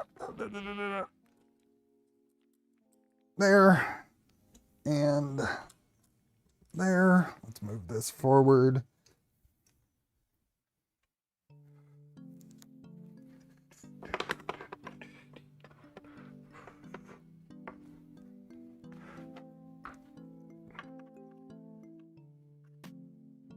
Let's see. That's really close. 312s. Holding that thing in.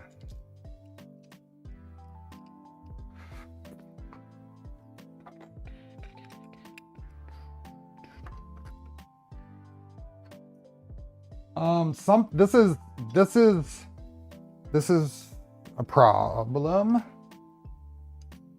says M312s to hold these in. M312s to hold these in is a bit of a problem. That stick out is too much. That is going to scrape, and I just confirmed it will. That is going to scrape on the underside, on the inside of the extrusion. This is sticking out, that's 7 millimeters.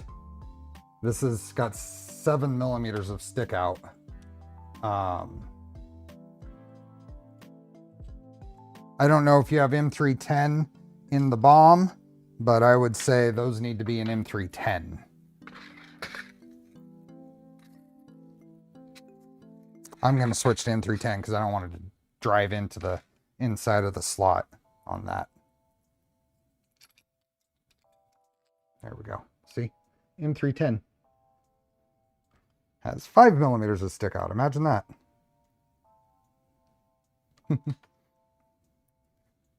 M312s will not tighten up properly and will damage the inside of the slot. M310s work perfect.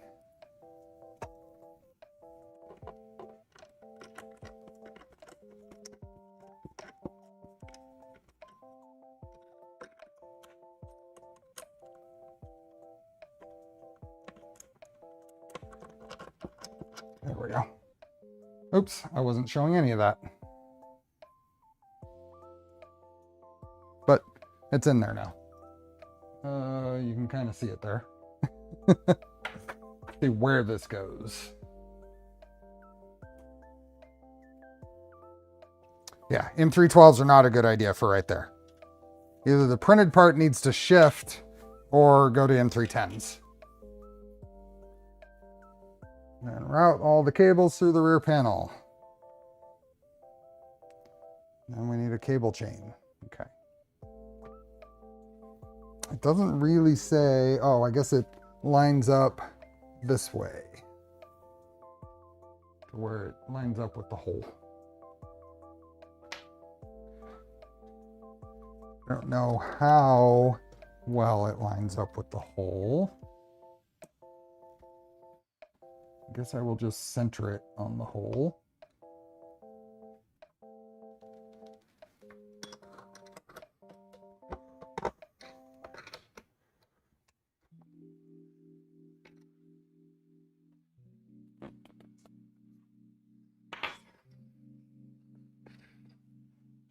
Okay, now all of this side.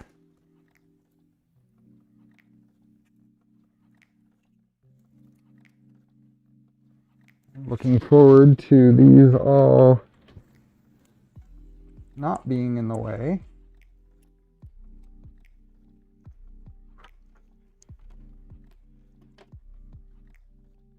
Okay, not a great view, I know. All of these.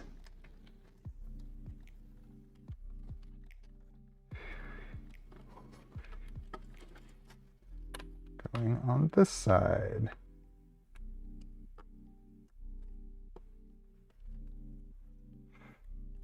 Okay. Does the M3 head look flush with the counter? They are. They were flush with that. So it really, I think it needs to be an M310. I would change that to an M310. I did note that the head of it is flush with the counter bore hole.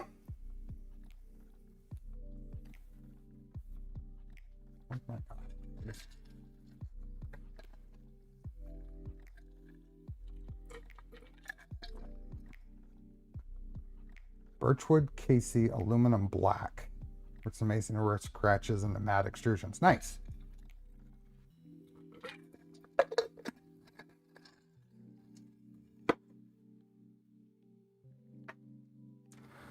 Okay, now we get the cable chain. So we are going to need, how many links? 31? 31 links. Okay. Where was that?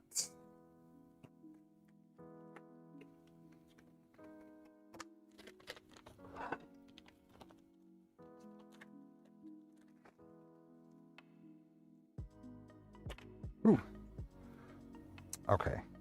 31 links. And I don't think we need any end on this one. Is that right? Maybe not for now. So we'll take that off. So 1, 2, 3, 4, 5, 6, 7, 8, 9, 10, 11, 12, 13, 14, 15, 16, 17, 18, 19, 20, 21, 22, 23, 26, 27, 29, 30, 31. That one out of the way. So 31 links. Should be 1, 2, 3, 4, 5, 6, 7, 8, 10, 11, 12, 13, 14, 15. Yep. Perfect.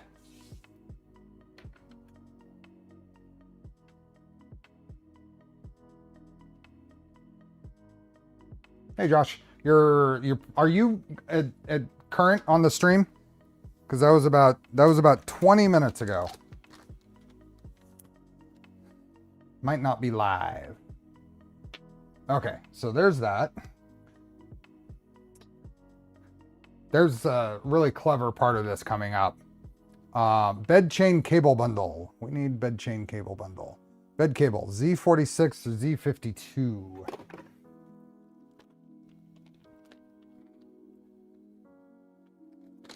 It's not just Z46 and Z52. Is it all in between those?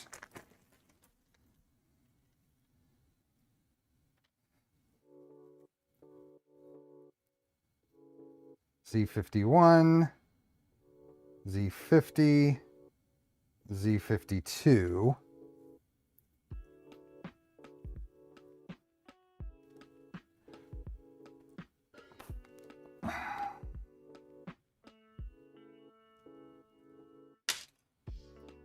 Okay.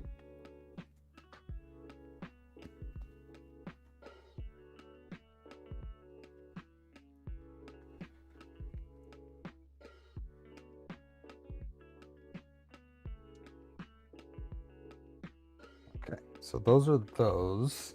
And then 46, 47.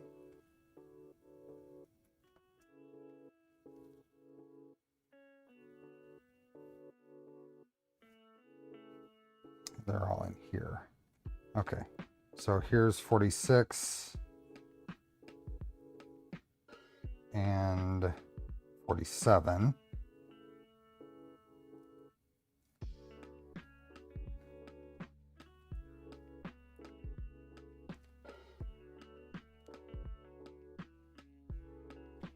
Six 47. Then I think 49.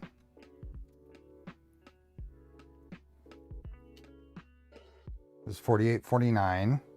46, 47, 48, 49. Is that all of them? 50. Yep. Yep. Okay.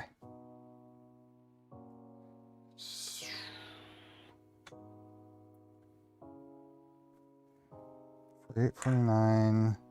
That one needs to be the other side, I think. 47. 46.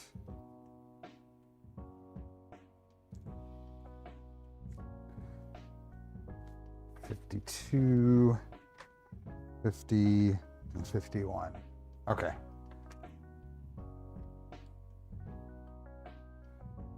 So we have our seven cables here. So there's our 7 cables. Let's put all these back.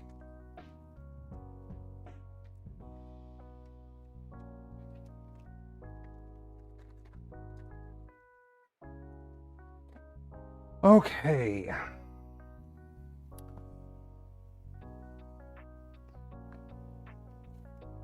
So they go through, let's see, 46, 47, 48, 49, 50, 51, 52. Yep.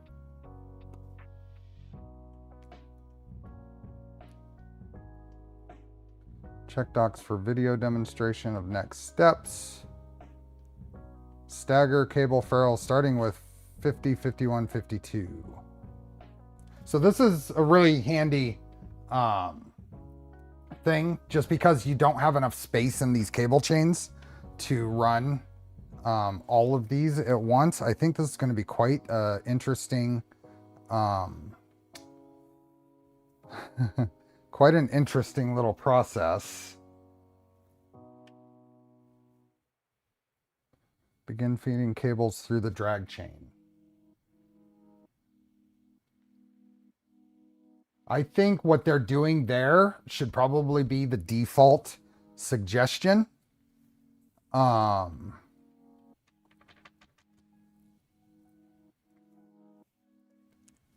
Is take it in sections. So that's what I'm going to do.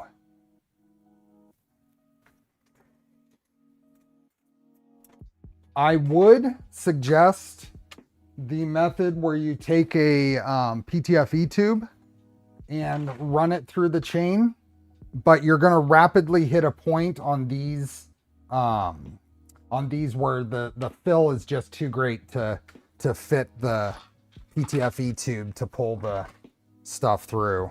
So the idea here is Z50, 51, and 52. These are staggered. And the rest of these get staggered after that.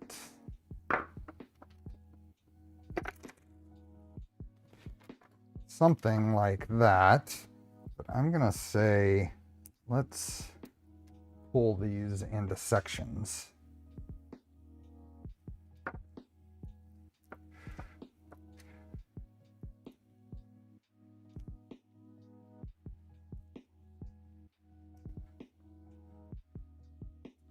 Something like this.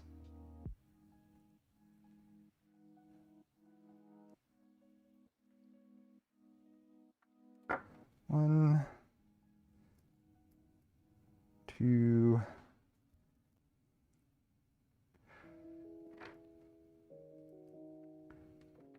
three.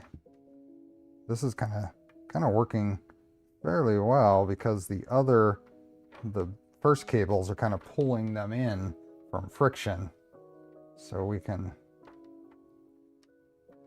something that's jamming. There we go.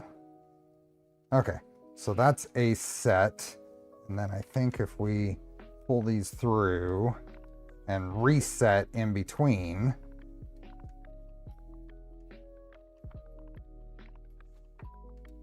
just kind of pull those straight, and then we grab the next section. Yep, you just got to make sure you keep track of which side. And I think we can probably do this in 4 or 5 sections.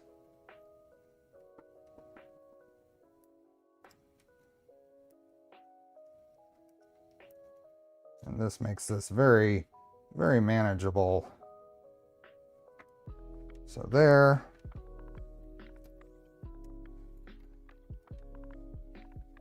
These can get very tied up very quickly.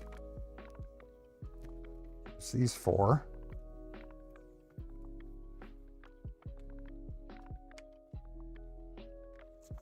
So what I found here, Balin, is these wires have enough, these, I guess they're, I don't know, they don't quite feel, they're not as soft as silicone, but there's quite a bit of stickiness to them.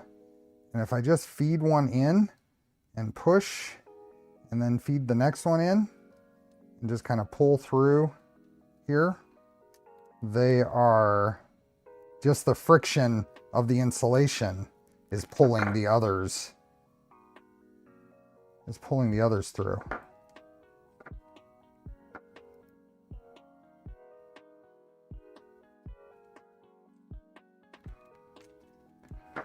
Gotta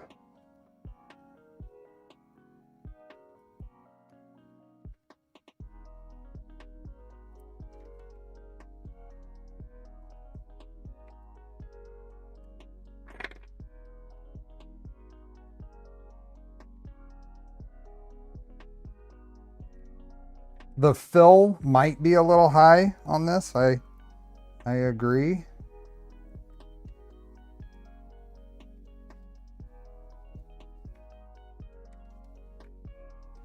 And my luck might not be with me on the rest of these because it is quite okay. I gotta start over.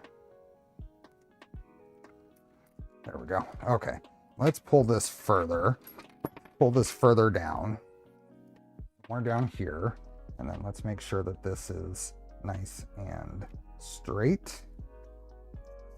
Pull these needed wires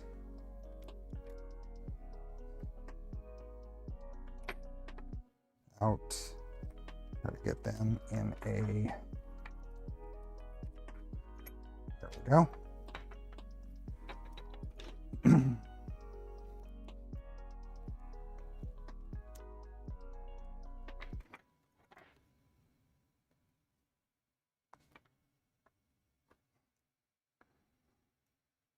So this should be something like that.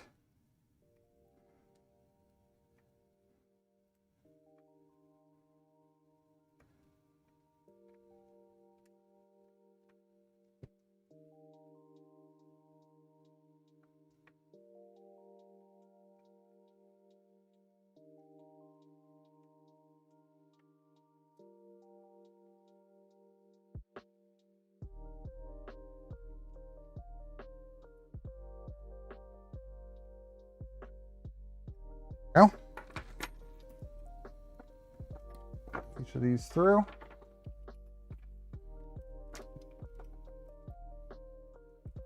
They are very sticky. They are very sticky. They're not bunching up. And in sections, I can kind of shift things around. See, these are nice and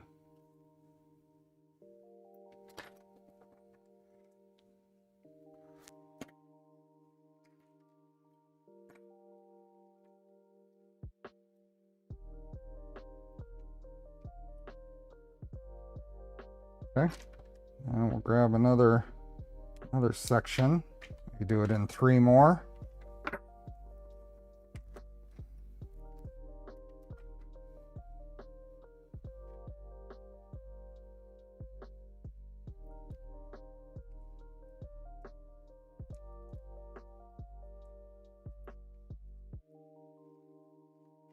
Those. They're not silicone. There's something in between. I don't know what they are.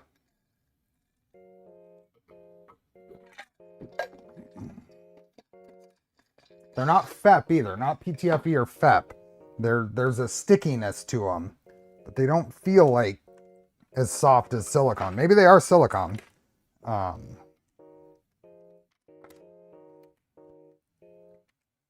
Let's pull these. Just kind of get these all bundled in the rights in the same spots. It's there, that's there. This one here, as long as it's straight and not twisted.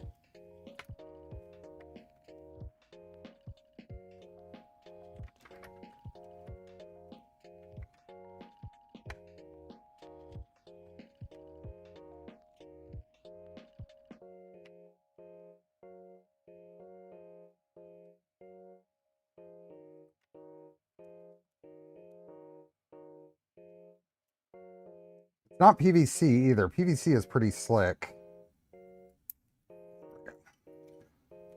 Those are nice and pretty straight. Oh, it's not fiberglass. Not fiberglass at all. Okay, so those are there now. Pull these out.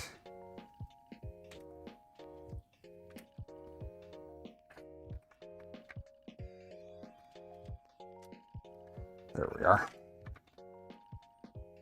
Okay. Oh. Same thing. We're still staggering them. Still.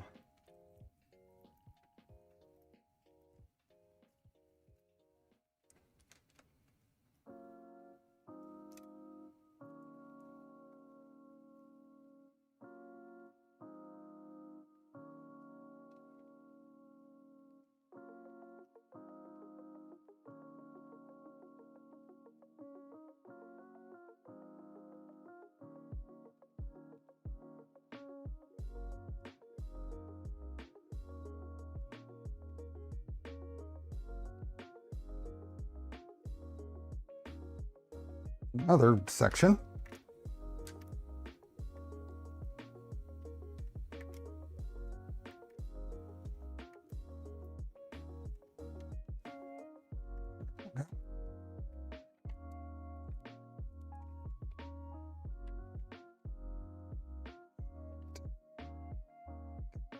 Somewhat. I think these got twisted. There we go.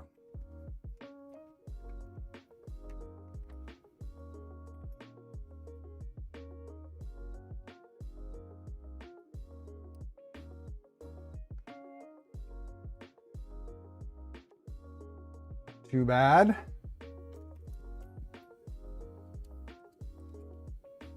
It's special.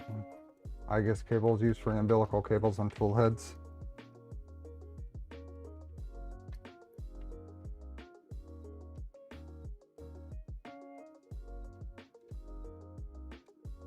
There we go.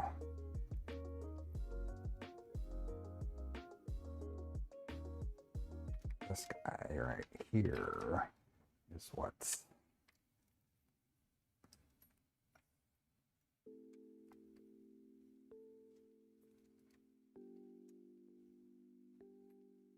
there. Okay. Next, 2 more sections.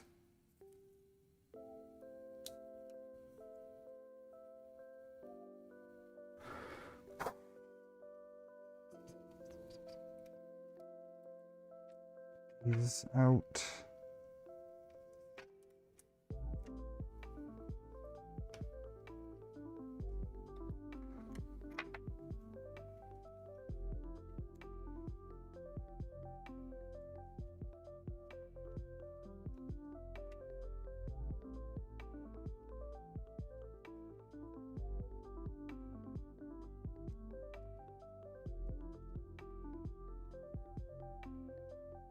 There we go.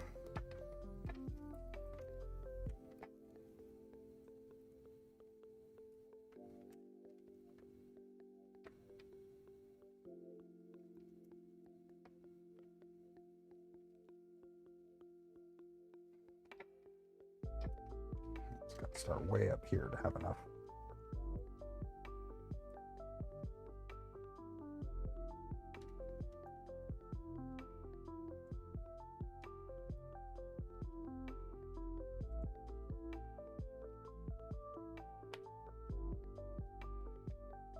One more.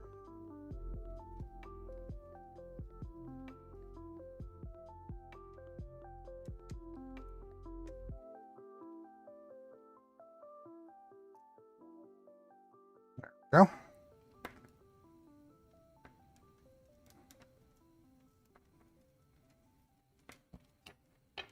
The team worked with us. Standard equivalent for the dynamic cables. It's the same. I'm pretty sure it's the same stuff that they use to insulate the outside of the Nighthawk and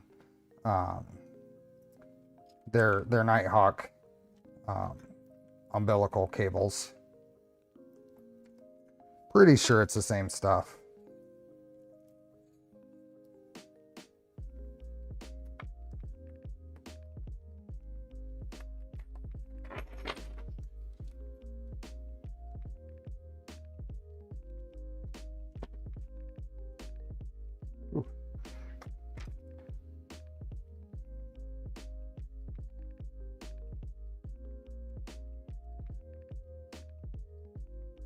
The right on that cable's all going in the same direction it is.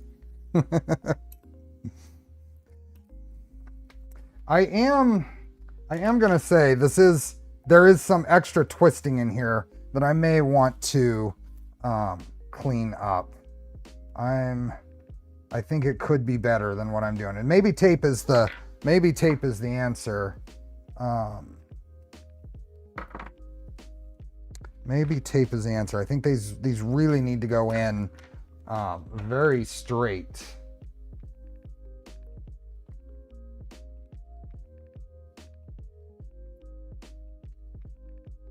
For the prototype, we used the fine strand silicone insulated cable, and that worked pretty nice. The silicone though will tend to bunch up in these cable chains too and cause problems.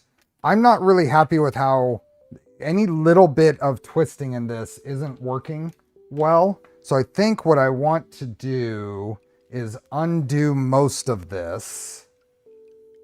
And honestly, I think I'm going to do this in like 3 cable chain segments.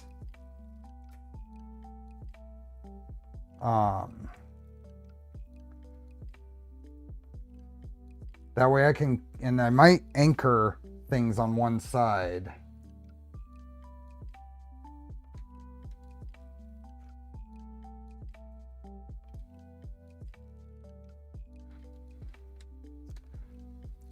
Yeah, because I want it to be a little more lined up than it is.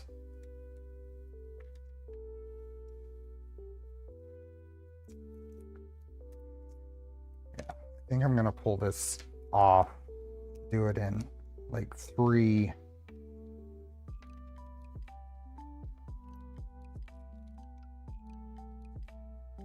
thing segments. I don't want to have to redo this or feel like I need to redo it later, but any twist, and especially these heavier gauge cables, is causing it to really be extra stiff.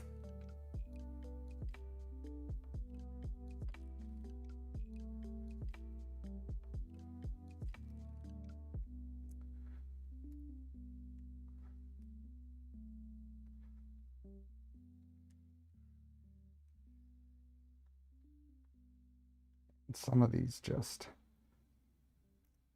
there we go. Yeah, I don't want to put too much stress on this wire either.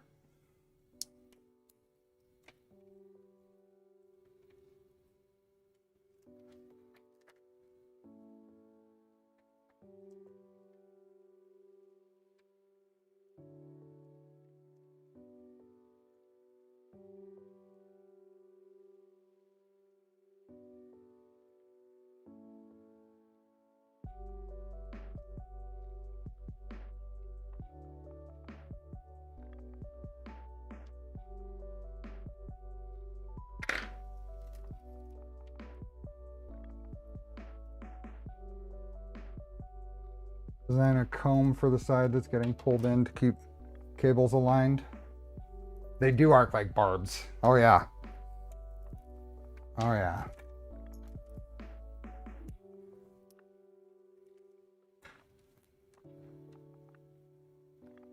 I mean, it's really not supposed to go this way.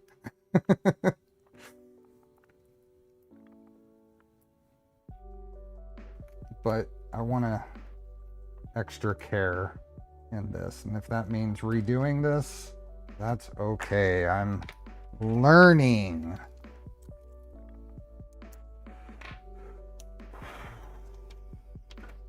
The rings of heat shrink could be a good idea, especially if I just did it to where I did it in between these 3 segments and then cut them off when I get it all lined up.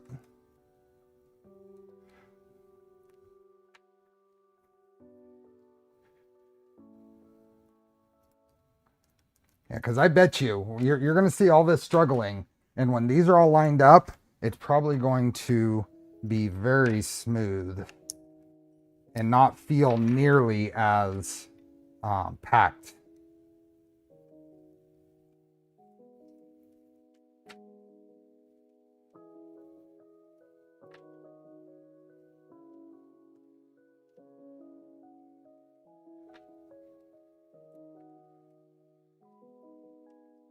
Yeah, these are absolutely little fish hooks.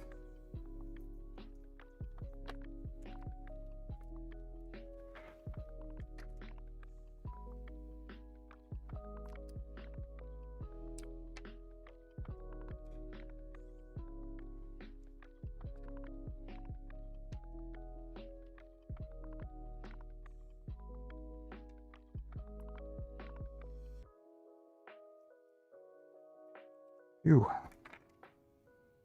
I don't know why I should just go this way on now.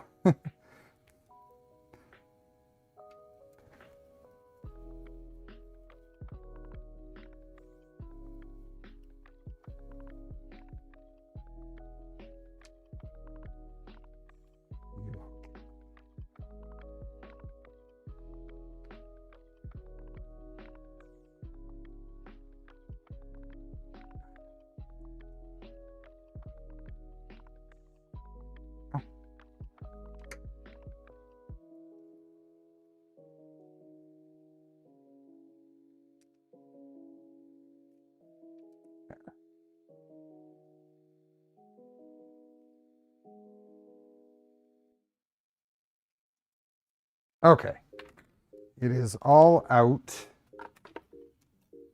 The silicone wires were smaller diameter than the proto. We couldn't find a supplier to bulk rated wires of the same diameter. Got it. Okay, we can always start. What do we have? Yeah, we'll start with 4, and we'll do 3 on each thing. Here's my segments that are going. Take all of these. Let's take these out. Thick wires out.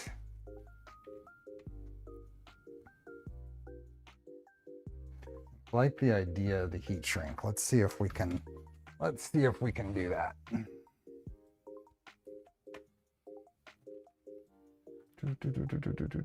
Oh. Here we are.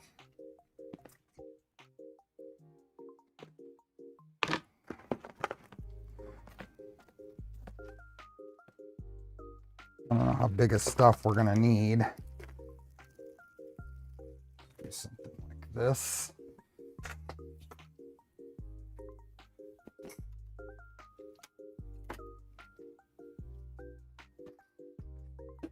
Oh.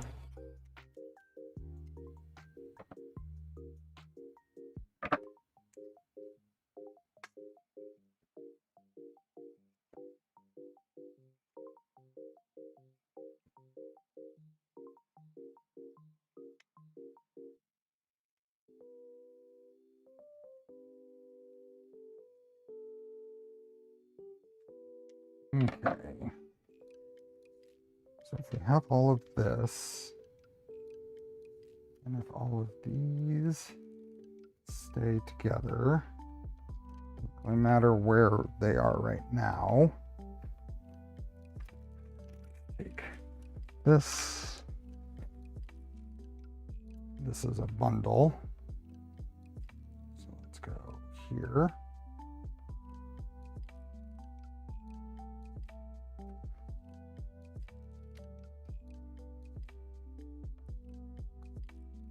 Still need these to be a group.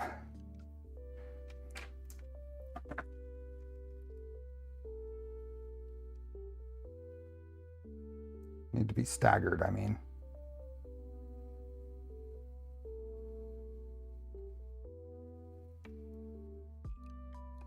There, there, there, there.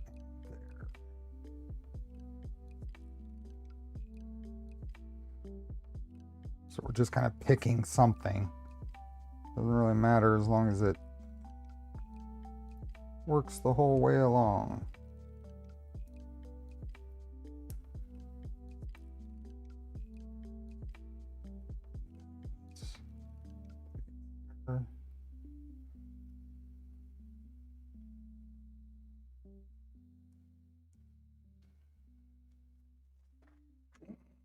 Where? Oh, there it is.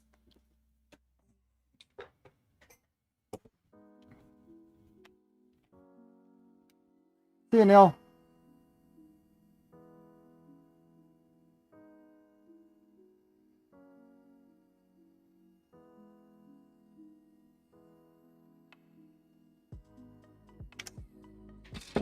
Okay, so that is our bundle. And that's, I mean, that's pretty small.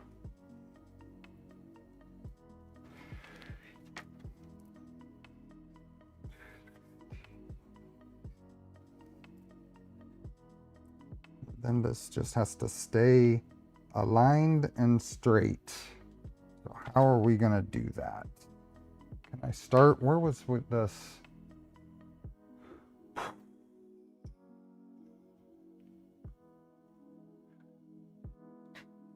So this is, let's see if we can just get this through here.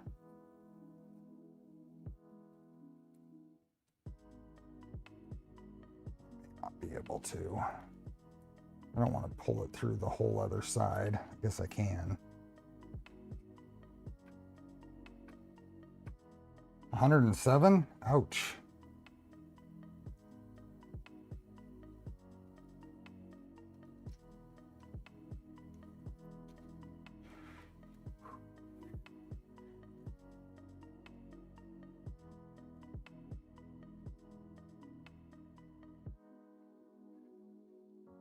That's not going to work very well because of those. Let's just go from the other side.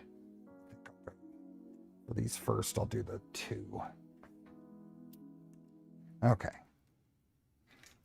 So this doesn't matter. We just need to get them through here.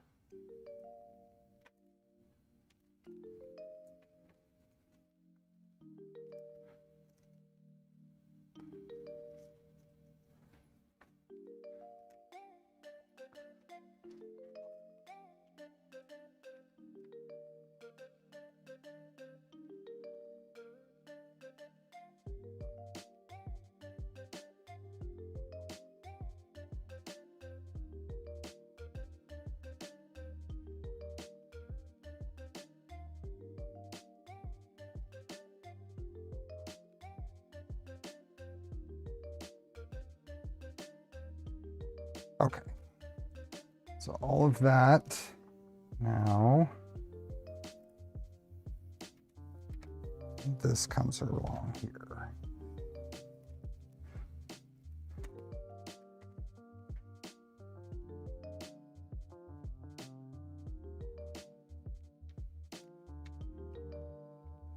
So that shrink wrap will go right through there, no problem.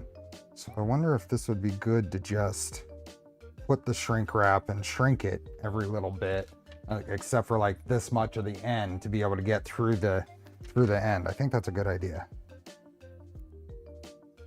Okay, so let's pull this down this way. Just put a bunch of heat shrink on here.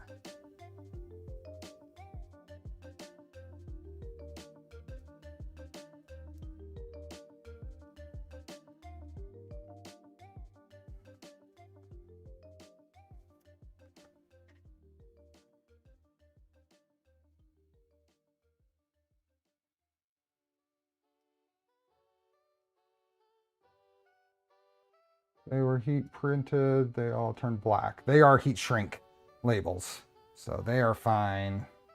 They are fine. I don't think I've ever seen, at least in our space, labels that were thermal printed.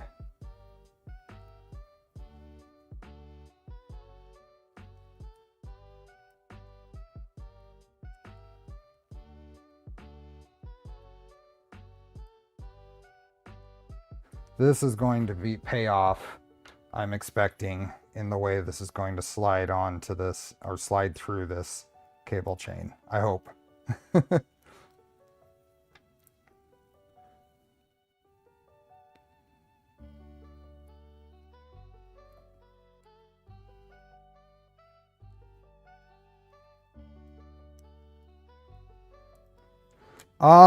If it's flattened out, it's about 16 millimeters, maybe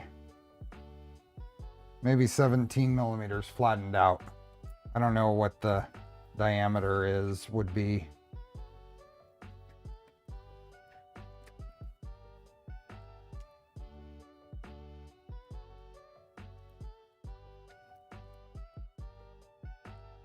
But now we won't want to leave this shrink heat shrink on it. We're going to want to cut them off. You don't want to constrain these wires from rubbing against each other, I don't think.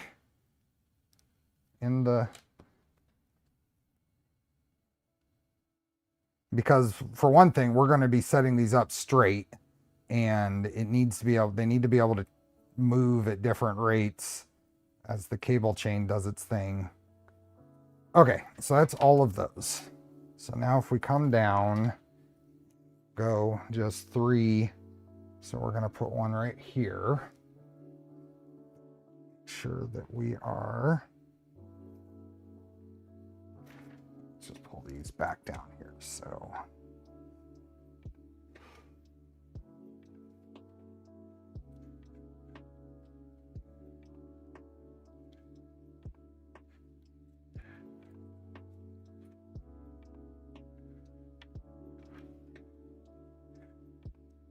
there we go.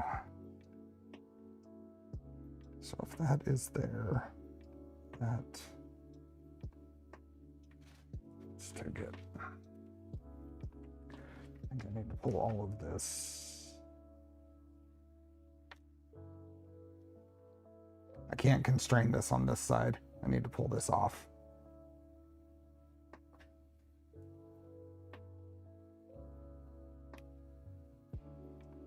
I need to pull this off because I need to flay this out, and then I can put the,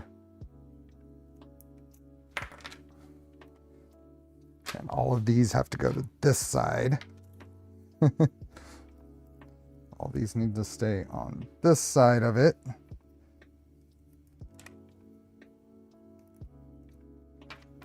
They can stay on, they have to be on this side.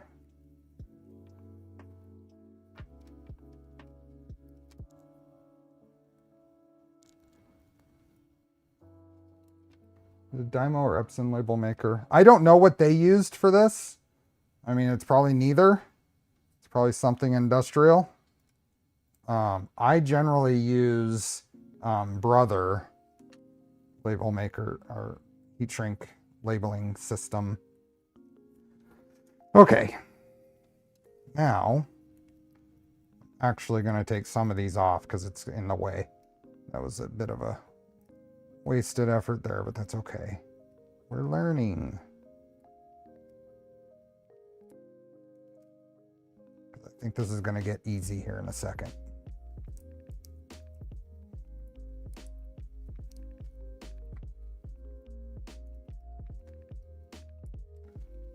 We'll leave these two on. Okay. Now, see if I can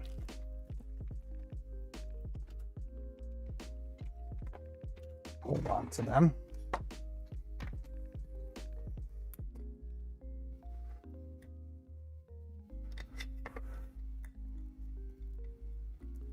Okay, so this guy goes there.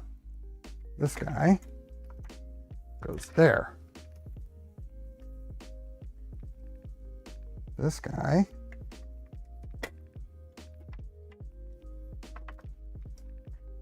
here, and these guys, this one goes here, these go here. So now I've got set now this on, and we can just pull these to the next spot, right? These and heat shrink.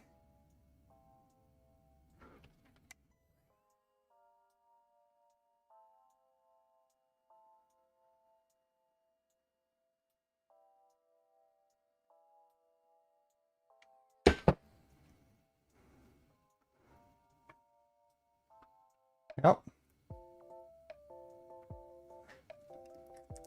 Now we can probably grab this.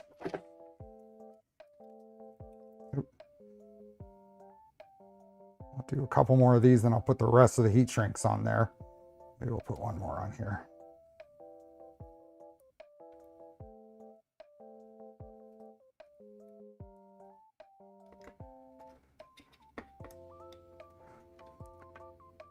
These are out here. These, oops, put some Stuff out of the way here. Here. Here.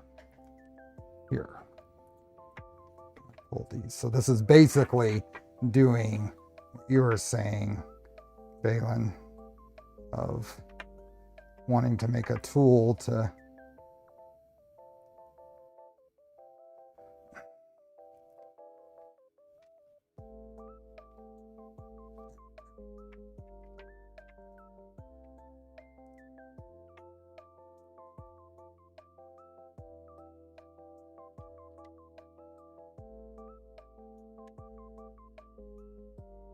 they might.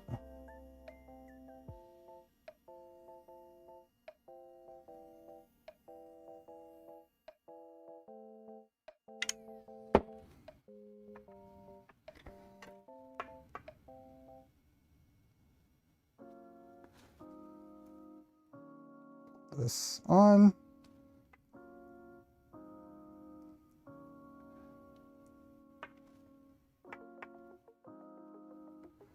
And shrink.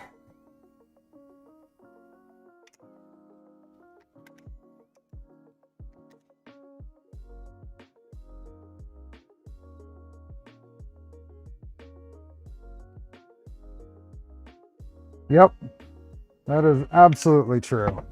You can make probably a pretty good assembly aid for this. Why is that one? Are those twisted around? Yeah. This one should be on the other side of it.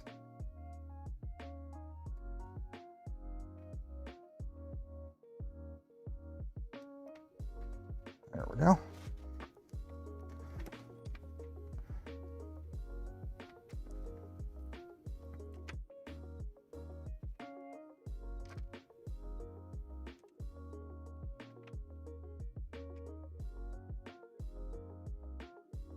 Okay, now I need some more of these tubes on, the rest of these on here.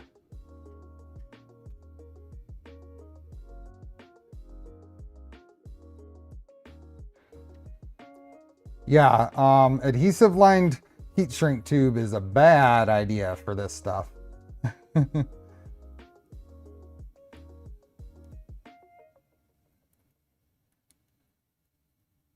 That stuff is fantastic, but not for this. I have whole bags of that from Mega Squirt days. Great for under hood.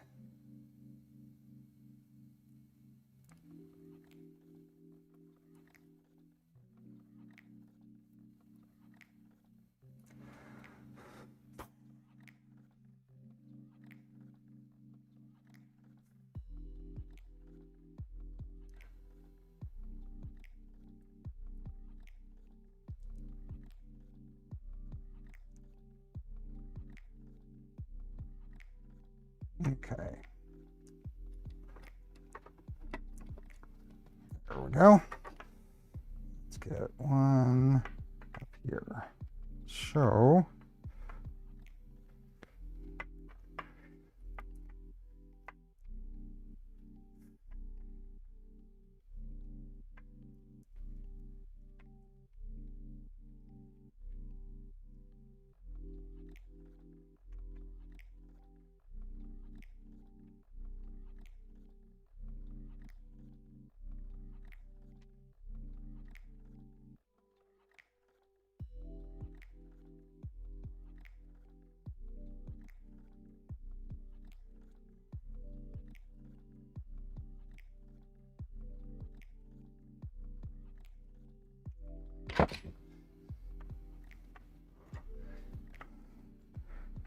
these aren't going to be exactly perfectly aligned, but I don't think it's as critical as long as we don't have major twists. I was getting major twists that was causing the problems before.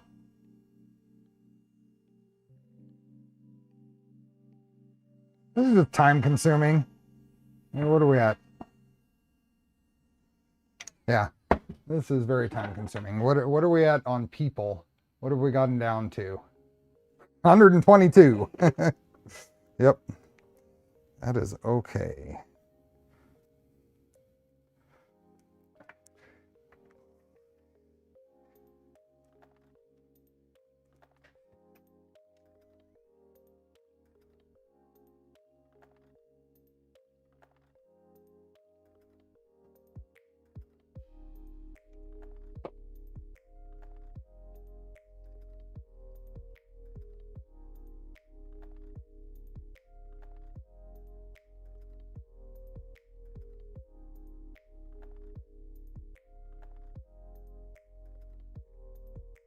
Doing good.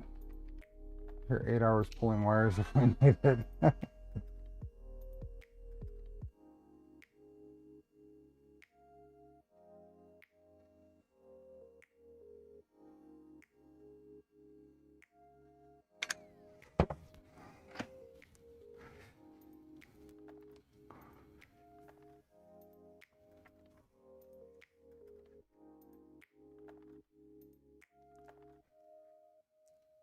Oh, am I out? No, I got one more. Two more.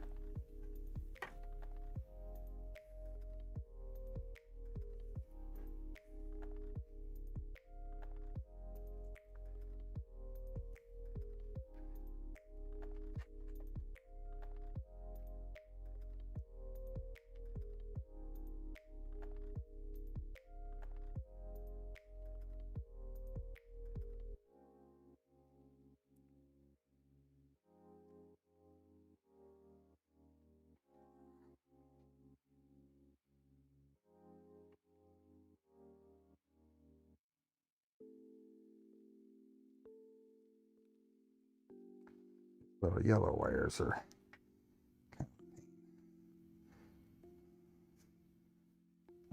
off. Running out of bench space here.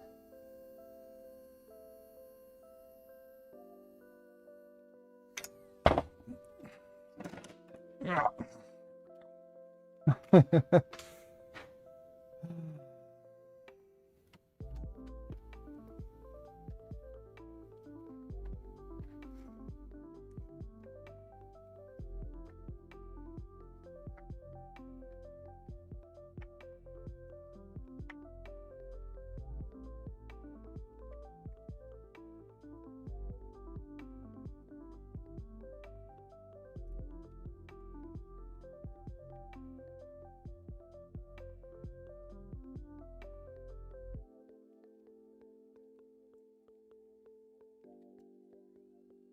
Okay, we're gonna put this one on, and then we're gonna try running some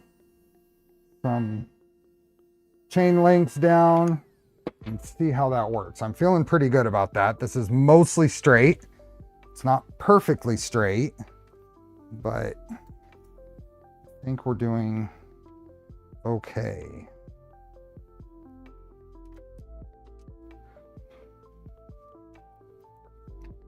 It's like the short ones or the small diameter ones, small gauge ones will go first.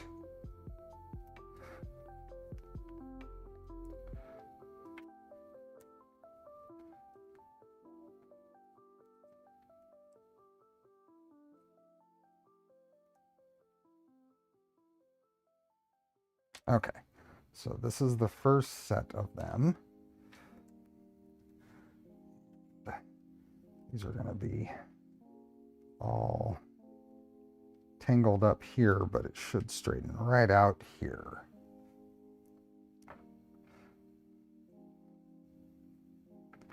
Okay, that's going to be a problem. Let's see if I can shrink this down a little tighter. It wants to just catch and slide.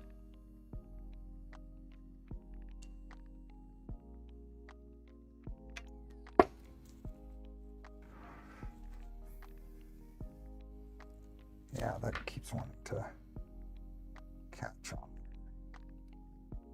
It's the same problem as the others, is it's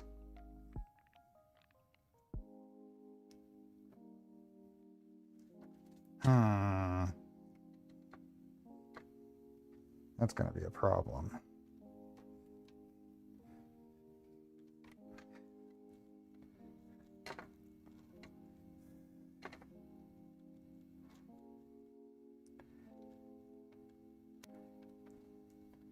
especially if I have to do that. Babysit each one of these. That's not going to be very efficient.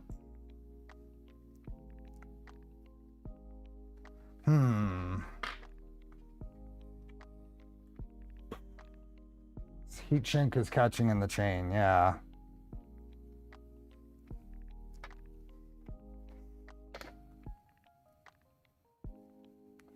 It's not shrinking down quite enough.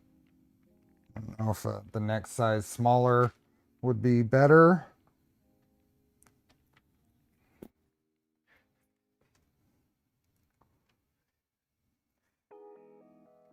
It's just not, and it's not holding.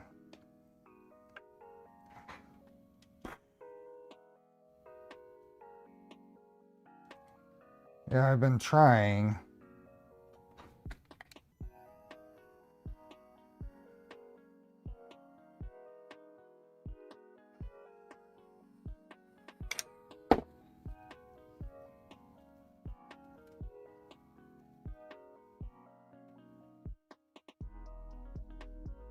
Might be a matter of making sure that it's shrunk completely. It's that. Back over here. Blue wire got twisted around. Oops. Well, let's just try shrinking them down.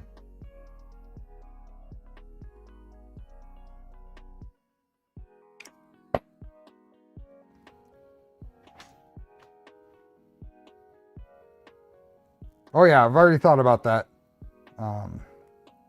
The intent is for the heat shrink to be temporary.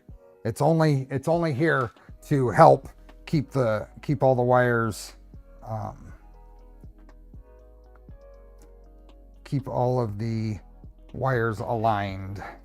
But this is not going to be okay. I'm going to have to do this how many times? 15 times, and I just got past 2 of them. But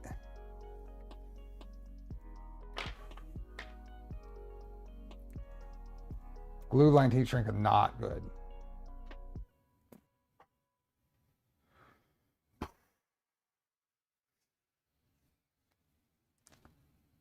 This is good as far as the minimum twists in the wires. Maybe I need to go to the next smaller size on the heat shrink.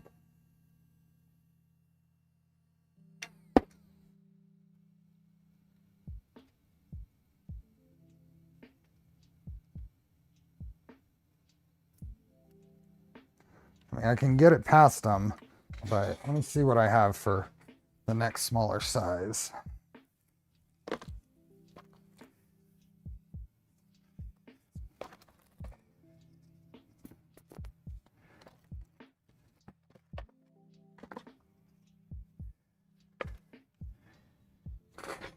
Do a different color so we don't mix them up. Oh no, I've got very close. This is very close, but just smaller. Let's go a little slight bit larger diameter too.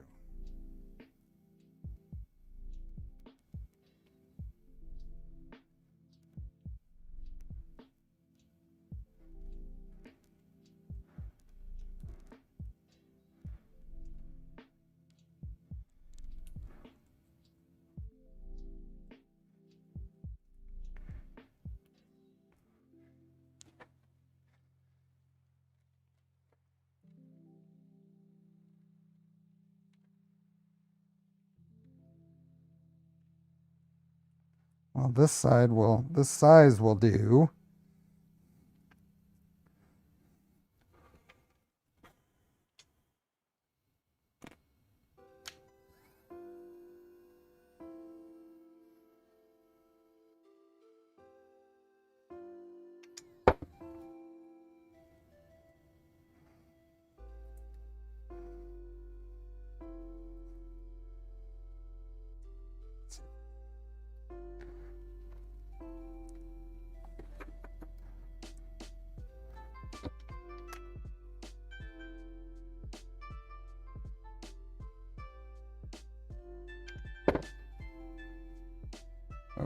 I'm way in the way.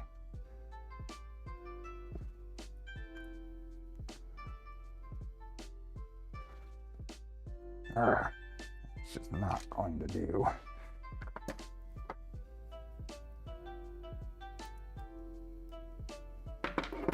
Just get rid of one.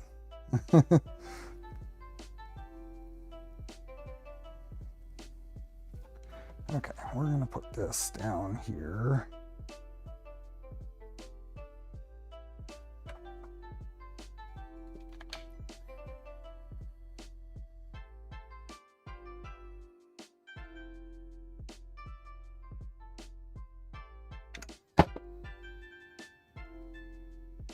Oh yeah. Oh yeah. I just needed smaller heat shrink. Okay. Let's replace these. Hopefully this goes quicker now.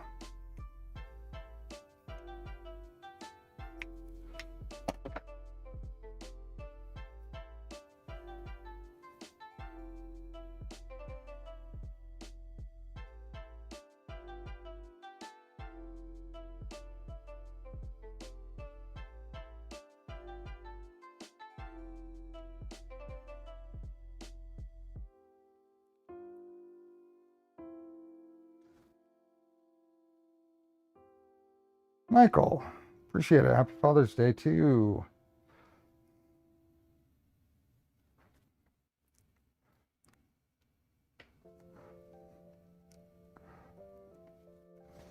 Let's just cut these off.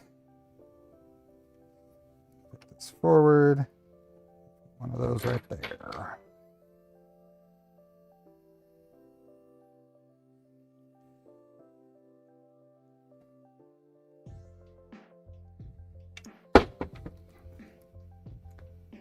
Yeah, so much easier.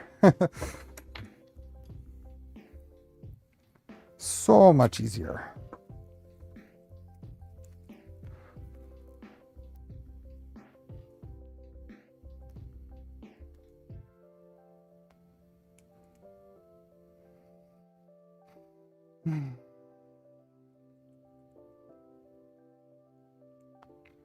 We're going to get past this today.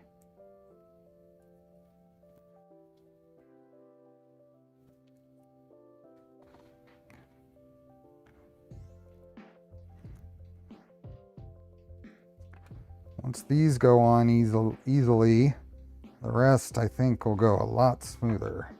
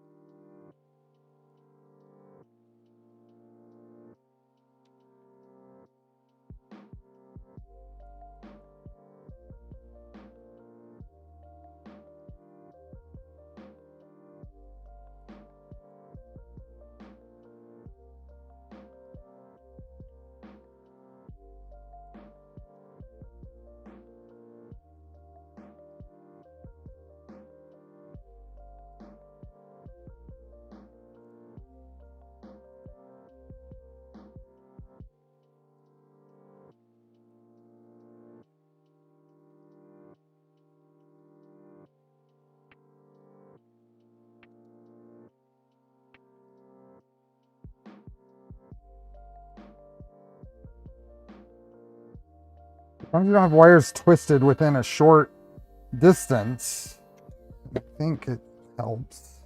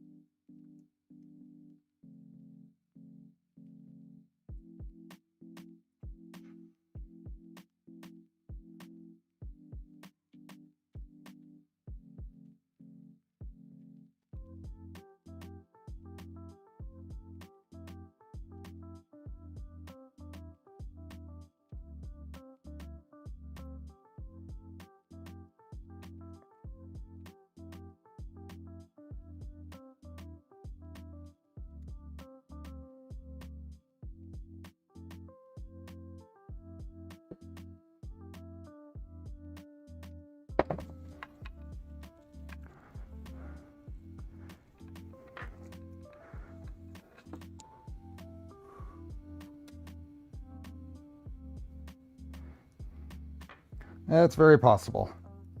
This is a generic pile, selection of heat shrink I got off of Amazon. It is now, all of the cheap little baggies that came in are destroyed. So they are just a pile of heat shrink in the bottom of a bin.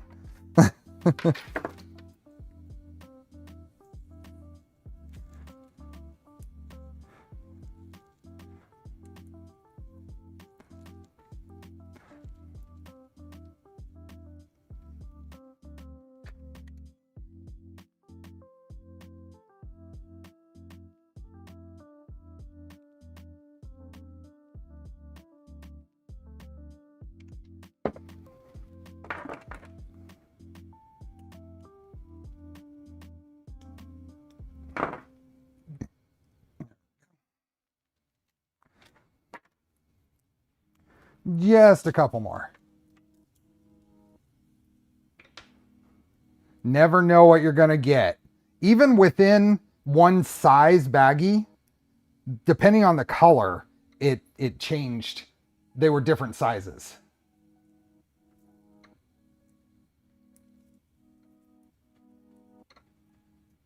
What is that? Is there an extra noise you guys are hearing?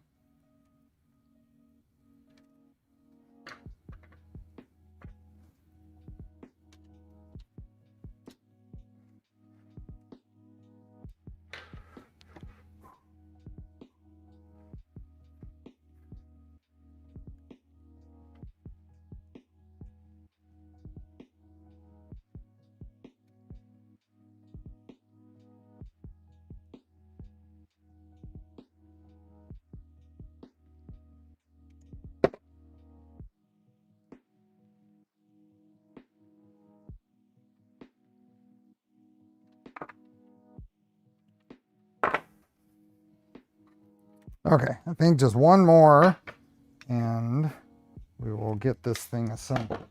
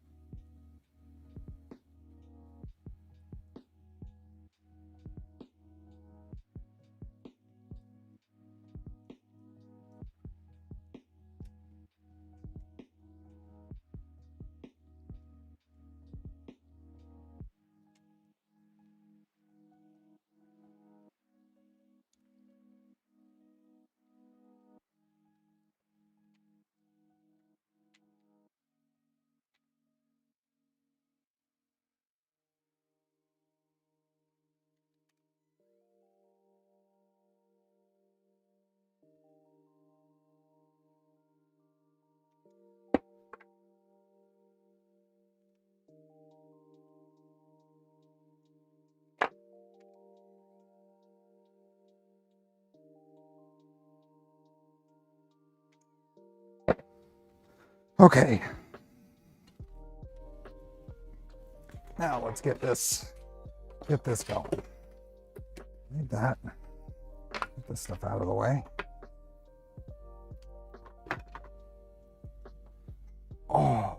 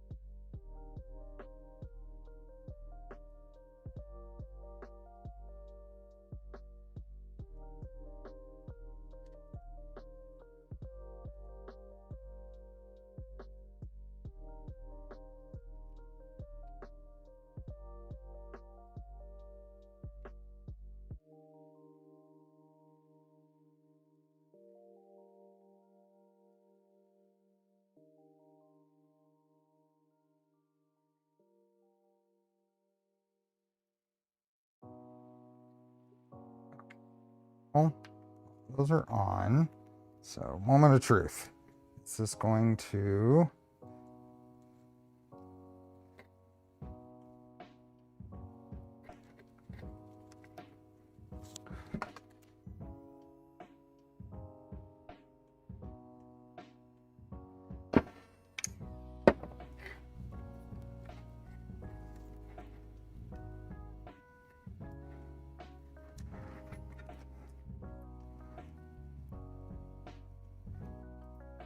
Much better than the last one.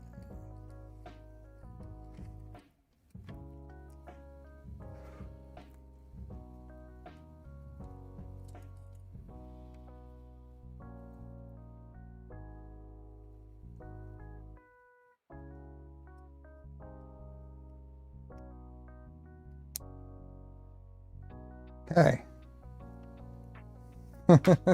2.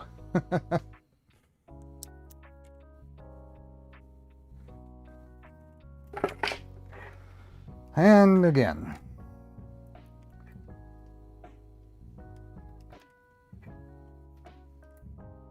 Don't know if that was worth it yet, but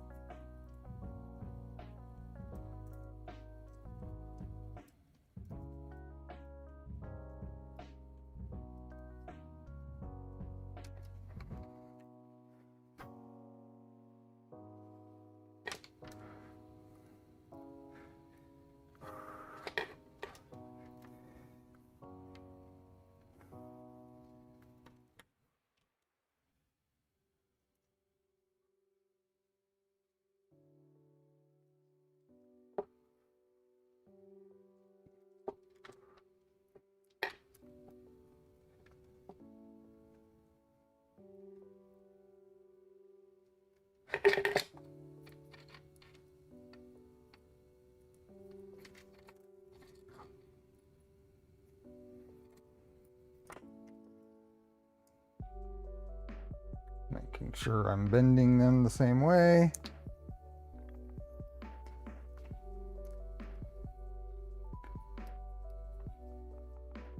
Yeah, I mean, it seems better.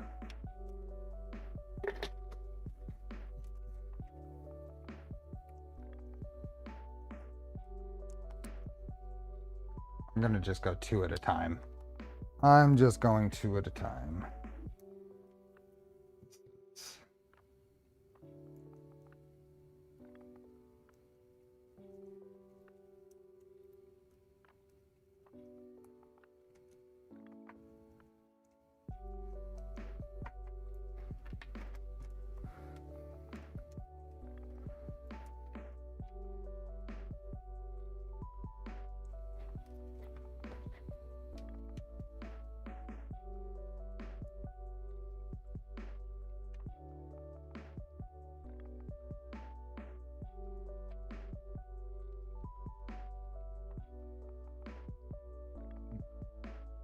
Got a little bit of a low.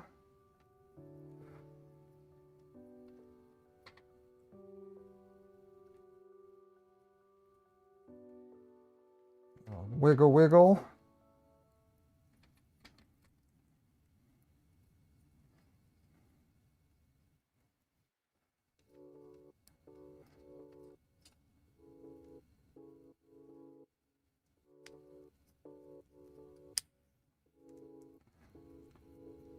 Okay. And again.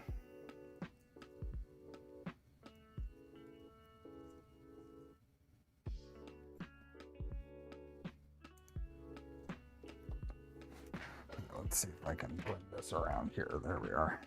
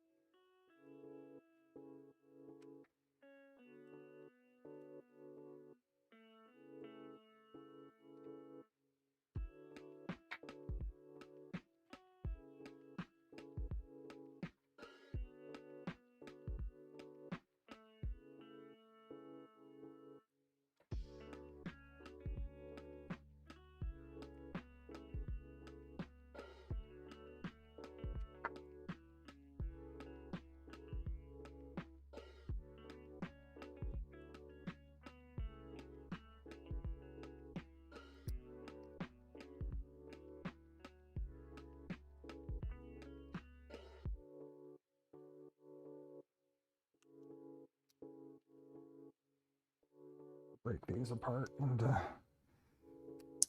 sets of 2.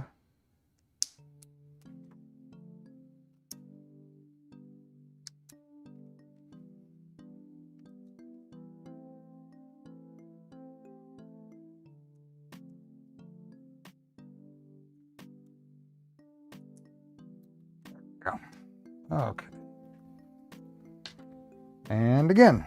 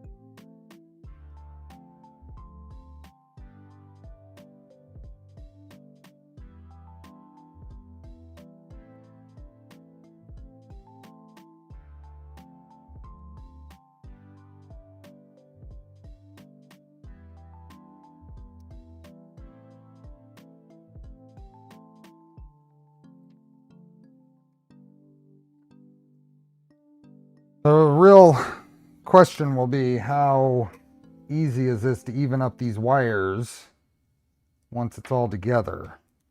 Because that is kind of an important bit, is to be able to straighten the wires back out. And that will be directly influenced by how twisted they are, because they're definitely not going to be perfect.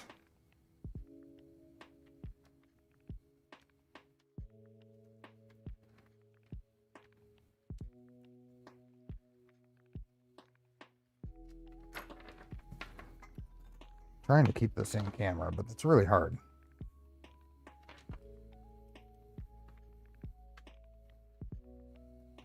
Any makers refusing to get ready for school. That's hilarious.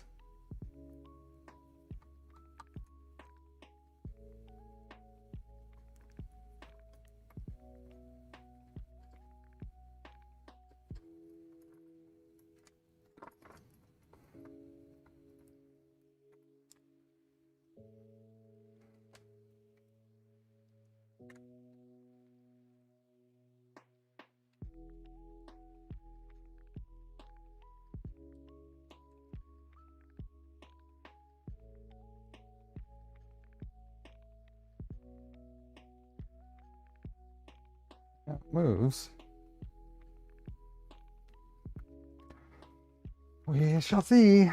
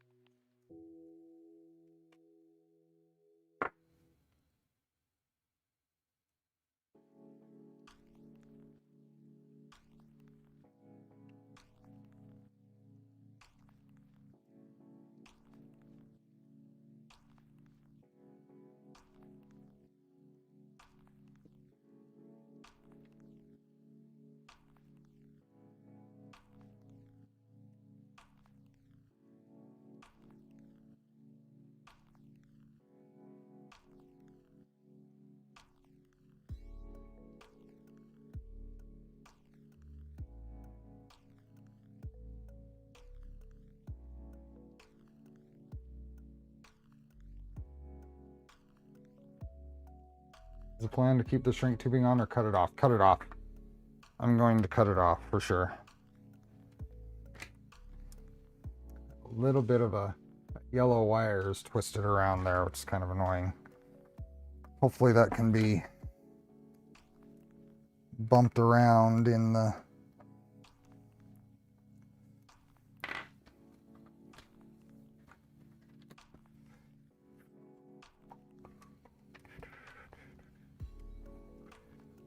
only a few more to go.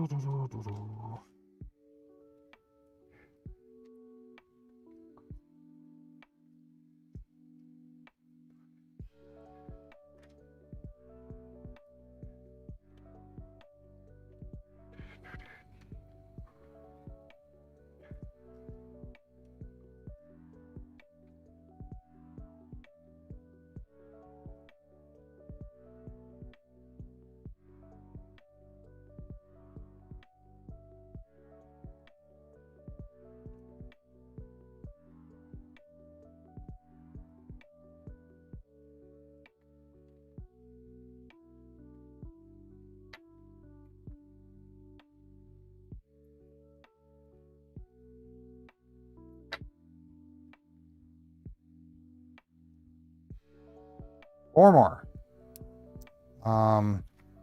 Plus maybe 3. I'll have to count them.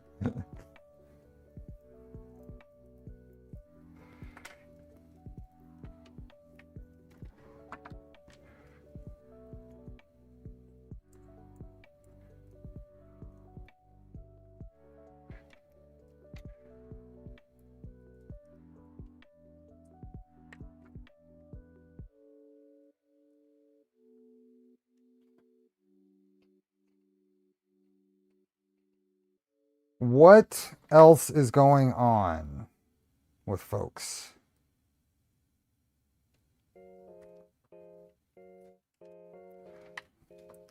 Is anybody else besides me and Bill going to open source?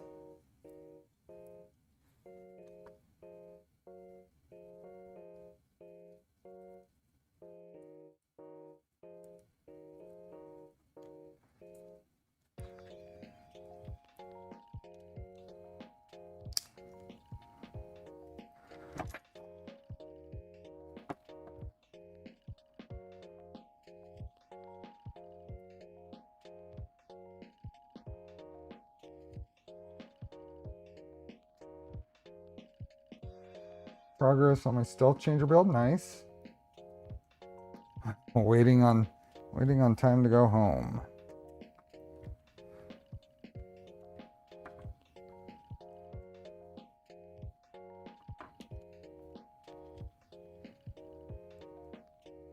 You coming to Sacramento on Tuesday, Bill?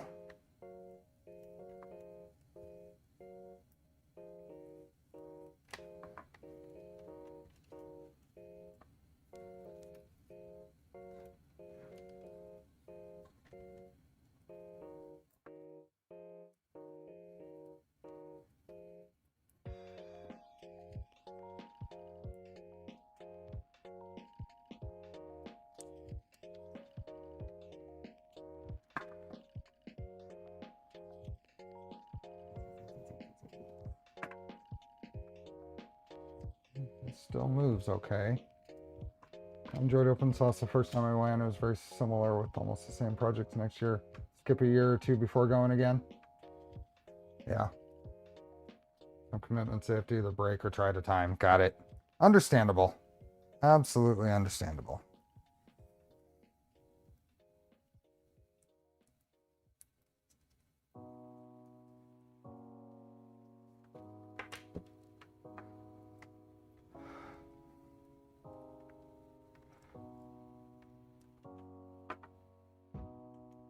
Where is it at? Where open source is at San Mateo Fairgrounds.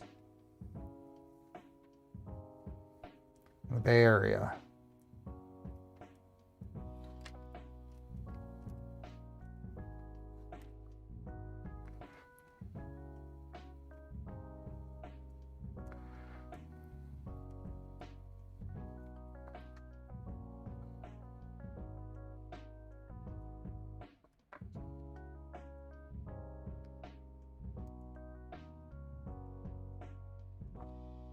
Okay, we are getting close.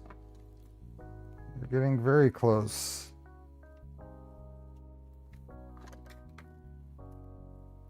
This is the last 2, and then I got a 3.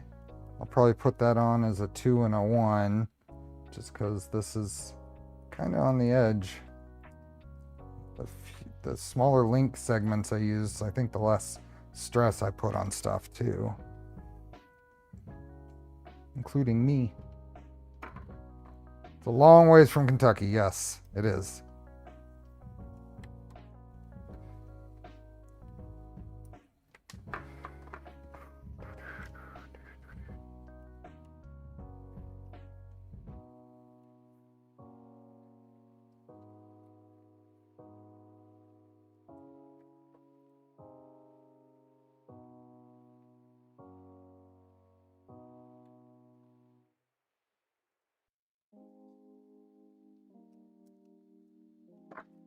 Okay, that is the last three, right? 1, 2, 3, 4, 5, 6, 7, 8, 9, 10, 11, 12, 13, 14, 15, 16, 17, 18, 19, 20, 22, 23, 24, 25, 26, 27, 28.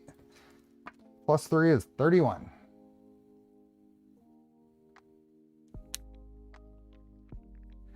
Yeah, have you been to did you ever go to Maker Faire, Leo?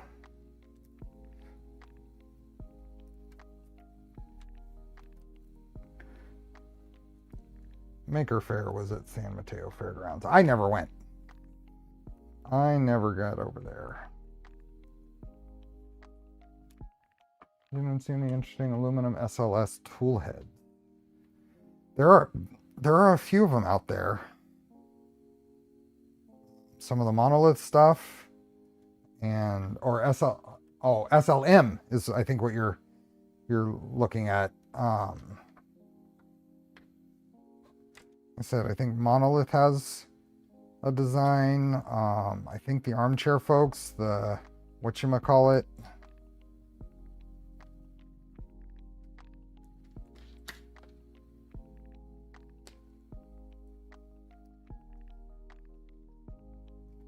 Oops, backwards.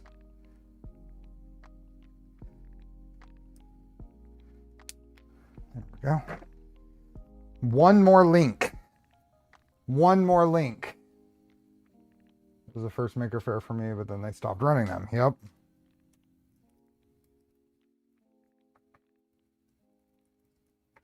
...2019, I think, was the last one they did there.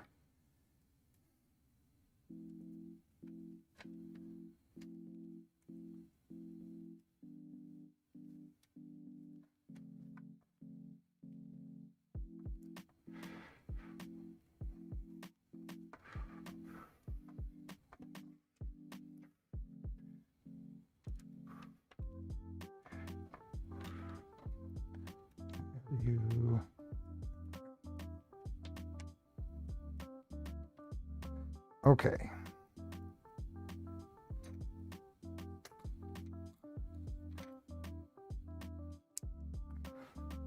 Whoa. Ta-da! I get to cut all these off.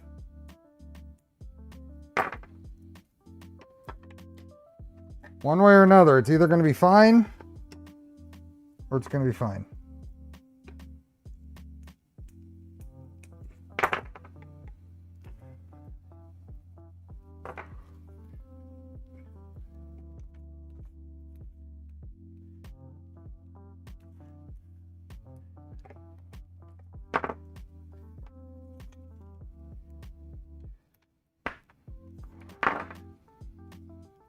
I think being able to pull this through is kind of telling me that it's okay.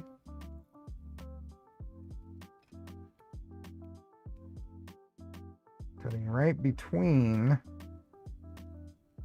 two wires.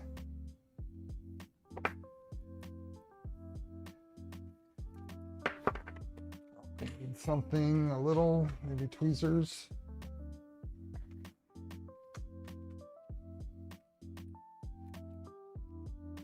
Probably better tweezers than these. Maybe we'll just use pliers. Gotta get the heat shrink off. Oh, come on.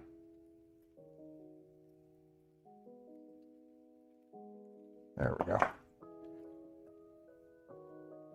It's moving pretty good in there. It's way better than it was before. That's for sure. Just have to be very, very careful not to cut cut or pinch any of these. Yeah. Yeah, it slides in here pretty okay.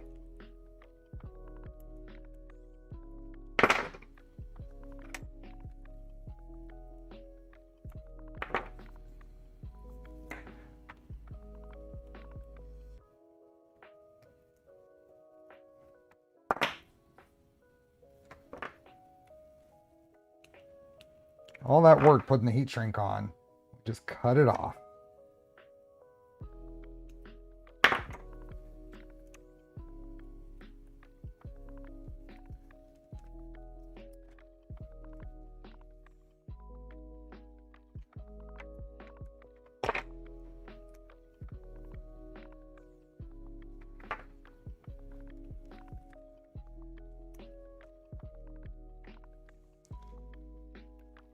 I'm being super careful not to nick any of these wires.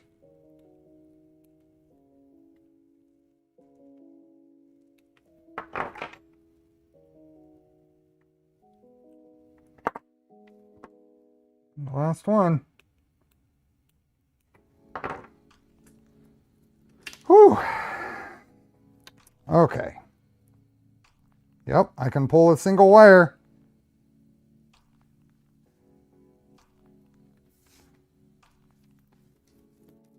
Why did I put it on? To keep the wires aligned. They were twisting, and the fill is a little high on this chain.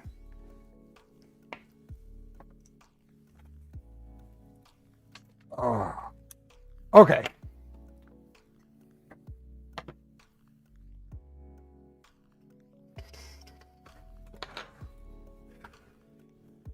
I know LDO has had some bad experience with FEP wire, but a good quality PTFE might have been a better choice. A high strand count. High strand count is critical, but a PTFE wire probably would be better. Then you could still, the problem is this chain meets the bend radius requirements that they need. So if you have to go with that chain, I think that LDO should look at better suppliers for an FEP or PTFE. A lot of the Chinese supplies don't have the strand count, the higher strand count that you need. Because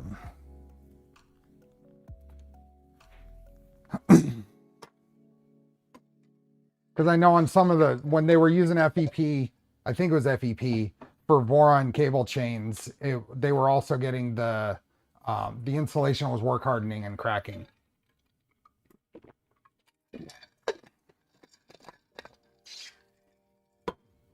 So, okay.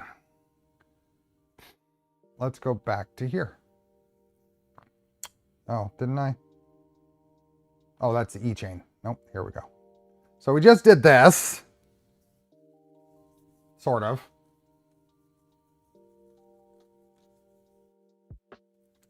This next part I thought, well, a certain part on here I thought was really clever.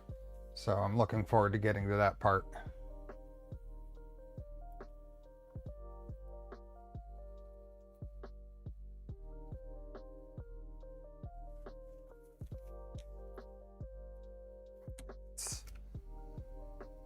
Okay, get that all through. To square up the cables. Doesn't square them up. This I thought was fantastic. Now, which end? Oh, okay, I guess it's this end.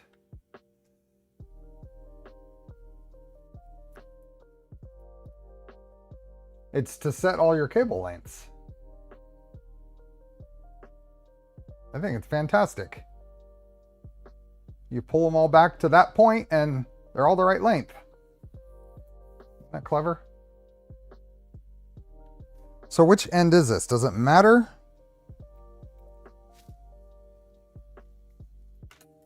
Which, I guess we'll do it on this. Oh, it's the end, the other end. Okay, so I need to pull this through further. It's all the way through, so I want to try to keep these.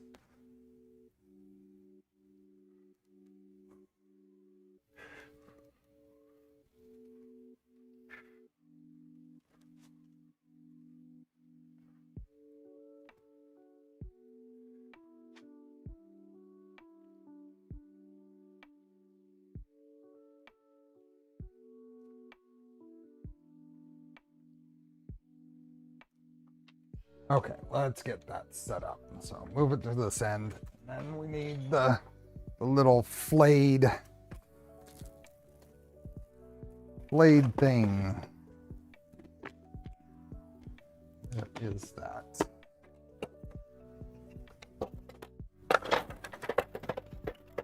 In my tools. Yeah. This thing.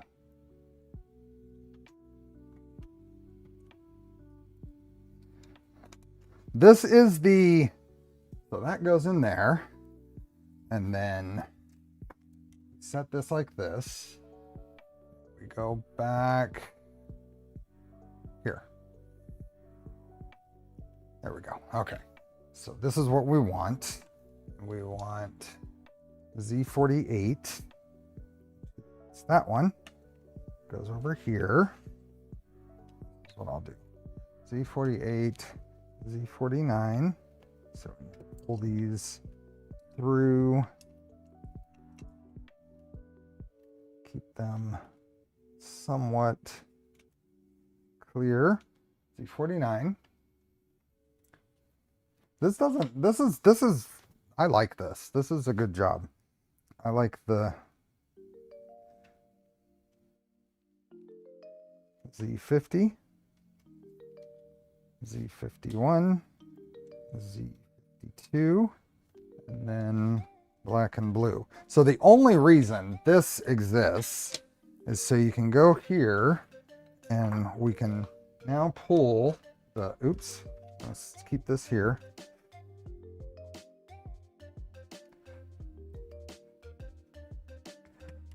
So if we hold this here, we pull on the blue wire until the ferrule gets caught in the little spot. And all it's doing is setting the length. So I pull on the black wire. Then I pull on the green wire. I really like this. I think this is pretty clever.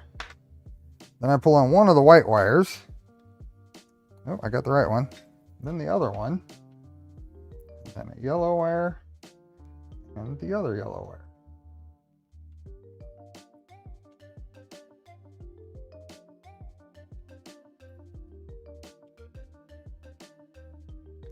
So then that sets all of the, and then we're done with this little piece. So you see there's little narrow spots. And then this just comes out. What is...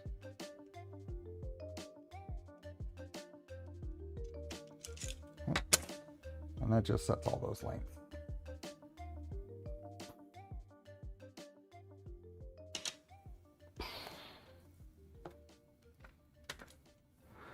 Okay.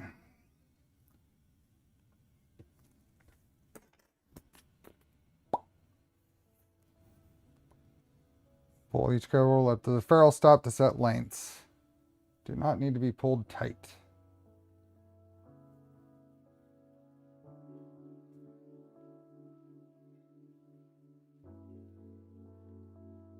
So we do this on Trident as well. We run thermistor wires right along with the bed AC wires. Any fan wires or end stop wires that you run through there, they're all run in the same chain. It's probably not ideal.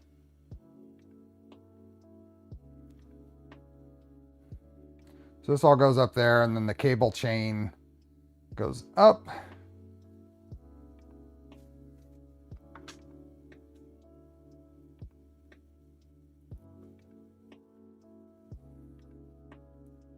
And then cables to the rear panel. So let's see how this does. Yeah, you can probably see that probably reasonably well. Yep, that snapped right into place.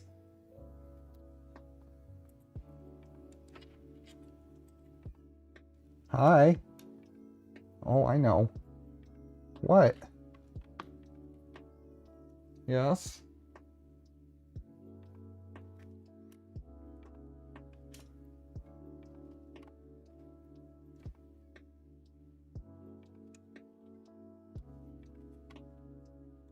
Routing all these through individually. Okay. So there is that in place.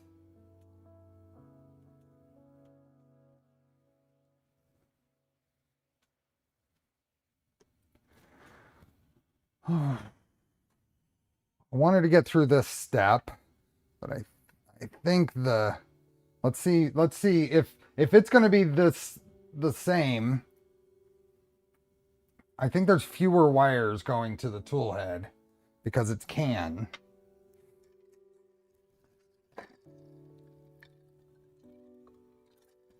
You know what? I'm going to say this is a good spot to pick up next week because I still need to get the index stuff published today. And it is almost a 6-hour stream at this point. So I think that is a good, considering where we're at. There are far fewer wires in that one. I think this is the bundle, basically.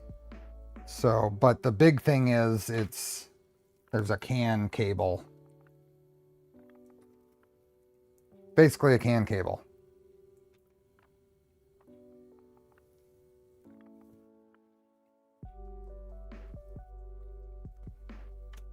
But I think it's a good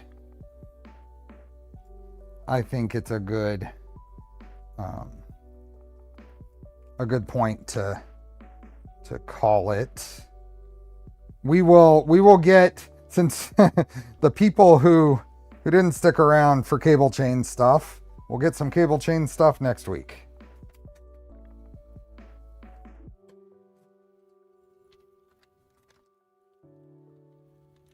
This was good progress. We are at...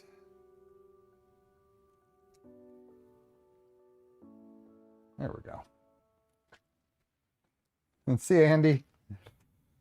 Yeah, this is good progress. We've got a back panel on it. It's belted. The belts move smooth. I can go in here and pop off all of these stops before I forget. I think I've got some down back here. No. Oh, I got them at the top.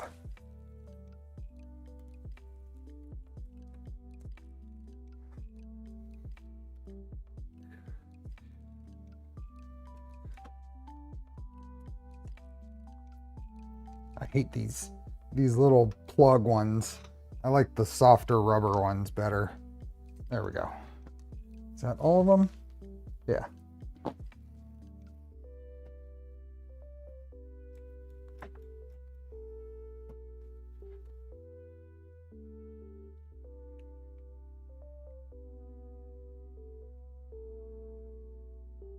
Yep. It is looking like a printer. That yellow.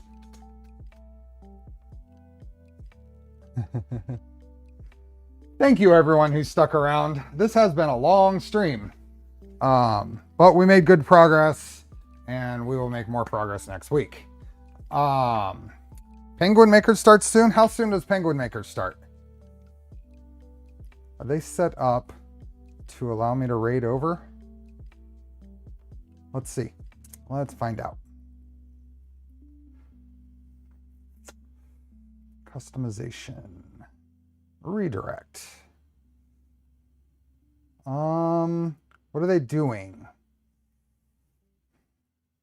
I do not do not see them. Let's see. Let's see if it'll come up here.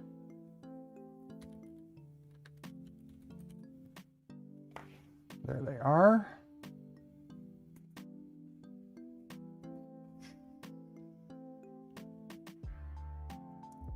Let's copy this and see if it will come up now. There we are. Okay, we're going to redirect over to Penguin Makers. Thank you everyone for sticking around. Appreciate it. Thanks West3D and AutomatedLayers and LDO for providing the printer, and Polymaker for letting me give away a roll of filament. We will be on Charlie's Angels stream building the Impreza on Saturday, and then back on this on Sunday. Wednesday, I still need to get back in the groove of doing Wednesday streams. Just keep an eye out. See if I manage to get ready enough to be able to schedule something. So just keep an eye out for notifications. With that, I hope all the fathers had a good and will have a good rest of Father's Day, and we will see you next time. Enjoy the build.